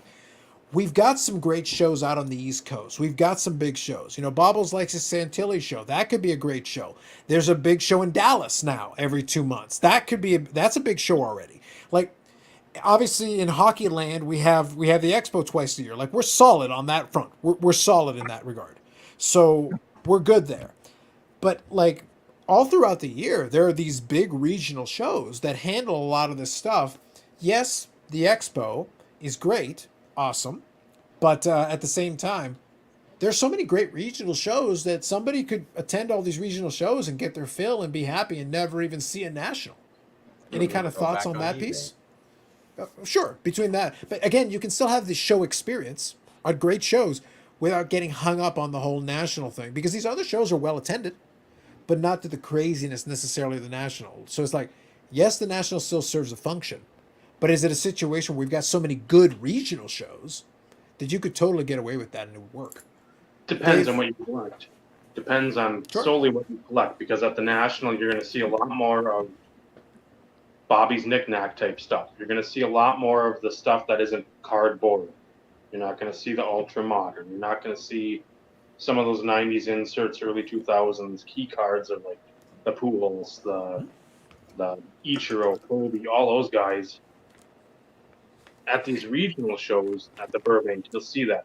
Dallas, you'll see that. Nashville, you'll see that. Down in Orlando, Atlanta, at that Culture Collision or whatever it is, you'll see it. Out the East Coast, you might get a few more like pennants, that type of stuff out there. But the national is going to still be, and I don't want to call it a flea market, but that's basically what it is. You're going to have pretty much any and everything collectible there, guaranteed. Now here's a question, Dave. Kind of the way I'm positioning the question. And this is for everybody else. Take it in the direction that you want, but I'm just presenting a couple of alternatives here. My question, the way I'm presenting it is, because Dallas has grown now, it has become a very large show. Not as big as the National, but it is a very large show. And it's being held consistently. So, if they're doing it. And again, we're having, if the Burbank show, they keep running shows over there and they figure out a better venue. Again, they had a lot of people, so they need a little more space. But if they find a better location, it could be a good show. And we've got the other shows happening on the East. That could be decent. Again, it depends on which show you're talking about. But if some of these other shows go in, like if I'm a dealer, The national costs a lot of money. Yes, a lot of people come in, but if I'm running a 400 or 500 table regional show, that's a damn big show. I can make a lot of money on a weekend, running that show. And if I'm there, I can be local, but I can also travel. There is a world, an excuse in which traveling to the odd Dallas show could still make sense for even someone like me. Not all the time, but once in a while, sure, once or twice a year. And then I've got the expo twice a year. And then maybe you do a Chantilly. I'm just using it as an example, but I'm insert whatever other decent sized show. You've got the Midwest Monster. Like I'm throwing out names, but there's a lot of shows that are decent size throughout the country that you could attend. Again, I'm not saying no to the national for sure, but I'm saying like, is there an avenue where it's like, look, man, under the right circumstances, you could attend one of these other shows and still hang out with your homies. You could arrange it. These are good sized shows, Oh, yeah. and they don't involve the craziness of the national per se. There could be some value to that. I'm just throwing it out there. Any thoughts? Yeah. I mean, if you're looking card wise only, that's probably a very realistic way to go, because you don't have to worry about the national, trying to find lodging, Mhm. airfare, especially if you're coming into O'Hare. If you're flying into O'Hare, that's always a Right. crapshoot. Yeah. So, if you want to go Dallas, like you said, let's say go to Dallas in February, go to the Expo beginning of May, Mhm. maybe pick up another like the Atlanta show before the national, Sure. because people are going to want to be offsetting stuff before the national because they want to have money for the national. Then come to Dallas maybe in August or September, whenever they've got it. Then the Expo in November. That's still a full year of shows. That's still For a full most, year. but that's my point. For most human beings, for most people that are not in the business, you're not a dealer that's doing the traveling thing. You're an attendee. You're a collector. I can't go to a show every month necessarily. No. Like some people can do local shows all the time. That's fine. But I'm talking about like these bigger shows. You could still attend 4 or 5 big shows a year spread out over the course of the year, visit all different segments, and still cover a lot of ground. Like you could cover a lot of ground, a lot of territory potentially if you plan it out in a good way. I'm just saying. It'd be interesting to see that. Like, hey, if I want to stay from Tuesday night till whatever, I'm checking out Monday morning. Yeah. For the national, pit that against 4 shows like these other regional shows. See how that would economically be feasible, or maybe that it might not be. You might be like, man, Dallas is expensive to stay down there. Nashville's expensive, or wherever, Chantilly out the East Coast National, that's pricey out there. But it'd be interesting to see that economically, like apples to oranges, and see how that would work out too. No, I think that's fair. Bubbles, any thoughts kind of on the concept that I laid down there? I laid out different scenarios. I'm going to get a refill here in a second, but I want to leave it for you. Obviously, the Chantilly show is one that you advocate for, certainly. It has its purposes. But I'm using a scenario where somebody wants to attend some shows. Yeah, the National is certainly out there. That's a possibility. I'm not saying no to the National. But there's all these other shows now. Like you could potentially attend a bunch of decent sized shows and never see a national and still have a pretty good hobbyist experience, I would think. So to speak on what you're like, both sides of what you're saying, and then something you mentioned earlier. So obviously we just came out of the Atlantic City National. And even though so many people say Atlantic City is just a dud and bad location, everything is I will die on that hill. Atlantic City's trash, burn it to the ground. Please continue. It's not a great city by no means, but the convention center was really nice. And even with all of those elements of negativity involved with it, the turnout was still pretty big. Now, I will also say my wife asked me while we were at the show, like, was I having fun? And my exact answer to her was hanging out and meeting everybody has been a blast. Like the house, meeting friends, people like Andy, if he's still on here. There was several people that I got to meet that I would consider friends within the hobby that I never got to meet before. So that experience was amazing. As far as buying cards, yes, there is a ton of cards at that show. But the experience of buying cards, I told her I actually prefer Chantilly. The two biggest cards I bought from the show, I actually bought from dealers that I could have like messaged on Facebook and told them I wanted the cards and they would have mailed them to me. So I didn't need the National to buy cards. Now, to Carlos's point, yes, if you it depends on what aspect you're going to the show for.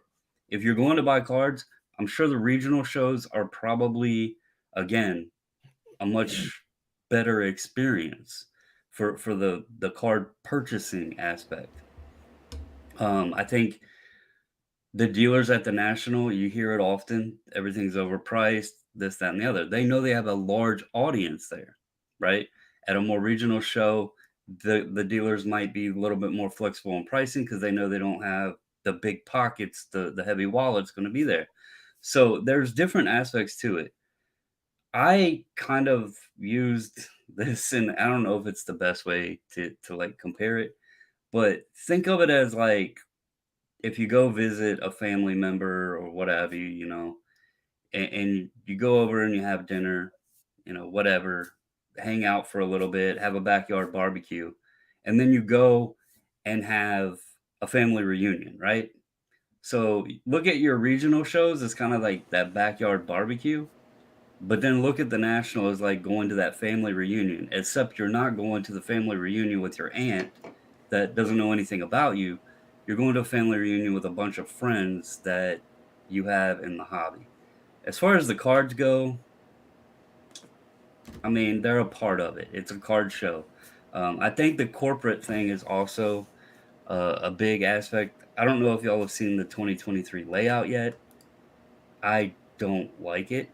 There's like 3 or 4 corporate areas, corporate pavilions set up, and the dealers are just kind of everywhere. I actually kind of feel sorry for the dealers because that's one thing I didn't like about Atlantic City. I didn't like the dealers were split up. So, but that's kind of my feeling on it. Yeah, no, that's fair. So let me take a look here. I'll get caught up on a couple of the comments here. So thank you again for all the comments, everybody, as always. Hockey 9 says, I don't like it when Carlos rudely removes Eric. Was that interested in the Celtics collection? What? I rudely remove Eric? That doesn't happen. So anyway, Lake Adequate from Bob. Eric, is that a thing? Do I even do that? Anyway. So anyway, favorite part of the show is when Eric says son of a B word. That's facts. That's true. Eric, you got anything to say for yourself? No, moving on. So anyway, agree. Dealers will travel more than they used to for the big regionals. Reason why I go to the Expo for hockey over the National. Almost no hockey. Fair enough, international borders. Eric, can you believe that? That's crazy. That's nuts. Hate you. 100 episodes. Anyway, Bobby just popped off, so if he comes back, I'll see him.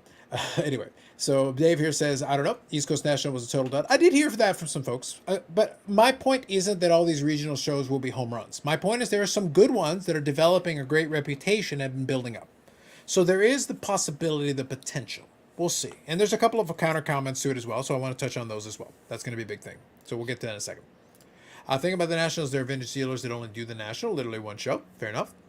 So Dave, to that comment with Dave, yeah, I don't know where exactly he attends shows, but that's one thing and why I love Chantilly so much is I don't know if folks have ever watched or talked to anyone that goes there, but that show has a great selection of vintage cards. Very Paul knows a football dealer that deals with vintage that goes there now. There's a lot of a great selection of vintage as well as your modern and ultra modern. It's not a massive show, but there's a good selection and a good variety. So, and I believe Philly is the same way. I do want to go to Philly at some point. So yeah, I didn't mention that one, but that is true. That's another big show that, like, yeah, again, Philly. my point is there's a lot of regional shows that have decent size, that a lot of these dealers are based out of those shows. So they do attend those shows. It just depends on the dealer. Is the National too big now? And that's a point that could be debated. I guess it depends on what you consider too big, right? They obviously are the biggest show still. They are still the biggest show. So the question is, does that mean, is that a benefit or is that some question? Like, we'll see. Paul here says, doing well at a show is almost more preparation than the show itself, but you got to be priced right. True. And in the green, when priced right, hard to get that point though. National or random regional, yes. The other thing also, by the way, just a side point, it's harder for some of these dealers to break even the more expensive it is. The National is not a cheap show to set up at. So you're putting some of these dealers behind the 8 ball that almost forces them to have to be aggressive on pricing. Just to keep up. Just to Weren't break even. tables like 6,500 or something like that? It's a crazy number. Like it's not even a joke. We talked about earlier tonight the regional show that Brad had. It's over in Halifax, to be clear. It's over where Brad's situated. That's not like a big place, Halifax. Like there are cities that I've got in in southern Ontario that have more population than most of Halifax and region.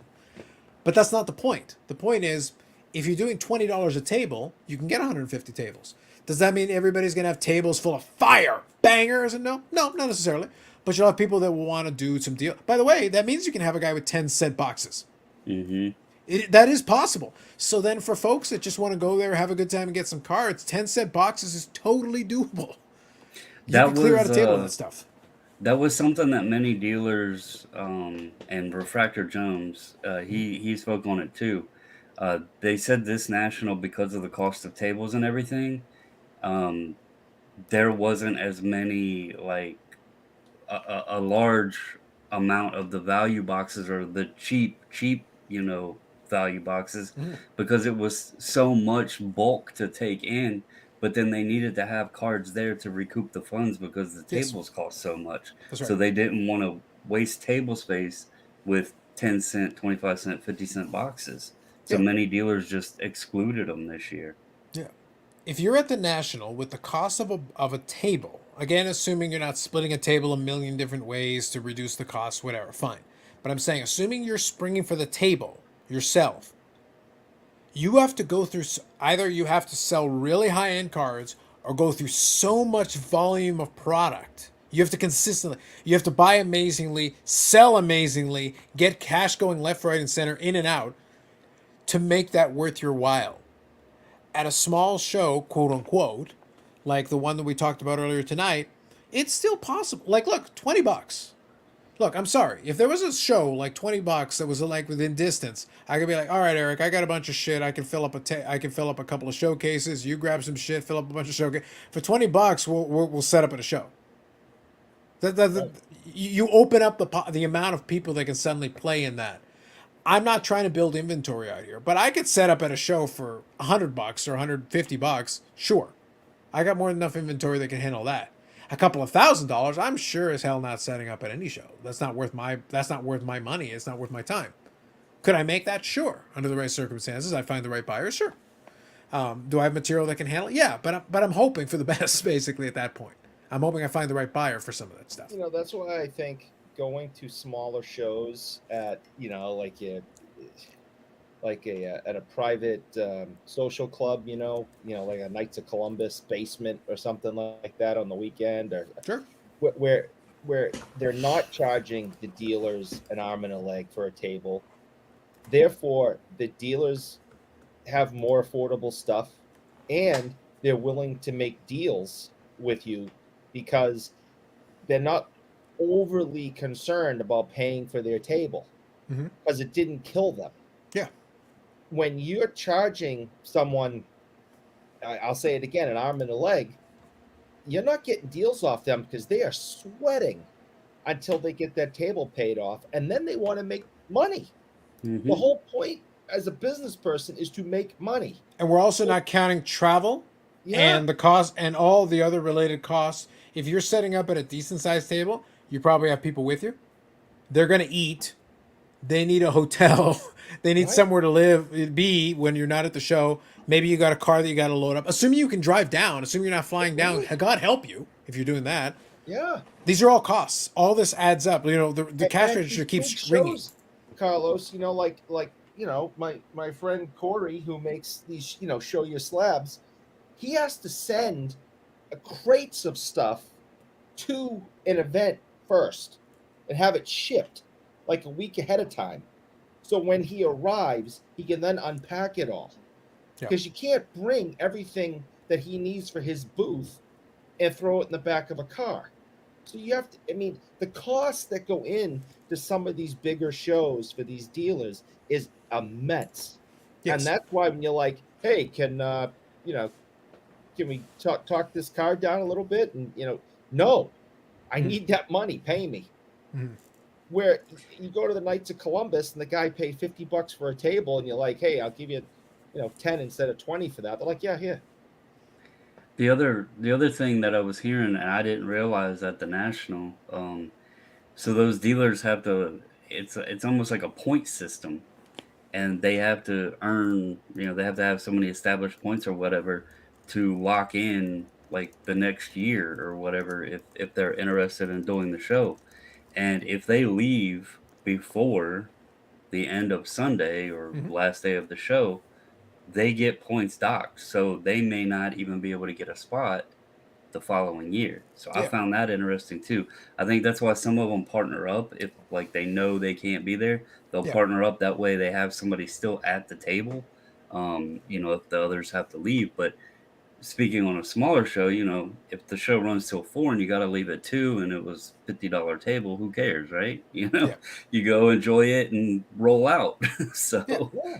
But that's the thing. A smaller show has a little bit more flexibility. And that's really the overarching point here. It's like I'm not saying no, but I'm saying you got to consider all of this stuff. That's all part of the game.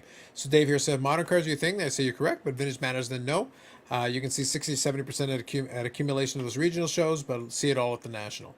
I think that's fair. The only thing though is a lot of the dealers that have a lot of the more interesting stuff. I guess it depends on the dealer in question, but a lot of them it's like but it's also priced like that. So it's like I'm not going to a show and going out of my way to go to a show. It's like, I can look at it. I'm not going to acquire it. Like the price you have it at is not going to happen, but I can see it. Awesome. Good to know it exists. Thanks. Thanks for sharing. Go ahead, The Dave. most expensive card that I bought actually at the National, I had the deal in place Monday before I ever even left my house. And I picked the card up Tuesday when I got to Atlantic City. So the National itself had no reflection on me actually getting the card because I had the deal already in place before I left my house. So, Yep. and that was the biggest card I bought at the show. For sure.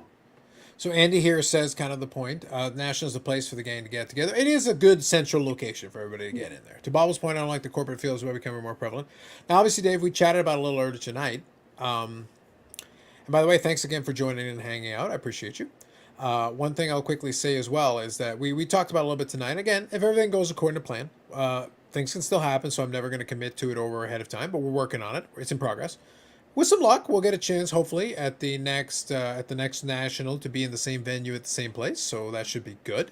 We got to get you up to an expo, though. I think that would probably fit your style pretty well, so we'll have to figure that out. Dave, Yeah. buddy, if you can get to Toronto, and We even let Eric in the country, buddy. well, I I know. snuck in. We even allowed it. Like, the bar is so low, bro. Yeah, I snuck in, but that's beside the point.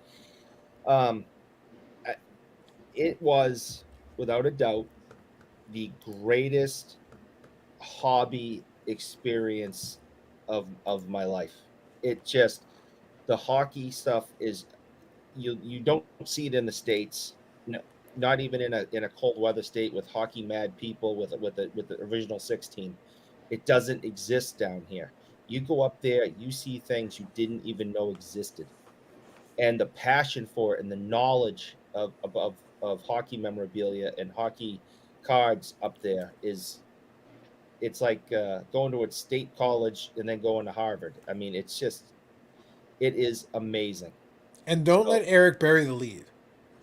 I walked by. I've seen the shrines. Steve the Hockey Oracle is worshipped like a god. He should come here and visit the temples. If nothing else, for God's sake, visit the temples. The worshippers are here, man. Good Lord. They're waiting. The day will come. The day will come. If you like hockey, you have to go to the temple. Facts. It is amazing. Everything is in pristine condition. 50 years old. The stuff looks like it just came out of a pack. It's just insane. Go ahead, Dave. I think it's going to be Vinny and I somehow road tripping because I know he's just across, basically the border, there in Michigan. So I drive over. Yeah, that might be 12, 13 hours from me, but either do that in a day or But I think if you guys break it up, like I think if you have it planned out where you guys break it up, I think you could do a stopover, and I think you'd manage. I think you'd be okay. It's 10 from my house. But I mean, from his, I don't know what it is from him. He's just outside, I think, Detroit. Yeah. Detroit up. You know, we're from Detroit. Like, trust me, like we've driven down to Detroit a bunch. It's not that bad. No, that's a quick trip. That's what I mean. Like, you stop over there, chill for an evening, and then go from there. Yeah.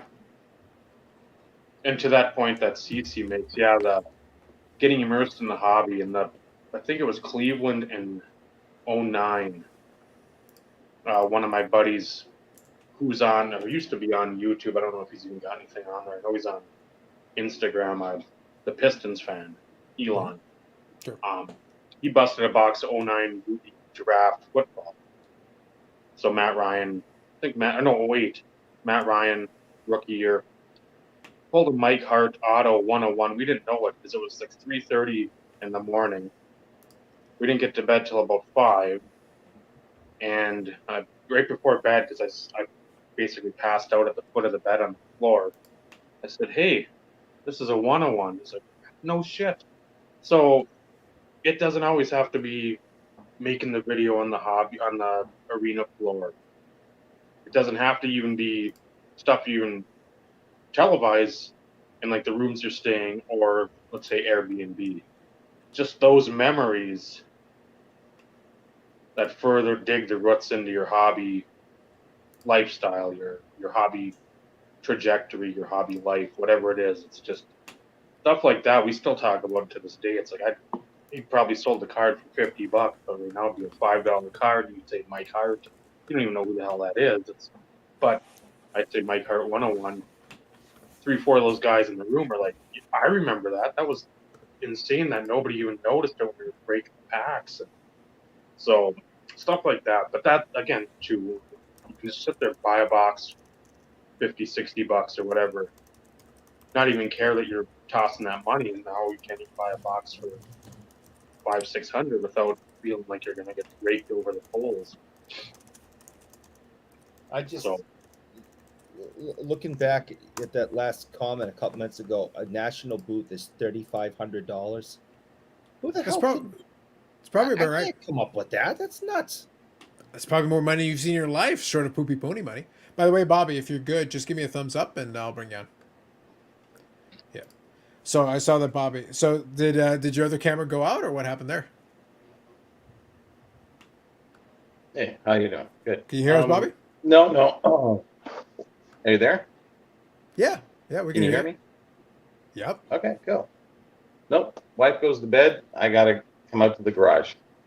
Gotcha. All right, no, all good. It's Just too- wanted to double it's too check, close make sure all was to- good. A proximity thing. So after about 11:30. Gotcha. Just to be fair. No worries. Sounds good. Good. But yeah, I was. But the bottom line with that Eric, is that it was just so. Again, I don't blame anybody. The folks that can manage and hang with it, awesome, good for them. But like, it's so expensive. You're starting behind the 8 ball so far that as a dealer, I don't blame you for struggling to make workable prices, because again, you're starting from a bad place. Like, so it's like the overhead is already so, and you had to travel there and you had to do all those things. That's why I talked about, like I said, I'm not rejecting the national out of hand from the previous discussion. I'm not. Again, we're already making steps and we're working towards heading to the next one. But again, it's more than anything out of like, yeah, I think it would be good to go. And I'll be very transparent with everybody. If it was just all things being equal, I don't want to go to the national.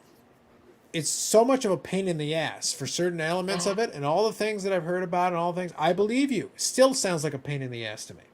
And I'm the kind of a person who was like, if it's a pain in the ass, I actually don't want to do it. Mm-hmm.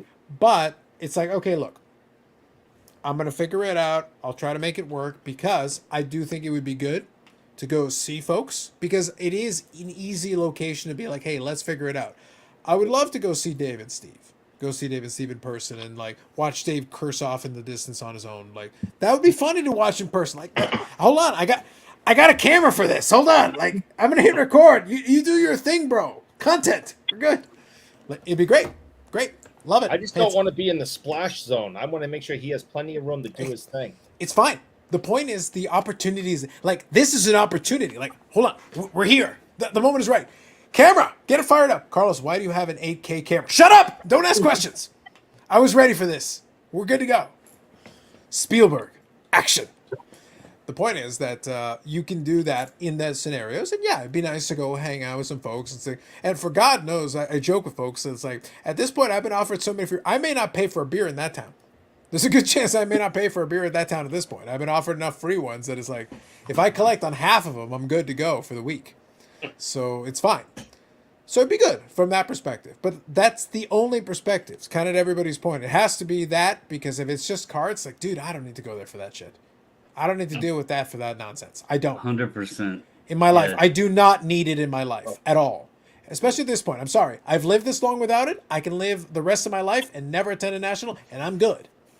But, sure, from the right circumstance, yeah, let's go hang out. Let's do those things. Great. I'll go to the Cubs game or the White Sox game. We'll do that as part of it, and it'll be good. We'll have some fun with it. On the flip side, though, what Eric mentioned to Dave about the expo and what I've heard you guys talk, that is a show that has interested me in going to, simply for the card aspect of it, because it's true. You The know? Expo's still good for cards. I will say the Expo still can deliver card-wise, I believe. Again, it depends on what you're looking for. Bobby is very particular in what he's looking for, so for him, it's going to be trickier. But for Well- most people in the hockey card hobby, you're good to go. Oh, Modern Well, vintage, whatever. that's you're what I'm good. saying. Like, everybody pretty much mentions it down here. You'll have a dealer or two, you sprinkled in with a few hockey cards, but overall, it's not really existent down here. So it would be cool to go to a show and see more of the cards from that sport, because I mean, me and you have talked about it a lot, but I'm still new into the hockey card thing, about 2-3 years now into the hockey cards. I bought my first one in February 2019, or February 2020, sorry. But it's something that I really quickly started to enjoy. So that show has been intriguing to me to try to go up and attend.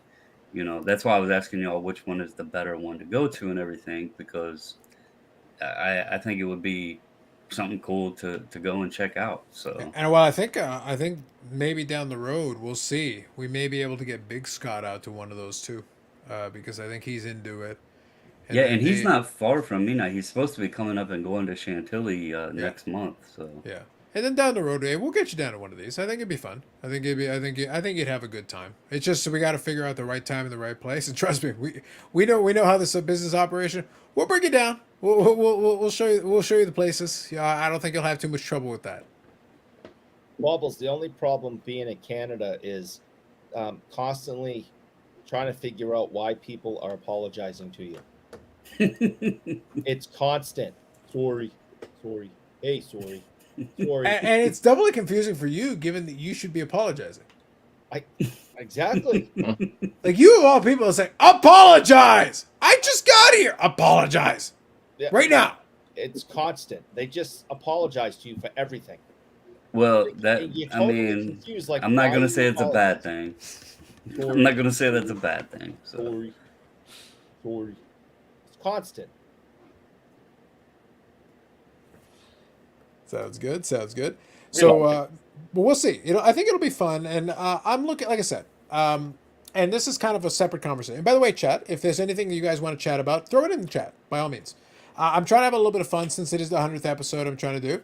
I did mention to Paul, if he can figure out a camera that isn't a potato, I'm gonna see if I can bring Paul on. Sounds dangerous, but I'm gonna see if I can do it. It'll be the first time I bring him on, so why not? Tonight we'll try. So let me shoot him a link just so he has it. So let me do that. Andy Okay. kind of brought up something in his comment in response to what I was saying about the national. Yeah.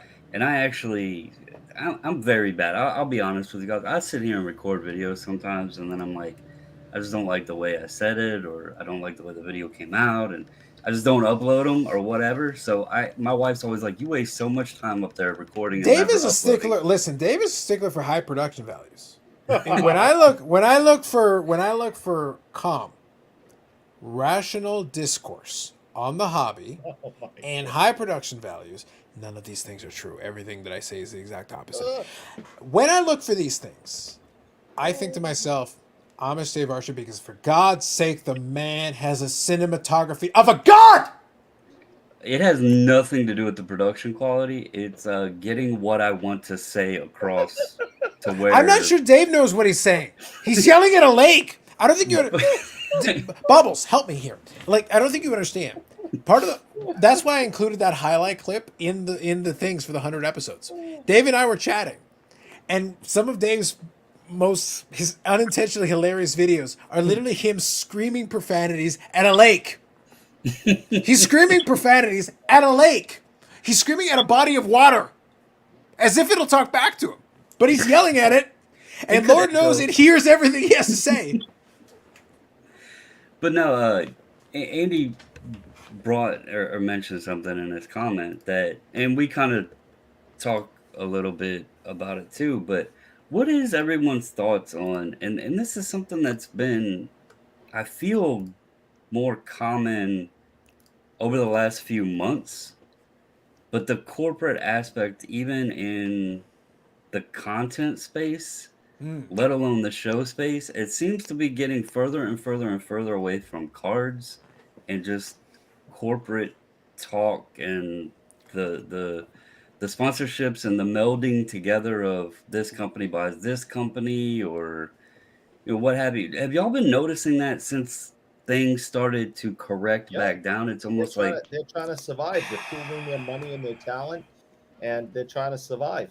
And this is one of the things I actually predicted and said was going to happen in January, that you were going to see these companies do this, because they built their companies up, they hired staff, they bought space, they got resources.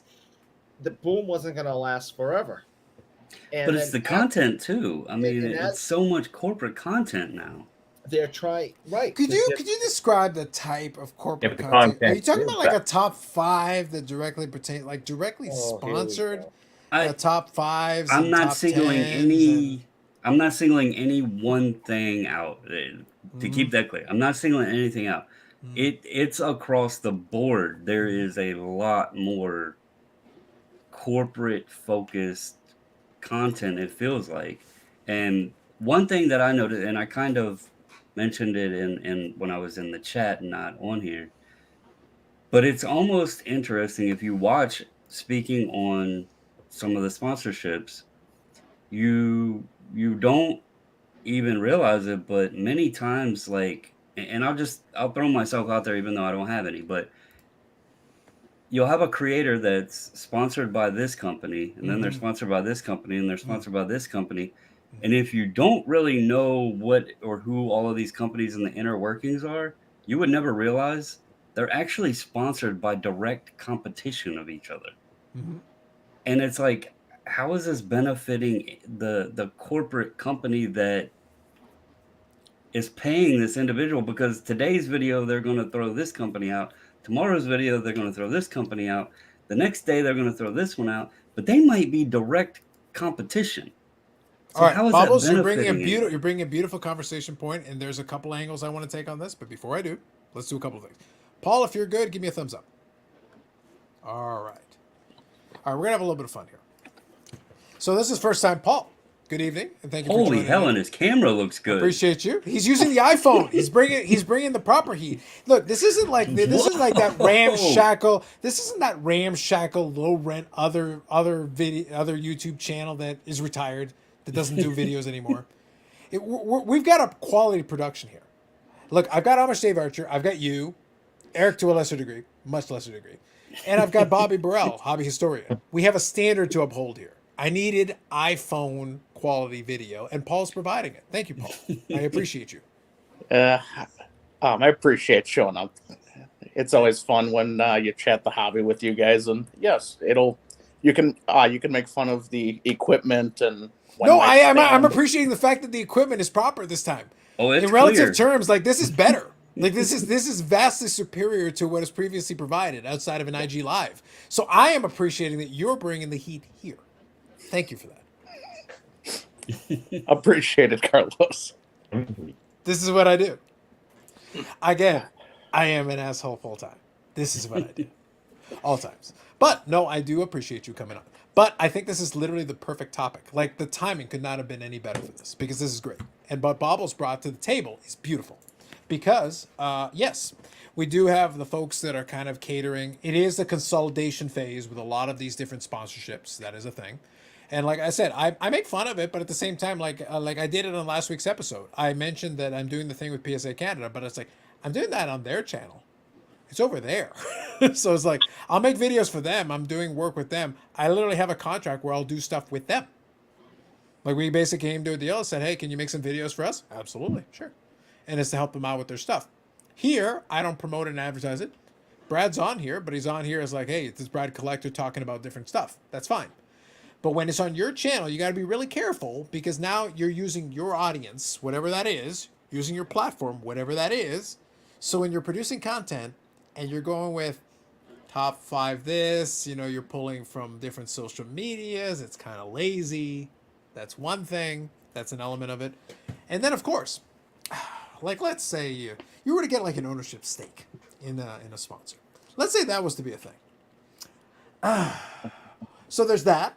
There's 5 or 6 infomercials, and now you're suddenly working for like this stuff happens sometimes. All right, so in order, so Paul's the guest, but I want to let you have a moment to take your thoughts. So compose your thoughts. I'm going to give you a chance. You're going to go right after. Dave, please, Dave. First crack at this one, please, if you will. So you're saying Carlos tag? I'm it. What? Yes, I am tagging you right now. The tag is happening right now. Dave, don't encourage him. Too late. Sorry, what was that? Go on, Eric. Sorry, did you have an objection? Did you have something to say? I hate this place. Go on. Anyway, so as you were saying, Dave, please continue. I am not a fan of channels that are standalone channels on here merging together. I don't know what that was. Was that some sort of Freebird? He says you're number 1. Please continue. No, I was not saying that to Dave. He's saying you're number I would 1. never Please say that to continue. Dave. He is a rude man. We've already established this. He is a rude man. His It mother is taught awful. him no manners. Where was he raised? That's really the question that we have. Please continue. You guys are going to get me in trouble again. Deservedly so. Look, you already said on record, on camera, I have it on camera, you said Jeremy Lee and Eric Myers are both assholes as per Sanderson Door. I have it on camera. You did. That is a fact. That is what you said. 1 Moving hour. on. Please, do not interrupt Dave anymore. Please. Decorum, sir. So fucking rude. Right. I'm not a fan of these channels merging together because they can't bring up the audience on their own channel, and then they start to speak for the community. When all of a sudden some of these channels, oh well, now we know this, we know that. It's the corporate when they start adding that everything's sponsored by. But for me, YouTube's always been grassroots. Again, that's why my channel's stagnated at 750 subscribers for whatever amount of years. I just think they don't appreciate you yelling at the links as much as I do. Some people have said I'm a polarizing person. That might be a thing, yeah. It might be a thing, yeah. They don't like the flowery language, which I brought up in the clip. Yes. But when you try to gather the support of the community by saying, well, now we're all teamed together and now you should follow us, so this should be the standalone knowledge center. Mm-hmm. And then you go back on collect collect whatever you want. Collect what makes you happy. But if it's 20 tops, and you don't want to see that in your feed, and then on a recent video, people should collect whatever they want. You need to be held accountable. And it shouldn't be always. There seems to be this notion of other channels banding together to maybe make a Hall of Fame YouTube push. He's talking about Baseball Collector Mike, so just so we're all on the same page, he's talking about Baseball Collector Mike. Please continue. The first part, yes, because he's one of my favorites, one of my best. There's friends. like 3 people, Bobby, that don't know. There's 3 people, and I need those 3 people to know what he's talking about. Please continue. There's others that push. I don't know, something that puts like some legitimacy behind your channel. Well, I heard Bob Lewis is writing those cattails to this day.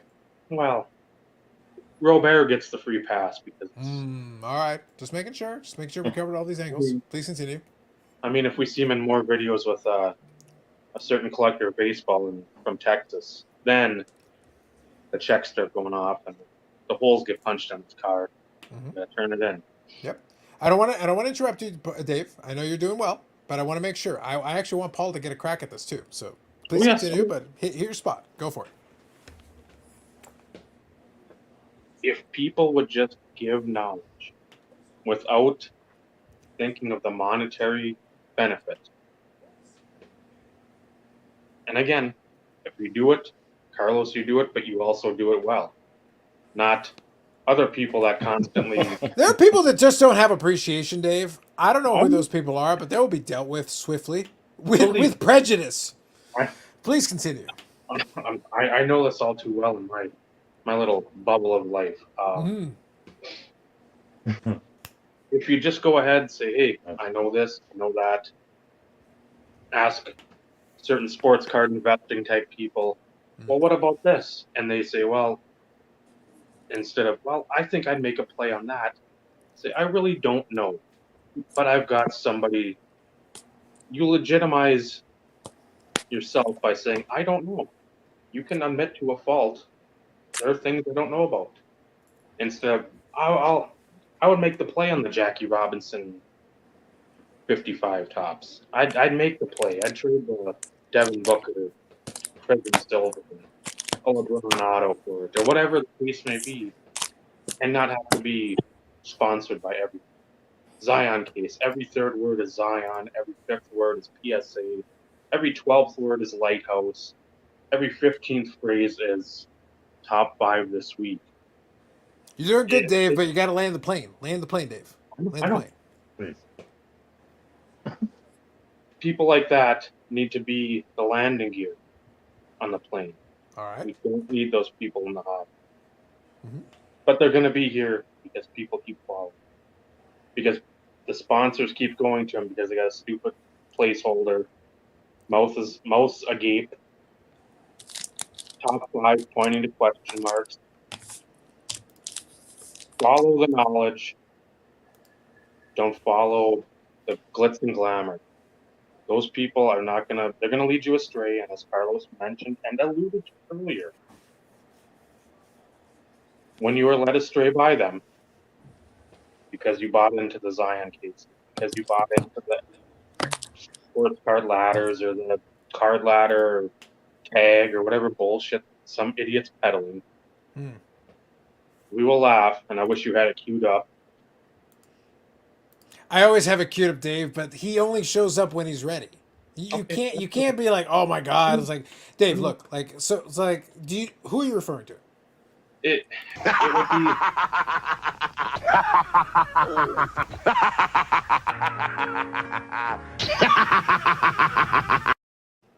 He doesn't work on your schedule. I tried to explain this. Like, he doesn't work when you want him to. He shows up when he's $1 million man. He can show up whenever he feels like it. I know. I expected too much, but that's how the laughter will be. We will laugh like a certain man who has $1 million plus. Correct. Yes, correct. Thank you, Dave. So I'll come back to you in a minute, but thank you, Paul. I want to give you a stab at this one because this right here is in your wheelhouse. This right here is in a sweet spot for you.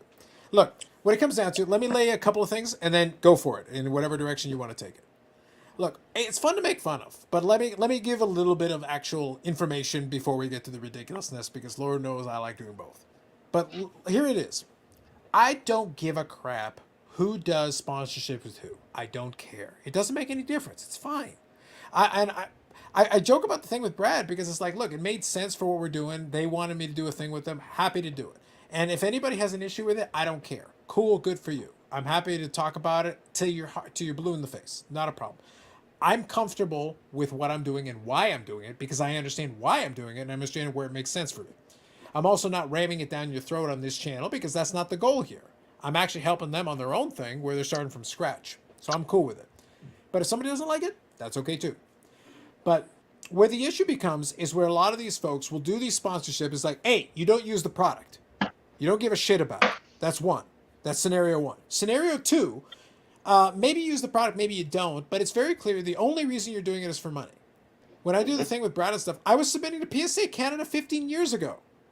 I did a video with them already where I was going through my office. I had old PSA forms that I still had left over from when I went to the expo and grabbed them. I still had the old forms. I was actually able to show everybody the old pricing on the thing from 2018 because I still had the sheet. I was doing it before. Like, I was working with Brad's predecessor, Len Potty, back when he was running it as Platinum Promotions, a.k.a. PSA Canada. It wasn't PSA Canada at the time. It was nicknamed that. And it was in the little expo ad all the time. So it's like, I was doing business with his predecessor for years prior to doing business with Brad, prior to getting to know some of those folks and breaking bread with them. So I actually know them, and I chat with them personally on a regular basis. So it's like, it was easy for me. They approached me and they said, hey, would you be willing to work on this with us? Yeah, sure. Great, no problem. We figured it out. I'll defend it, no problem, because I have no problem defending it. But I'm comfortable that way. Some of these other guys, it's like, I don't think they're that comfortable because they're in this weird, precarious place. They're making lazy, half-assed content that's regurgitated from social medias, my opinion. That is what I'll say. Alternatively, other ones, now you got an equity stake in this thing. It's like, well, you barely know what you're talking about before, and now you're like this authority who can give credence to this product? All right, I guess. Are you the VP of Business Development? Good for you. That's adorable. Cute. I'm happy for you. Whatever. Anyway, the floor is yours, sir. Please, have at it. I'm a fan of how you said it before earlier. Yeah. I'm a fan of the you ultimately have to sell the product, and that's going to be hard. Yeah. If you're heading against someone that's got 3 or 4 decades in this, best of luck. I'm all for being entrepreneurial, the business aspect. You spend your money how you want to. It's risky, it's not risky. Whether that means you start the business or not, that's fine. Whether that means that that you promote certain items that you think should sell for more, that's fine. Didn't think I was getting this one on the show, but yeah, it's coming on there, Carlos. All right, hold on. I'll give you a chance. Hold on. Show it again. There you go. I'll give it to you this time. Since you're a guest, the first time you've been on, episode 100, first time we get Paul on here. I'll give it to him for this episode. Go on. But I ultimately have to find someone to actually sell this. Whether that means I'm selling grading, whether that means I sell a pre-review service for the hobby, whether that means I make a video to sell the charts and graphs you can find for free anyways. You know, you ultimately have to find someone at the back end of it, and that can be hard. I mean, if you're open about it and it's money for money's sake, just disclose it. But also, I don't have to sit there and go, hey, I'm super interested in this. Whether that means you want 1,000 points on the scale, or whether that means that you want to be one of the few individuals that actually have a Led Zeppelin rookie card. I have to find someone to actually purchase this item. I believe that this will be hot. If someone believes that 1,000 point grading is going to be hot in the future, so be it. but I can spend my money however I good well feel like, or watch the channel or not watch the channel. Just as long as you disclose it, then so be it. Who cares? No, I think that point is the key salient point. My mocking has always come from the reality that it always felt. So I'll focus on one example and I'll switch over to the other. It's always felt like this was a fait accompli. There you go. There's a little en français for Yannick. There's a little bonus for him. A fait accompli. And what that meant is that it felt like we were always headed down that path anyway. So with good old Floating Head, we were doing a 5-part infomercial series. Where's this going? Oh, I'm doing this out of the goodness of my heart. I'm sure you are. I'm not suggesting there was a deal in place prior. There very well couldn't have been. It's like the longest audition / interview in history. Fine. You want to do it that way? Great. But like, you're not running to go do that. Most normal people, even if you think, oh, this is kind of interesting, you'll do an episode or two on it. Okay, cool. Explain sell your wares. Explain your situation. Sure. 5 parts is like, okay, dude, like you're on. I hope you're getting paid for this. It's not a matter of like, am I judging you? So no, I'm hoping you're getting paid for this because otherwise you're an idiot. You suck. If you're not getting paid for this, you don't think I would not. I teased and I joked about it. The whole thing with the PSA Canada thing is like, we discussed it and came to terms that we were agreeable to before the first episode. We were on the same page. All right, cool. We're gonna do this. Great. Sounds good.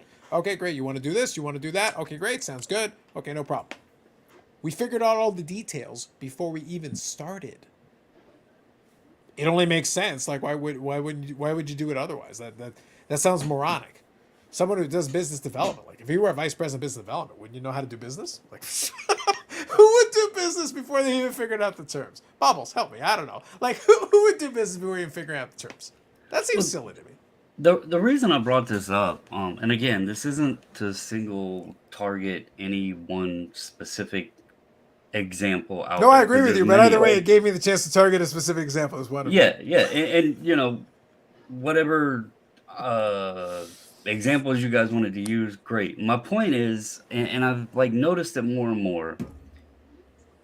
It seems recently, and it's always been there. Corporate's always been there, but it seems recently, maybe since the Fanatics announcement, maybe since the cards have settled back into a comfortable space or leveled off, whatever, corrected, however you want to put it.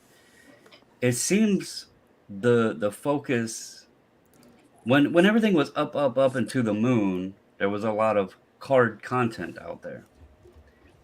Now it's starting to get all where everything is about this product or this corporate thing or this corporate topic even. You know, a lot of the content has just been focused around the corporate side of things. Now you sprinkle in the sponsorships and you know, there's one that stands out to me, and I'm not going to throw anyone, both company or sponsored entity, under the bus, but why not? This is fantastic. Please do. because PSA Canada?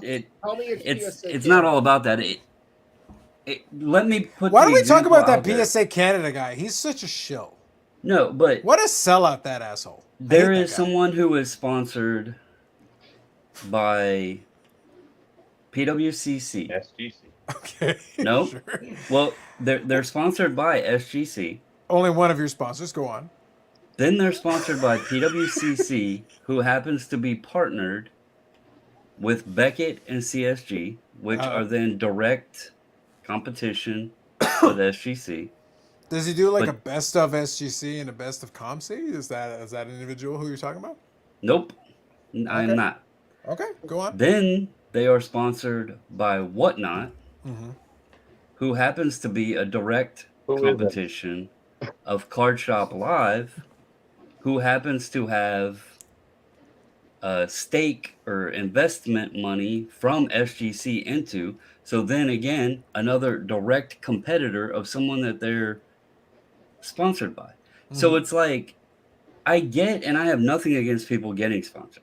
I use the analogy, people pay more money for commercials during the Super Bowl. Why? Because the audience is there, right? Mhm. You know, whoever's running the Super Bowl don't have to like Pepsi, but they're going to allow it on there because they're paying money and the audience is there. Pepsi's going to pay up for it. Sure. So I'm not against people getting sponsorships or whatever. But it's almost getting to the point where you have to question, does the company make sense for the people they're paying the money to? Because does this person even really know about the product? Mhm. And then are they paying money to someone who is then also getting money from a direct competitor? And you're kind of putting it all in a blender now, and it's becoming like someone mentioned, why is Nat Turner doing content with Sports Card Investor You mean when Ziggy? Nat Turner is, but you see where I'm going here, like, Yeah. but then I looked on, you look on Instagram, Sports Card Investor he's been putting out a lot of posts about Golden, Yeah. who also happens to be tied in with collectors, who just so happens owns Card Ladder. Right. So you get all of these little corporate things put into this blender now, and it's almost like, are they all just in the same swimming pool having a party while we're back wondering what in the hell is going on? Is it becoming one big party for all of them and say, okay, how much money can we pull out of this? Because that's almost what it's feeling like. Dear God, Bobbles, you're like hitting right on the beautiful. You're hitting on the. Hold on. I gotta fix my posture here. Hold on. Now I'm excited. Hold on. Now I'm ready to go here. It's like hour 4. I just woke up. It's like hour 4. I just woke up. The thing is that what you're talking about is the classic discussion that I've had, and I want to bring Paul into this. Like I said, I want you to be part of this discussion because I think it'll be fun. I think we'll have some fun with this. But like, look, I mentioned it with the Hockey 99 comment from earlier. It is not my job to protect the hobby. I don't care about protecting the hobby. That is not my concern. Right. Like, look, y'all do you. I'm very laissez-faire when it comes to the hobby. I'm okay with almost whatever. Like, look, if you have a question, ask the question. It's not that we're withholding information from you. We're not withholding information, but you must ask the correct question. You must ask the correct question. If you ask the correct question, I will give you the answer, and the rest you will be able to figure out on your own if you listen to the answer to your question. But it is not my job to save you. If you are drowning, here is the life preserver. I will give it to you if you ask the right question, but if you do not, I will let you drown. I don't care. It is, like, to be blunt, I don't care. It is not my job to save you. However, if you ask the correct question, I will throw you the life preserver, and you will be fine. You will be able to swim to shore. You'll be all right. But the key to this is exactly what Bobbles is touching on. All of these people in this industry. So the reason why I kind of make fun of Ziggy's stupid question, to be blunt, it's a stupid question. Like, I'm not going to sugarcoat it. It's a stupid question. Nat Turner is a businessman in this industry. He is a businessman in the hobby. Jeff Wilson, like him or hate him, I don't care. That is your business. That's fine. He is a businessman in this hobby. They're speaking the same language, man. So Nat will happily go on his channel. These other guys will go in. These folks are doing business with us. That's why. That's the reason why. Look, I'm going to give a little spoiler. By the way, it should not be a surprise. This should be very straightforward. The people that have been watching this should get this by now. Chris Hoge, basically, like, he knows this channel exists, but he heard about me basically questioning his mental faculties weeks and weeks ago. He heard about this. I had this discussion while this live was going on, and I was getting messaged at the same time. That happened. And here's the thing. And I flat out said, I stand behind everything I said because I'm questioning your mental faculties when you do not understand that you work for collectors. You do not understand that Nat Turner is happy to do an interview with Jeff Wilson. You do not understand, or seemingly choose not to understand, that everybody in that industry summit is not necessarily buddies, but they understand there is business to be done with person X and Y. Everybody at the table is a business person. They don't hate each other. You hate X, Y, Z. They don't. Nat Turner does not hate Jeff Wilson. Jeff Wilson does not hate Nat Turner. None of those guys hate each other because they're business people. They're operating at the table. You're not at the table. That's why you can be like, oh man, I hate this guy. I hate that guy. No, no, no, no, no, no, no. That's business, kids. Once again, I remind you that this is a different table than the average person goes in. The floating heads of the world wish they're at the table. They beg and plead, please let me be the butler and serve you water at the table. But you're not at the table. No, you're not. But you try. Lord knows you try. But the point is, the people who are actually at the table, they're fine. They're all on good terms. Because guess what? Maybe I need to do business with you down the road so I'm not burning a bridge. I'm not an idiot. What's wrong with you? When I do this, and just to put the distinction on it, just to help everybody out, 100th episode, you're all getting the fun stuff tonight. We're having fun now. But here's the reality of it. I have the luxury in where I'm at, where I'm still allowed to say basically whatever I want to say. I can piss off basically anybody in the industry that I want. But I'm not just taking random pot shots for the sake of taking random pot shots. It's like, no, that's what I believe. Like, that's what it is. That's it. But if I woke up tomorrow, and I'll give you a real scenario. I woke up tomorrow, and PSA Canada down the road became actually under collectors. They're two separate companies today. As it stands today that I'm speaking to you, they're two separate companies. I am doing business with PSA Canada. I'm not doing business with collectors. But they're very closely tied. That doesn't mean down the road, one day, there could be a day that they are suddenly the same company. Would that change some of the content? In a certain way, it would, because I can't then speak to, if I'm suddenly under a collector's contract, I can't then go and say, SGC did this stupid thing, this is dumb, this sucks. I can't do it. Not because I don't believe it, but because it would be inappropriate for me to do that. Yes, Eric, you can still say Beckett sucks until they buy you out. You're fine. But I couldn't do that because guess what? I'll use the analogy. Peter from SGC. He is the CEO of SGC. You don't think he sees what the other companies do, and if they screw up, you don't think he wants to do a victory lap? You don't think he wants to make fun of them for screwing up XYZ? But he's not an idiot. He's not going to sit there and go like, oh man, because guess what? If he makes a mistake, they will turn it on him so fast. And he has to go to the table occasionally and be at industry summits where they're there too. So he has to understand that there's a time and a place to say what you're still allowed to believe whatever you want to believe. You're still allowed to believe whatever you want to believe in private. But as soon as you're on one of those companies, that's why I gave Chris Hoge such a hard time at the time. I gave him a hard time because I said, you're a collector's employee. Whether you want to accept that or not, you are a collector's employee. That means what you say must be carefully thought through and vetted. Even if they won't vet you, you should vet yourself. You should be like, wait a minute, I work for this company. This company, Nat Turner, the guy, my boss, will go on an interview show and chat with Jeff Wilson. So when I'm taking veiled pot shots at Jeff Wilson, maybe that's not a smart thing to do. That's reality. Like I'm not telling you anything that isn't true. This is reality. This is life. It's just becoming more and more and more. And that's why I brought this up. I didn't know if others had kind of noticed the blender getting full more now. It's become more complicated than it's ever become. It's become more complicated. Like I don't blame anybody for struggling because all of a sudden the pool just got real crowded. There's a lot of people in that pool right now. And it's like who's aligned with who? I don't even know. And it's a more public pool. It is. It used to be behind closed doors, little things would happen. You didn't really notice it, didn't pay it. Now it's like in the open, and if you just pay attention a little bit, you can see the person jumping off the diving board, you know? Yes. So that's why I brought this up. I was just, it was a topic that I've been thinking about, and you notice it more and more. Again, this isn't pointing anyone direct out or any company, person, content creator, nothing.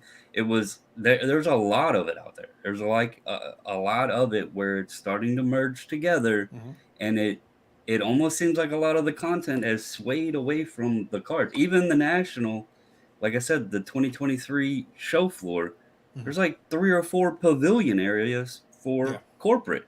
It's almost like 50-50 of even going to be dealers versus corporate. So just something I've noticed. So no, for sure. And I do want to have that discussion. But the reason why I took that time to have that whole preamble, I know it was long. I apologize for how long I needed, but I needed to cover a lot of ground. There was a lot of ground to cover there that I was trying to cover as quickly as I could. I'm trying to not bullshit you. Like, as much as possible, I try to be like, look, I'm being as honest as I can. Honesty, number one. A lot of the scams and stuff in the hobby, I don't give a shit. I don't care. I'm not going to pretend I care. I'm not going to, be outraged reviews. That isn't my deal. I'm not interested. I just don't care. And I don't care because a lot of times people have the capacity to help themselves and choose not to, and they become victims. They choose to become victims. That's why I used that analogy earlier tonight. Like, if you are the guy with the see-through Tupperware thing with the cash out there saying rob me because I'm an idiot, I am going to laugh at you. Sorry, I am. I'm a jerk. That's fine. Like, I come from a long line of jerks. Carlos Sr. is an asshole too. And his father, my grandfather, Jorge Alcazar, he's an asshole. He was for many years, many decades. So I come from a line of them. Don't worry about it. And I'm going to continue that. Don't worry. But the point is, I'm also pragmatic. I'm also practical. There is a time and a place for everything. That's why I gave you that analogy. I said, no, let's be serious for a second. If down the road, and I gave you a real scenario, like a legitimate scenario that could happen. I have no information. It's not imminent. It's not a thing right now. But if I wake up tomorrow, PSA Canada becomes under collector's banner, and they come to me and they say, hey, Carlos, would you be willing to do some work with us? Sure. Under the right circumstance, if the deal makes sense and it's cool, sounds good, Betty. But if the deal makes sense. But if that happens, then it's going to be, hey, guys, by the way, now I'm working for this thing. That means my tag jokes are probably going to drop off. Like, as tempting as it would be. In private, if you ask me personally, oh my God, I got tag jokes for days, bro. For days. But in public, would I still do them? No, probably not. Why? Because, well, now I'm in the industry that way. I'm financially. Today I'm not. Today, it's open season on floating head and tag jokes. As long as I like. But that could always change. And if it does, I will always make it clear that it does. And that's the reason why. That's the not bullshitting you part. Not pretending like, oh, but here's the thing. The old videos still exist. I'm not taking them down. So what I said before still applies. So that's why I said, like, no, those are my opinions. Oh, but Carlos, why did you say that now? Well, maybe the situation changed elsewhere. But the video footage is still there. If you want to know what I thought, the information is still available. Just saying. But not everybody will do that. Some people will pretend, oh, that was always my opinion. No, it wasn't. That wasn't your opinion before. Before you suddenly took the paycheck, your opinion was very different. Now, and I'll name names. Bobbles wants to avoid it. I won't.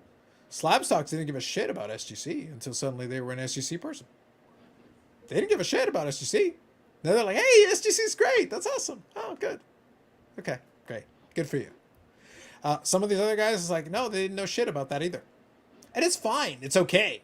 Again, look, if you get a decent deal, and a decent paycheck out of it, buddy, I'm a capitalist at heart. I'm not going to tell you no. Of course not. I joke about the Fanatics thing. That's not a joke. If they come down and say like, hey, Carlos, we'd like to buy your show. You can fucking buy my show. Of course you can. If you cut a big enough check, you can fucking buy my show. Hell yeah. No problem. But deal's got to make sense. And as soon as I do that, you will know. You will know because I won't hide it from you. It'll be very clear and abundant. It'll be in your face. I will wear the fucking Fanatic swag. You're like, dude, I'm going to make this as easy as possible for you to know what's going on. Will you All right. wear one of Tim's hats? What's that? Will you wear a hat like Tim? It says Fanatics. Fanatics has more dignity than that. Tim's a different category unto himself. He's his own issue. All right, Paul, go for it. I just wanted to make sure I got all the there's a lot of lay of the land I wanted to hit. I wanted to make sure I hit it. Go for it. All you. The blender of the hobby is actually really smart. I mean, if you're in banking, for example, like you are, you want to own the cash register. You want to own the vault. You want to own all this other stuff. These guys mixing it up, it's smart. It's how business operates. Also, you can be frenemies in there also. I own Visa stock. I hope that Amex does well. I hope that Master does well. It means that the industry moves up. Now, it's a small percentage of what I own, and Market Movers is a small percentage of what Jeff owns. And Floating Head Guy is a small percentage of what Nat owns. Right. They're small percentages. They hope that the tide goes up. Mhm. They don't have to hate each other. I think the reason that the floating head hates Jeff is because he's got the Paul Heyman syndrome. So, quick question for you. Quick question for you. Just a quick question for you. I love the analogy, but quick question for you. Do you think the floating head hates Jeff? I'm sorry, what's that? Do you you said the floating head hating Jeff? I wasn't under that impression. Are you sure you're talking about Hoge? Yeah, Hoge. Gotcha. I'm just making sure. Look, other the floating head sorry. slander I am for, but I want to make Sorry. sure we get the correct floating head slander. Sorry. That's important. Hoge hating Gotcha. All right. All Jeff. good. You're good. Sorry about that. You're good. But I think he doesn't like him because he has the Paul Heyman syndrome. He doesn't want to work for somebody else, which there's individuals who have that, and that's fine. He got how many millions to either not work and stay at home or work for somebody else. Either way, he got the money, but that's perfectly fine. But I don't want to interrupt, but I'm just, and Carlos knows the facts behind all, their ill will, and there is a reason. That's not it. We know what the facts are. There are, but I'll be honest with you. Like, I agree with you, Eric. Just to be clear, so we're all on the same page, Paul. There are separate reasons from that. I'll be honest. I don't care about those reasons. I still think they're weak. I actually think they're weak. Yeah. That's fine. I agree. And I am not defending any of it. Yeah, I'm just making the distinction. I'm making the distinction. As Paul is giving his opinion of why something happened. That's fine. Yeah, you and I know exactly why Yes. something has happened. Yeah. And I'm trying to tell him that's not it. Yeah. But we're So, not- so Paul, without revealing too much, there are other reasons. My opinion, Carlos's opinion only, is that those other reasons are weak, but they're not directly pertaining to that. But please continue. Go ahead. that was about it. I think he has the Paul Heyman syndrome, doesn't want to work for somebody else. And Except for the fact This he works is- for collectors. yeah, I think he's, oh my God, I don't work for ECW anymore. I work for WW. I hate this shit. And then he gets mad and leaves. Paul, you But- appreciate Dave. You appreciate that reference, eh? Good old Paul Heyman reference. So Go ahead, Bubbles. So to Lapper's comment, and then what Paul said, This one here, sure. and Yep. also to the statement of they get along. Mhm. I would agree with that. To We're talking about some Nat and point. Jeff, right? No, I'm talking about the corporate entities in general. Sure. Okay, fine. Sure. You know, No problem. I don't know that I would put it as far as they get along. I do think they may communicate a little bit, but to like Paul's statement of using Amex and Visa or whatever, and they want to grow, or Lapper's comment about the hobby being commercialized and how it grows. I agree with aspects of that, but just from things like, first of all, I thought it was funny. You said, if you got bought out or what have you, And I would sell out so hard. Just to be clear, Yeah. I would sell out so hard. It'd be but the fact that amazing. people would admit that sort of thing, and the fact that I got accused so often that SGC paid me because I'm a bulk submitter and I talked about them all the time was kind of hilarious, because how many times did I speak about other companies and things I didn't agree with? But anyway, Yeah. so to the point of that they all sit at this table and they all want to grow. Mhm. Just from things I've heard, I would have to disagree with that. I think they can be cordial, but I think they all want to be at the top.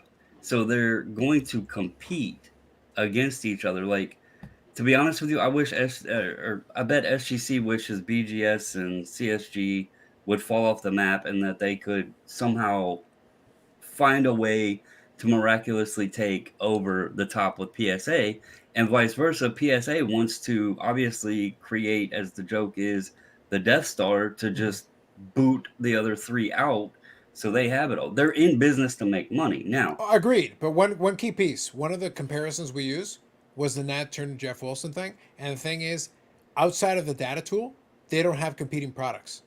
Right, and So like in that that's the scenario, thing. it's easier for them to get along because outside of the one thing, they basically have no competing items.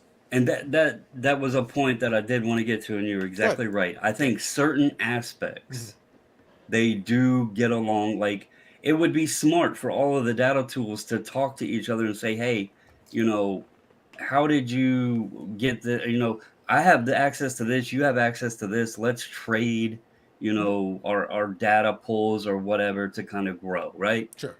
Because then they're benefiting each other. And let's be real, to your point, if one audience member likes Chris and one audience member likes Jeff, Sure. then we can choose our paths of which tool or whatever customer A wants to use or customer B wants to use. There's other aspects of the hobby that there is competition involved there. They obviously want to see growth because it builds the hobby in a whole up. But at the end of the day, they're in business to make money. And let's be real, when GemRate's tossing numbers out in the grading game, nobody wants to be at the bottom of that list, Mhm. So it's to a perfect point. SGC making the post, and to your point of people calling each other out, they made the post with the Mahomes optic gold vinyl. They give this big descriptor Mhm. of why the card is now in an SGC holder and why it got the 8. They explained how the other company graded it a 7 and they didn't feel that it condoned a 7. Mhm. But they never called the other company out, although it's a 101 and very easily to spot on a pop report. Mhm. So there was shade thrown without directly mentioning said company. So there is some competition there. SGC grades easy confirmed. Go on. I did not say. The funny thing is they didn't even show the back of the card, and that's where I- they said the damage was. So it was like, okay, you give this long explanation, and you're not even showing the people what you're talking about. So I did find it. I told you, I found the explanation a little odd. Sure. But no, that's fair. Not my card, not my problem. So No, completely fair. Because, like I said, look, this is supposed to be, it's not an open forum for everybody because I want to make clear. Paul, I have my fun. There are some folks who have opinions like, look, you do it on your own goddamn channel. You do whatever you want over there. Over here, yes, I'll cover a lot of ground. I'll leave a lot of room, a lot of latitude. We get a lot of leeway. That's why I try to be as transparent as possible. Look, I lead with I'm an asshole. I begin with the premise. See? Pointing up. Hold on. Okay, moving on. Anyway, so the point is that, like, look, I lead with that. Like, you live with it. Either you accept it or you don't. It's fine.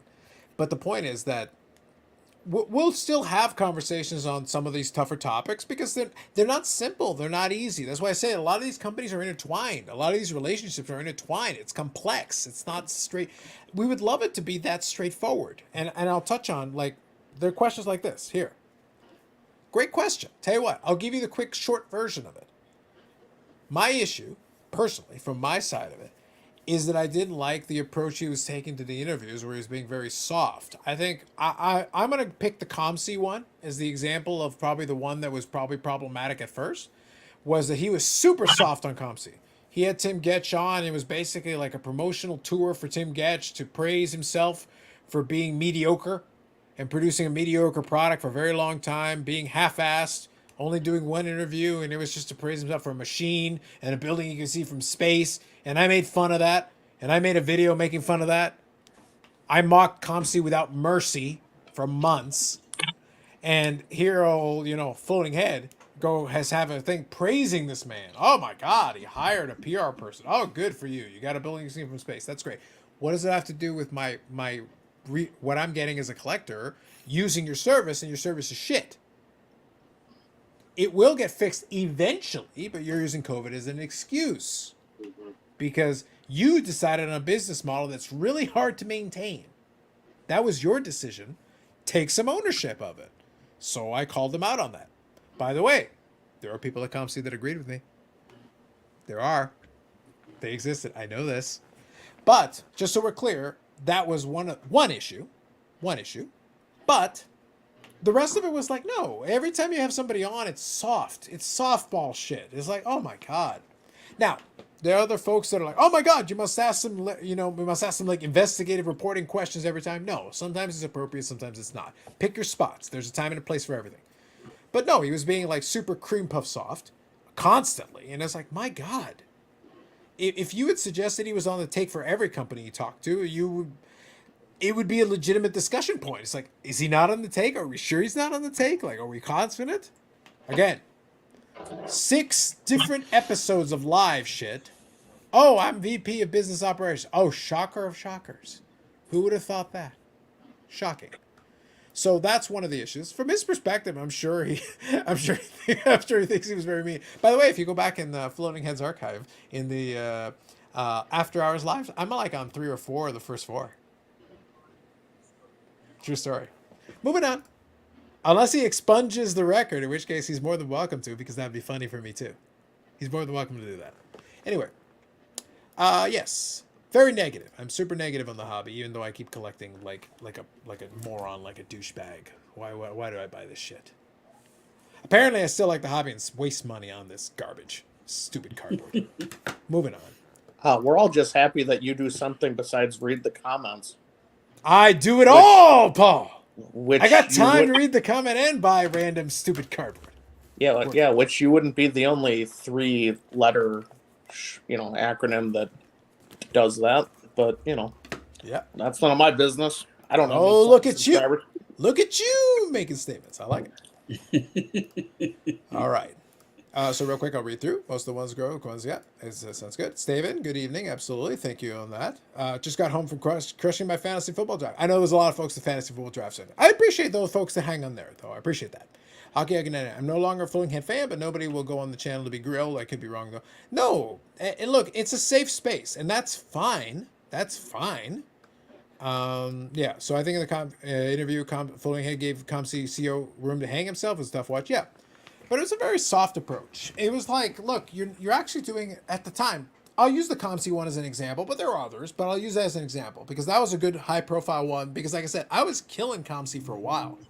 By the way, to be clear, in the spirit of fairness and accuracy, when ComC started doing better, I also said, hey, they're doing a better job.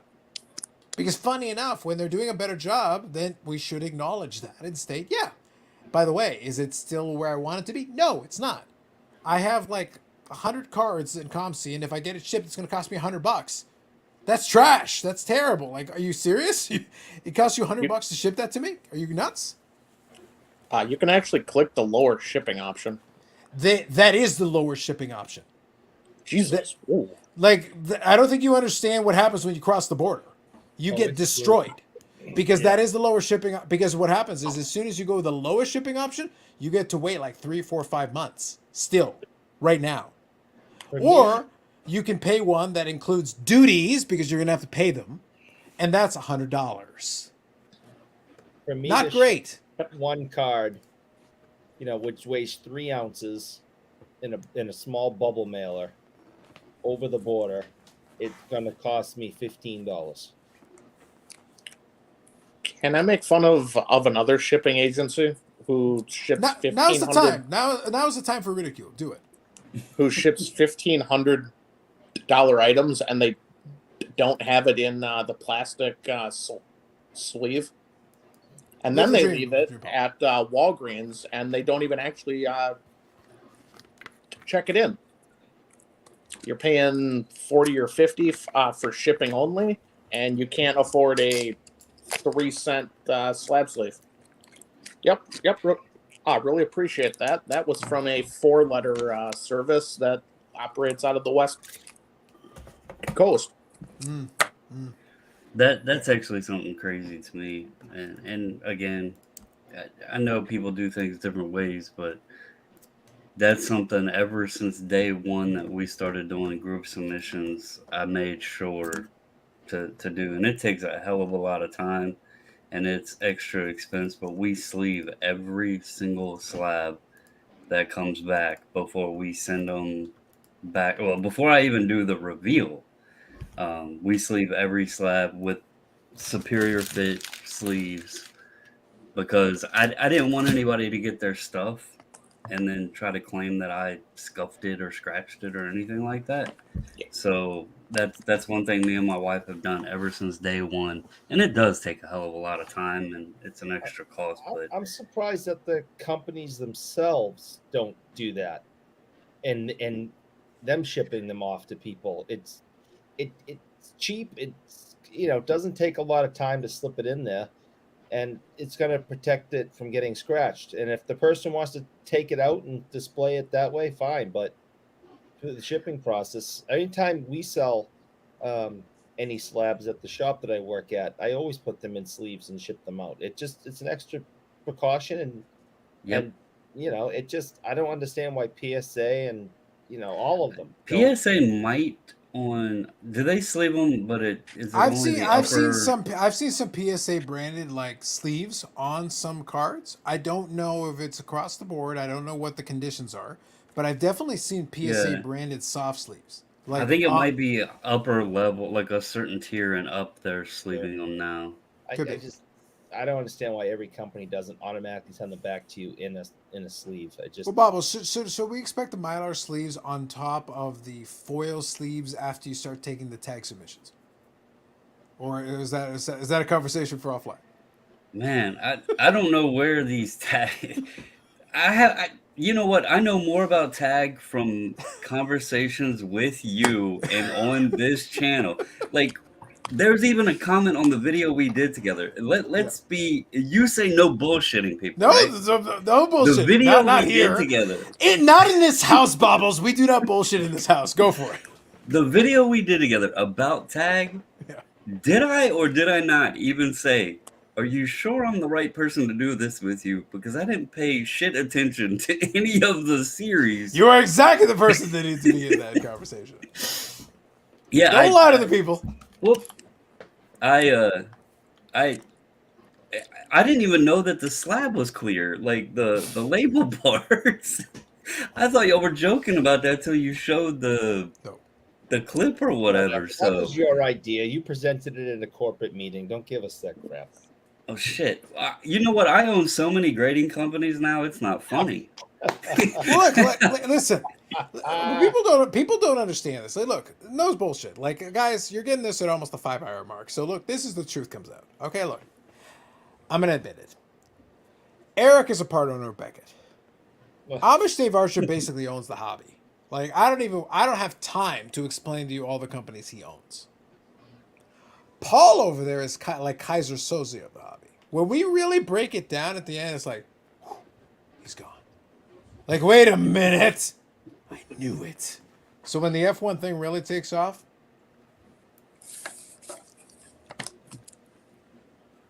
yeah, these are going to be super hot. It's going to be amazing. It's going to be crazy. You're all minds are going to be blown. But yeah, no, like, the deals are done, bros. This is all just, this is theater right now. This is all theater, just to make you all think you have control over what's going on. But it's adorable. It's cute. I'm glad you believe it. It's fun. But the thing is, though, that that is enjoyable for me is in all this stuff is that I thought it would be funny. I thought it would be a good conversation to have Bobbles talk about it. And the fact he didn't have full understanding of it was actually okay for me, because I was like, no, I'll explain this to you. I want to get your reaction. I want to see what you actually think about this when I explain it to you. And you're like, wait, really? That actually sounds stupid. Exactly my point. That sounds really stupid. I agree. And for clarity, I did a video, I don't even know, probably 2 years ago, that got mixed reception to it, basically speaking on what we were just trying to tell folks, and that was be cautious with new companies, especially of that type, into the space. And I actually dug up there's an article you can find, I don't know the website, but you can Google it and find it. It's actually like a graveyard of grading companies.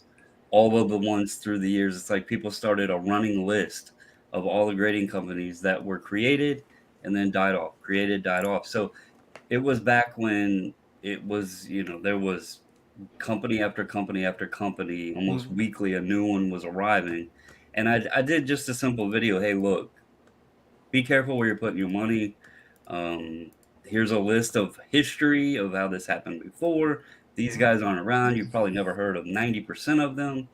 And that was kind of the same premise. So even though I didn't know much about the company, the point to the video wasn't to tell anybody not to use them. It was just proceed with caution. Yeah, I mean, it's not hard to slab a card and put a number on it, and come up with an acronym. Paul likes to just say 3-letter because there's so many of them out there now. Because he refuses to acknowledge the greatness of NASA grading. Because he's an asshole. NASA grading, Paul. NASA. It's going to the moon, bro. To the moon. That's I am an asshole. Facts. Doge Doge 2. to the Why moon. not? Doge 2. Why not? Also to the moon. All of it. GameStop. Yeah. Stonks. Do it. Look, just go with it. Whatever. It is what it is. It's fine. But okay, so we'll touch on a couple of these things here. All right, so I'll tell you what. We'll start winding her down. I love the fact that we got the energy into the conversation at the end. By the way, all the dark secrets of the hobby were revealed in the last hour. So all of y'all that know, now you've been told. You've been told, and if you don't know at that point, like, I can't help you. It's done. Like, I'm not explaining this shit again. I just did. I've already explained it. It's done. Correct. Is this how I get a new nickname? All the dark secrets of the hobby? Because that's when I showed up here. Are you now the dark secrets of the hobby? Are you the physical manifestation of the dark secrets of the hobby? You might be. Is our nicknames to start? He is like a rock fan, and it kind of goes with the theme: dark side of the moon, dark side of the hobby. Well, look, I start rumors here all the time. I said Eric is basically bought already by Beckett. It's 2 more lives before the official Beckett buyout. Like, that's official. At that point, it'll be official. Bobbles is already working with CSG, Tag. Like, I got him all over the place here. The rumors have started. Like, the rumor mill is flying right now. It's crazy. This man will just take a paycheck from anybody that'll grade cards. Oh my god. Good lord. Jesus. He just wants a free hat. I'm gonna revive Champs grading. I think. Live the dream. Live the dream there, Eric. You can merge Champs into Beckett after you take over your new position. I think I will. Hockey Carlos can be the Dave Meltzer of the hobby. Meltzer has struggled these days. He just showed us a preview of the new BGS slab. That's what exactly. That's what I'm saying. Okay, look, this is allegedly a sports card show. Allegedly. So here's what I'm going to do. We're going to start tailing it off, and usually we end up chatting for a little bit after, but we'll start tailing it off. If any of you guys want to throw any comments in the chat, do it. Do it now, because now would be a good time. Yeah, it's nice to know you all know we know too much. Exactly. There you go. Exactly. Okay, so I'm actually going to show a couple cards at the end. So there's an opportunity. We can actually show off let's show off some actual cards on a sports card thing almost 5 hours in. This is the perfect time to actually show some cards. I know Paul was showing a couple of cards along the way. Bobbles was showing a couple of cards along the way. Eric, I'm giving you a chance to pick something that you think would be interesting. Dave, you know what to do. Anything you like. Any direction you want to go. I've got a couple on here that I'll do.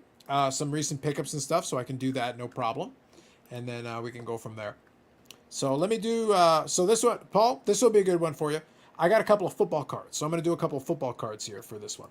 Because what's funny is, even though I'm in Canada, what's funny is I collect my fair share of favres. And I've been tracking some recently, and I did pick up some new ones, so I'm going to actually show a couple here. So let me do that first. So this is a new pickup here. 2003 Topps Pristine. This is the regular refractor out of 99. I'm digging it. So I'll have that one in hand shortly. So that's a fun one. I thought that was a good one. I like to add that. I've got a little box where I'm throwing those favres into. Again, not a nice person, not a good person, but a good quarterback and entertaining to watch. I'm separating out the man from the quarterback. And then the other piece, 2004 Topps Pristine. So I've been on a bit of a Topps Pristine kick recently with the gold one as well. So here's the regular refractor version. That regular refractor in 04, I believe, is out of 99 as well. So that's a fun card. So that I'll go with my gold version and go with the other Topps Pristine. So a couple of Topps Pristine favres for me. All right, who wants to go next? I need like 30 seconds. All right. So Eric, you do your thing. All right, he's got a silhouette. He's got a modernish card. Yeah, very large. It's actually 3 colors. You have to tilt it a little bit to get underneath the die cut of pork, and you can actually see the white part of the jersey. So it's 3 color game worn. So I will never buy something that isn't officially game worn. I don't care if it makes the card look nice. I don't get the purpose of spending $100 on something that was bought at Target and cut up. I don't get it. And this is out of 25. So it's number 17 out of 25. Ray Bork's Crown Royal Silhouette. Those are actually fun cards. I do like those. I've seen a number of different ones. They're actually quite nice cards. DR here. I have to watch tomorrow, but I want to drop in and say congrats. Thank you very much. Appreciate you popping in. Perfect. No, that's a good one, Eric. That's a good, solid choice. Solid choice. I'll let Paul get caught up there. Bobbles, anything in particular you want to pick on? I have one more card that I'm saving till the end. This is from today's mail day. I actually got this in the mail. The one I'm showing is I won on eBay, so I have the images. But I got one in person here that I'll show, and I'll finish with a wrestling card. So that'll be the last one that I'll do. Wrestling You get card my on that. package yet? No, Since the no. last- The thing is, you send it with like regular tracking and everything. So I think it'll be next week. I'm keeping an eye on it, but it'll be next week. Go ahead, Bobbles. So I've picked up two since the last time we did Sure. the show, and I Yeah. talked. I only have one in though so far, but Sure. went a little different. Watched the movie the other day, but Kevin Hart. Nice. yeah, 2015 Americana. This is his rookie year, so to speak.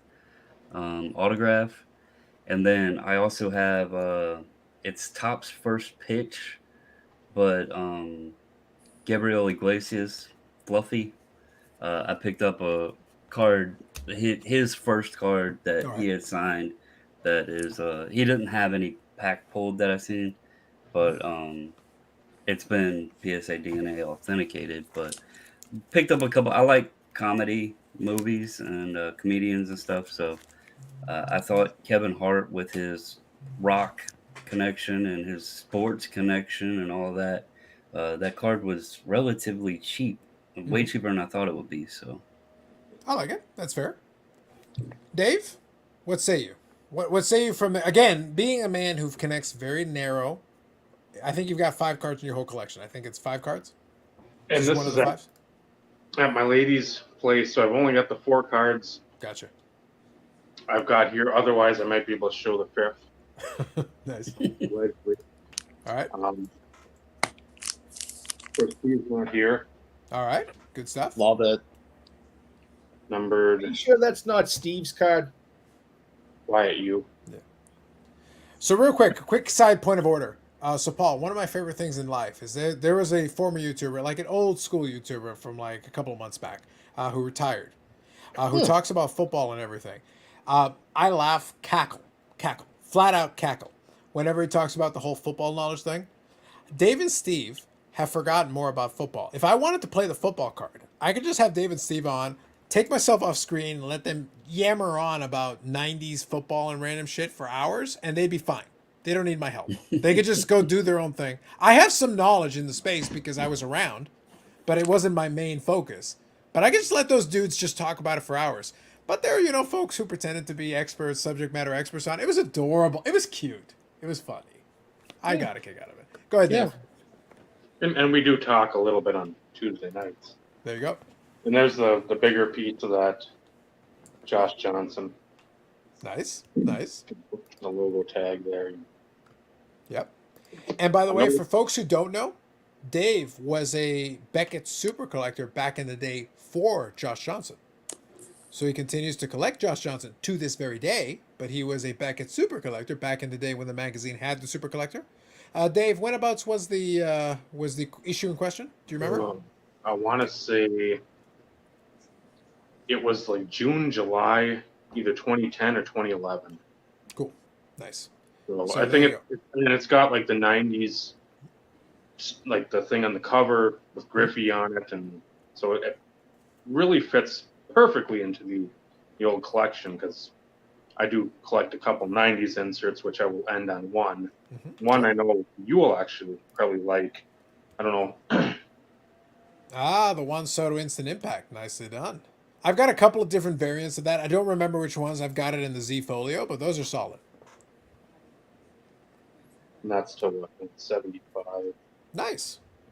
That's solid. And There's a then- lot of variants to that insert. There were a lot of them they did for. It's crazy how much. I don't mind like a 6 to 7. That's like my top. Yeah. Where I have can- a full page of the instant impacts. Like, you know what? while you're doing that, I'll grab a couple of these comments. I've got the Z Folio. I'll actually find the page and I can show you guys. You guys will laugh. It's ridiculous. But let me grab a couple of these here. So I got that comment. Tom here. Big UFC kick myself. Lots of Daniel Cormier, Jose Aldo, Dustin Poirier, and much of the 2009 to 2012 that I can find. That's beautiful. Andy, she blinded me with factors earlier tonight. He's a big UFC guy, especially for that stuff. Did Eric have some Akeem the African Dream rookies? I appreciate the reference. I love it. Name is shown up. Oh my God. He found himself. Congrats on 100. Thank you, Name. I want everyone to please in the comments wish Name luck tomorrow in his Dwayne The Rock Johnson lookalike competition. So if everyone in the comments could please give Name, a thumbs up or good luck, because I know it's really important to him for tomorrow. All right, I found it. So I'll do the screen share here. So that instant impact you're talking about. So, so I've got a bunch there. So I think that's 9 of them there, and I think I also think separate from this, I've got the gold out of 10 separate from that. So I've got 10 copies of that instant impact in 10 versions, and also right beside it. So let me do this real quick. So you got another one there. So there's another insert parallel with 9 versions of that. The point is there's a lot of stupid parallels in the Panini.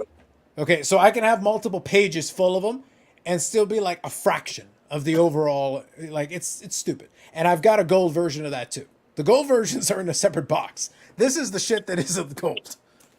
Okay, just to put it in perspective.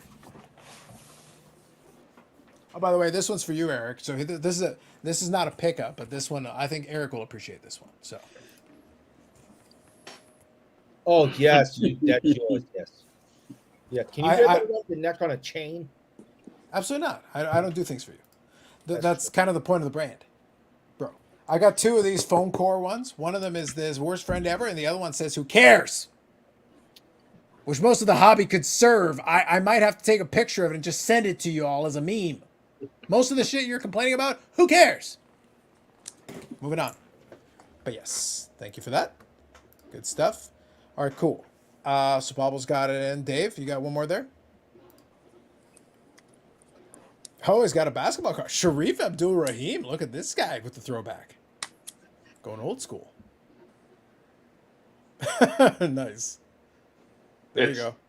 I gotta find a one copy that's opened up now, because this one it just opens like a old school letter. But nice. That was one of the lists that I created up on the Lake Superior, since I'm started looking at picking this stuff up. So it's like a 1 in 96 pack, I think. Yeah. So. Yeah. So a couple of comments here, and then Paul, you're going to have your chance here in a second, so you should be good to go. You're good to go? Okay, so let me read a couple of comments here, and then it's all you. Why Josh Johnson, Dave? So why Josh Johnson? I was harking back. He was coming off Tommy John. It was, 2008.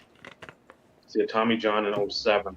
Mm-hmm. And Marlins, I always like them. Patches are out in that mid-2000s. Whether it was Josh Beckett, Derek Lee, Mike Lowell, any of those Marlins players, and they always had young players bubbling up. Hanley Ramirez, Dontrell Willis.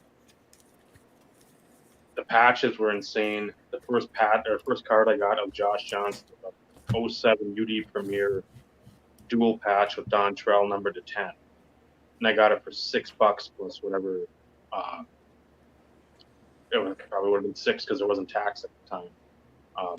99 cents plus $5 shipping. So I think it was from Canada. Mm-hmm. So it's like, okay, started looking, and just amassed a collection that I will put against any other, like the depth of any other collection out there. I would agree with that. You have a disturbing amount of depth in that specific super collection. I agree with that statement. I agree. But thank you for that, Dave. Hockey 99, Juan Soto legit will end up being a Hall of Famer. Right now, he's tracking towards it. He's got a lot of, early on, he's playing well. Like, we'll see down the road, but he's tracking well to start off with. I hope so, and I think he's got it. Do you have the purple fire disco flaming parallel? Maybe I do, Bob. Maybe I do. Been working on my eyebrows all evening, as you should be named. You got to focus. I told you guys that in the first 15 minutes of the show. You thought I was joking. I hope he goes back and watches the first, little bit of the show because I had things to say. Audacity. Bob here says Carlos copying Eric with science. Now hold on there. I want to set a record straight here. Eric over there. Right. Eric over there has a little glorified, basically a little post-it note. He's got a little glorified post-it note. Please, settle down. This sign is a foam core sign that was purchased when I was back in the university days, which now is pushing on 18, 19. This sign is 19 years old. Several people out here could have children that are not as old as this sign. That's all you need to know. I laugh in the general direction of this notion. How dare you? How dare you? This sign has been through many times and multiple moves, and it lives to this day and remains accurate. To this very day. I just think it's amazing that, you've I had some of my friends sign the back of it too. You've stuck for at least 19 years and people want you to know it. I made the sign. I bought it. I'm just trying from day one. I'm not bullshitting y'all. Moving on. Carlos Wade, Professor and Eric, though. Low bar, but thank you. I appreciate it. All right. So last card here, we'll do in the little showcase piece. All right. Little wrestling content here. Samoa Joe, autograph, Super Factor, 1 of 1. So that's a recent addition. I just got that in the mail today. Cool. Pick that up.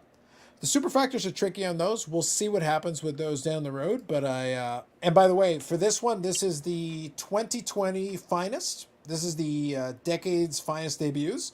There's only 4 parallels of this. So the 1 of 1, there's the 1 super factor. There is a red out of 5. There is a gold out of 25. And then there is a base version. I might have 3 out of the 4 versions, including the super factor 1 of 1. Just saying. Those are easy rainbows to work on. Samoa Joe super collector like Dave is with what's his Sure, yeah. because I complete 1 rainbow, yes. I am Okay. 100% a Samoa Joe super collector. I like doing the runs on specific characters because some of these are actually very doable. If you can get the super factor in a lot of them, a lot of these rainbows are very doable. But you got to pick your spots. And he's a good character that's kind of in that middle ground where it's like, actually, he does have history, but he never did the majority of his stuff in WWE, so it's not considered the same. But it's like, no, that dude's been around a while. He's done a couple of things, actually, if you go back in time. But there you go. Did you get the sign at Goof Elf's place? The school of makeup? Well, I can't believe that's a real place. Listen, we don't believe Massachusetts is a real place, and you continue to claim it. Shouldn't be. I was born in the wrong place. I'll tell you, I hate this place. I know, it should have been all Calcutta for you. Smo Joe, you're going to lose at Sacrifice. That's a good reference, Bob. It's a good reference. That's some Steiner math right there. Good stuff. Good stuff. But yeah, okay, so I think that's good. We actually got some card content in there at the end. Who knew? If we could do that, might as well. All right, so any other things burning on anybody that anybody wants to touch on, or can we wind her down? Beckett sucks. We got that. You're pointing at something, Bobbles? Is there something specific you're pointing Yeah, at? did Paul show his? Oh, I'm sorry. My apologies. I was trying to stall because I was trying to remember what I was forgetting. So my apologies. Paul, please take the floor. I like the fact that everyone in front of me showed things that they actually like versus. You're going to show things that you hate? No. Versus. Are you showing F1 cards? Admit it. You're showing F1 cards, aren't you? No. All right. Versus things that they invested in. Hashtag invest. 12 months ago, and they All hate. right. So, All right. BGS lover here is accurate. It is hard finding vintage hockey in the States. Wow, Patrick Roy, look at you. Yeah. Also, it was mentioned before that the dark side of the moon might be showing Pink Floyd, all right. Rookie card of Pink Floyd. All right. Carlos, what is the highest pack odds Favre that you can hit that's not numbered? That is not numbered? Yeah. Dave, you're gonna have to tag in on this one. I know some of the stuff, but I don't know what the highest pack odds are. I'm assuming it's a patch card of some kind, or an insert, or a parallel card of some kind. It's Would got it be well, wild card, 1,000 stripe? Kramer's choice would be 1 in 721. Are you going higher than that, Paul? Higher. Okay. What's a wild card 1,000 stripe? The reason by the way, the reason I was thinking patch card is because I know UD did a bunch of like 1 in 7,500 pack patch cards and stuff. So I'm assuming you're talking higher than that. Yeah, this is multiple thousands. Okay. The Warp Tech? No, No. that's 1 in 900. All right. What do you got? 96 playoff honors. Favre, All right. 1 in 7,200. And lastly, I'm surprised it didn't have a patch card because I know in hockey they had a patch card that was 1 in 7,500 in the late 90s. Yep. They did a couple of those. So that's why I was kind of thinking patch card first. That was usually my first instinct. Again, not Gotcha. having paid as close attention to it, but fair enough. do you guys want 90s music or 70s music? Dave, make up choice. What are you feeling? 70s. Seriously, I got the young guy on here, and he said 70s. All right, well, Black Sabbath rookie card. Good luck finding this now one. we're talking. Yeah, good There luck you go. finding this one. Nice, nice. I've had that on the watch list forever, and yeah, I'm also a '90s fan. So Lane Staley rookie card. Ah, yes, yes. You will not find that. We know people that do not acknowledge Lane Staley, though. Huh? What? We know people that do not acknowledge Lane Staley. Like they're just they're basically just being contrarian on Discords and stuff. Very weird. Who's this idiot? Oh, I think it's somebody who owns a Discord. I can't remember. The name escapes me. It'll come to me later. Something anonymous. I don't remember. Anyway. Okay. So congrats on the 100, Carlos. Thank you, the big unit. Sloppy Joe Refractor. That's right. Hashtag invest. Hashtag scholarship. Facts. You do judge like 1 in 2,500. There are some, but there are also some patch cards that were 1 in 7,500. Again, it depends on the sport. Every sport was a little bit different. They played it weird. I know for hockey, they did 1 in 7,500 packs for a couple of early series. Because again, at that time, they were trying to keep it rare. They were trying to keep it harder to find. What's the Sabbath rookie from? 19. Actually, the Sabbath rookie,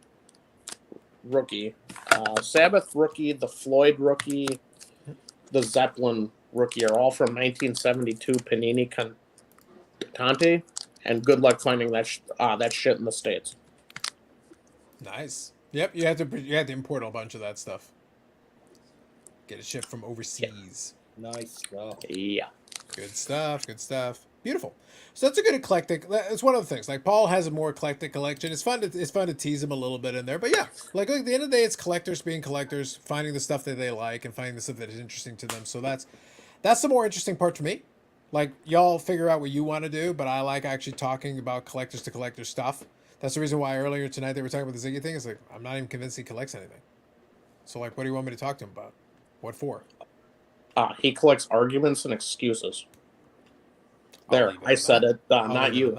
I'll leave it on that. All right, Dave. Appreciate you coming in and chiming in. I thank you for popping in on 100.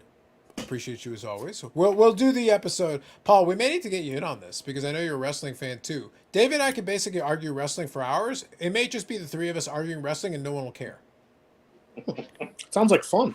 Yeah, we could probably do that. We could probably just do that. What is the podcast for Dave again? Insert Revolution Podcast. Dave, hit the promo. Do it.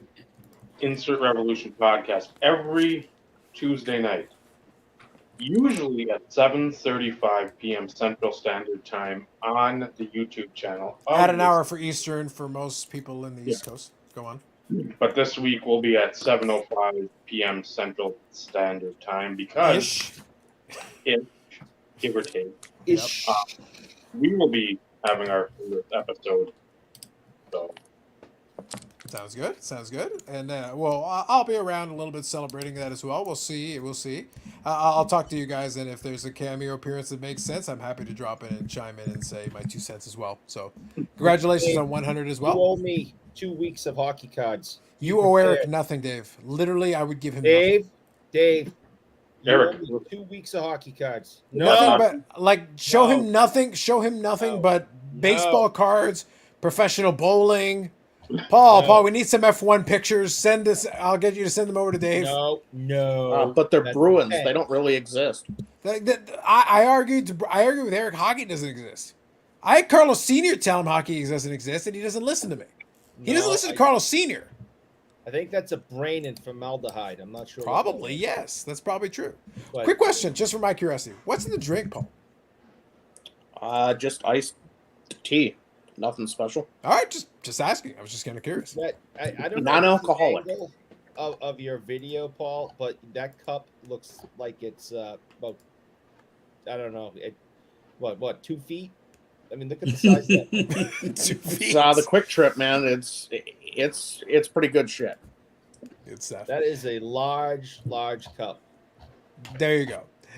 Bubbles, thank you for joining in, hanging out. Appreciate you as always. Always fun chatting with you, joining in the conversation. So I do appreciate you.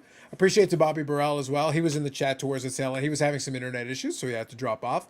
And appreciation to Brad. It was funny. A couple of different people had like some different internet issues. Mine just dropped. Brad's computer basically gave up on him. Bobby's internet gave up on him just randomly. And I was like, all right. I just reached out to them and they were like, no, my internet, like I had to reboot the machine. Like it's completely gone. So apparently, Paul, maybe the iPhone is the play because apparently all the computer people were dropping out. They're having some problems. I don't know what's going on. Me at the Taco Bell this time? Look, for the record, I just want to emphasize with the iPhone video, this looks fine. Although obviously we'd like to turn it 90 degrees, but otherwise it's fine. Otherwise it's fine. It's solid. It got the job done. No complaints. We're good. I just appreciate that he brought that solid, crispy iPhone video, as opposed to other former YouTube channels that don't exist. Frankly, those channels should be deleted. They should just go away forever, don't you think? Just delete. Delete. Who cares about them? Anyway. So Tom here says, much love, stay safe, enjoy cardboard. Beautiful. Beautiful final words. Thank you very much to everybody who's hanging out. Appreciated you tonight. 100 episodes, and then we'll be back for 101 next week. We'll do the same thing, same bad time, same bad channel. Thank you all. Have a good weekend. Have a good long weekend, and we'll catch you in the next one.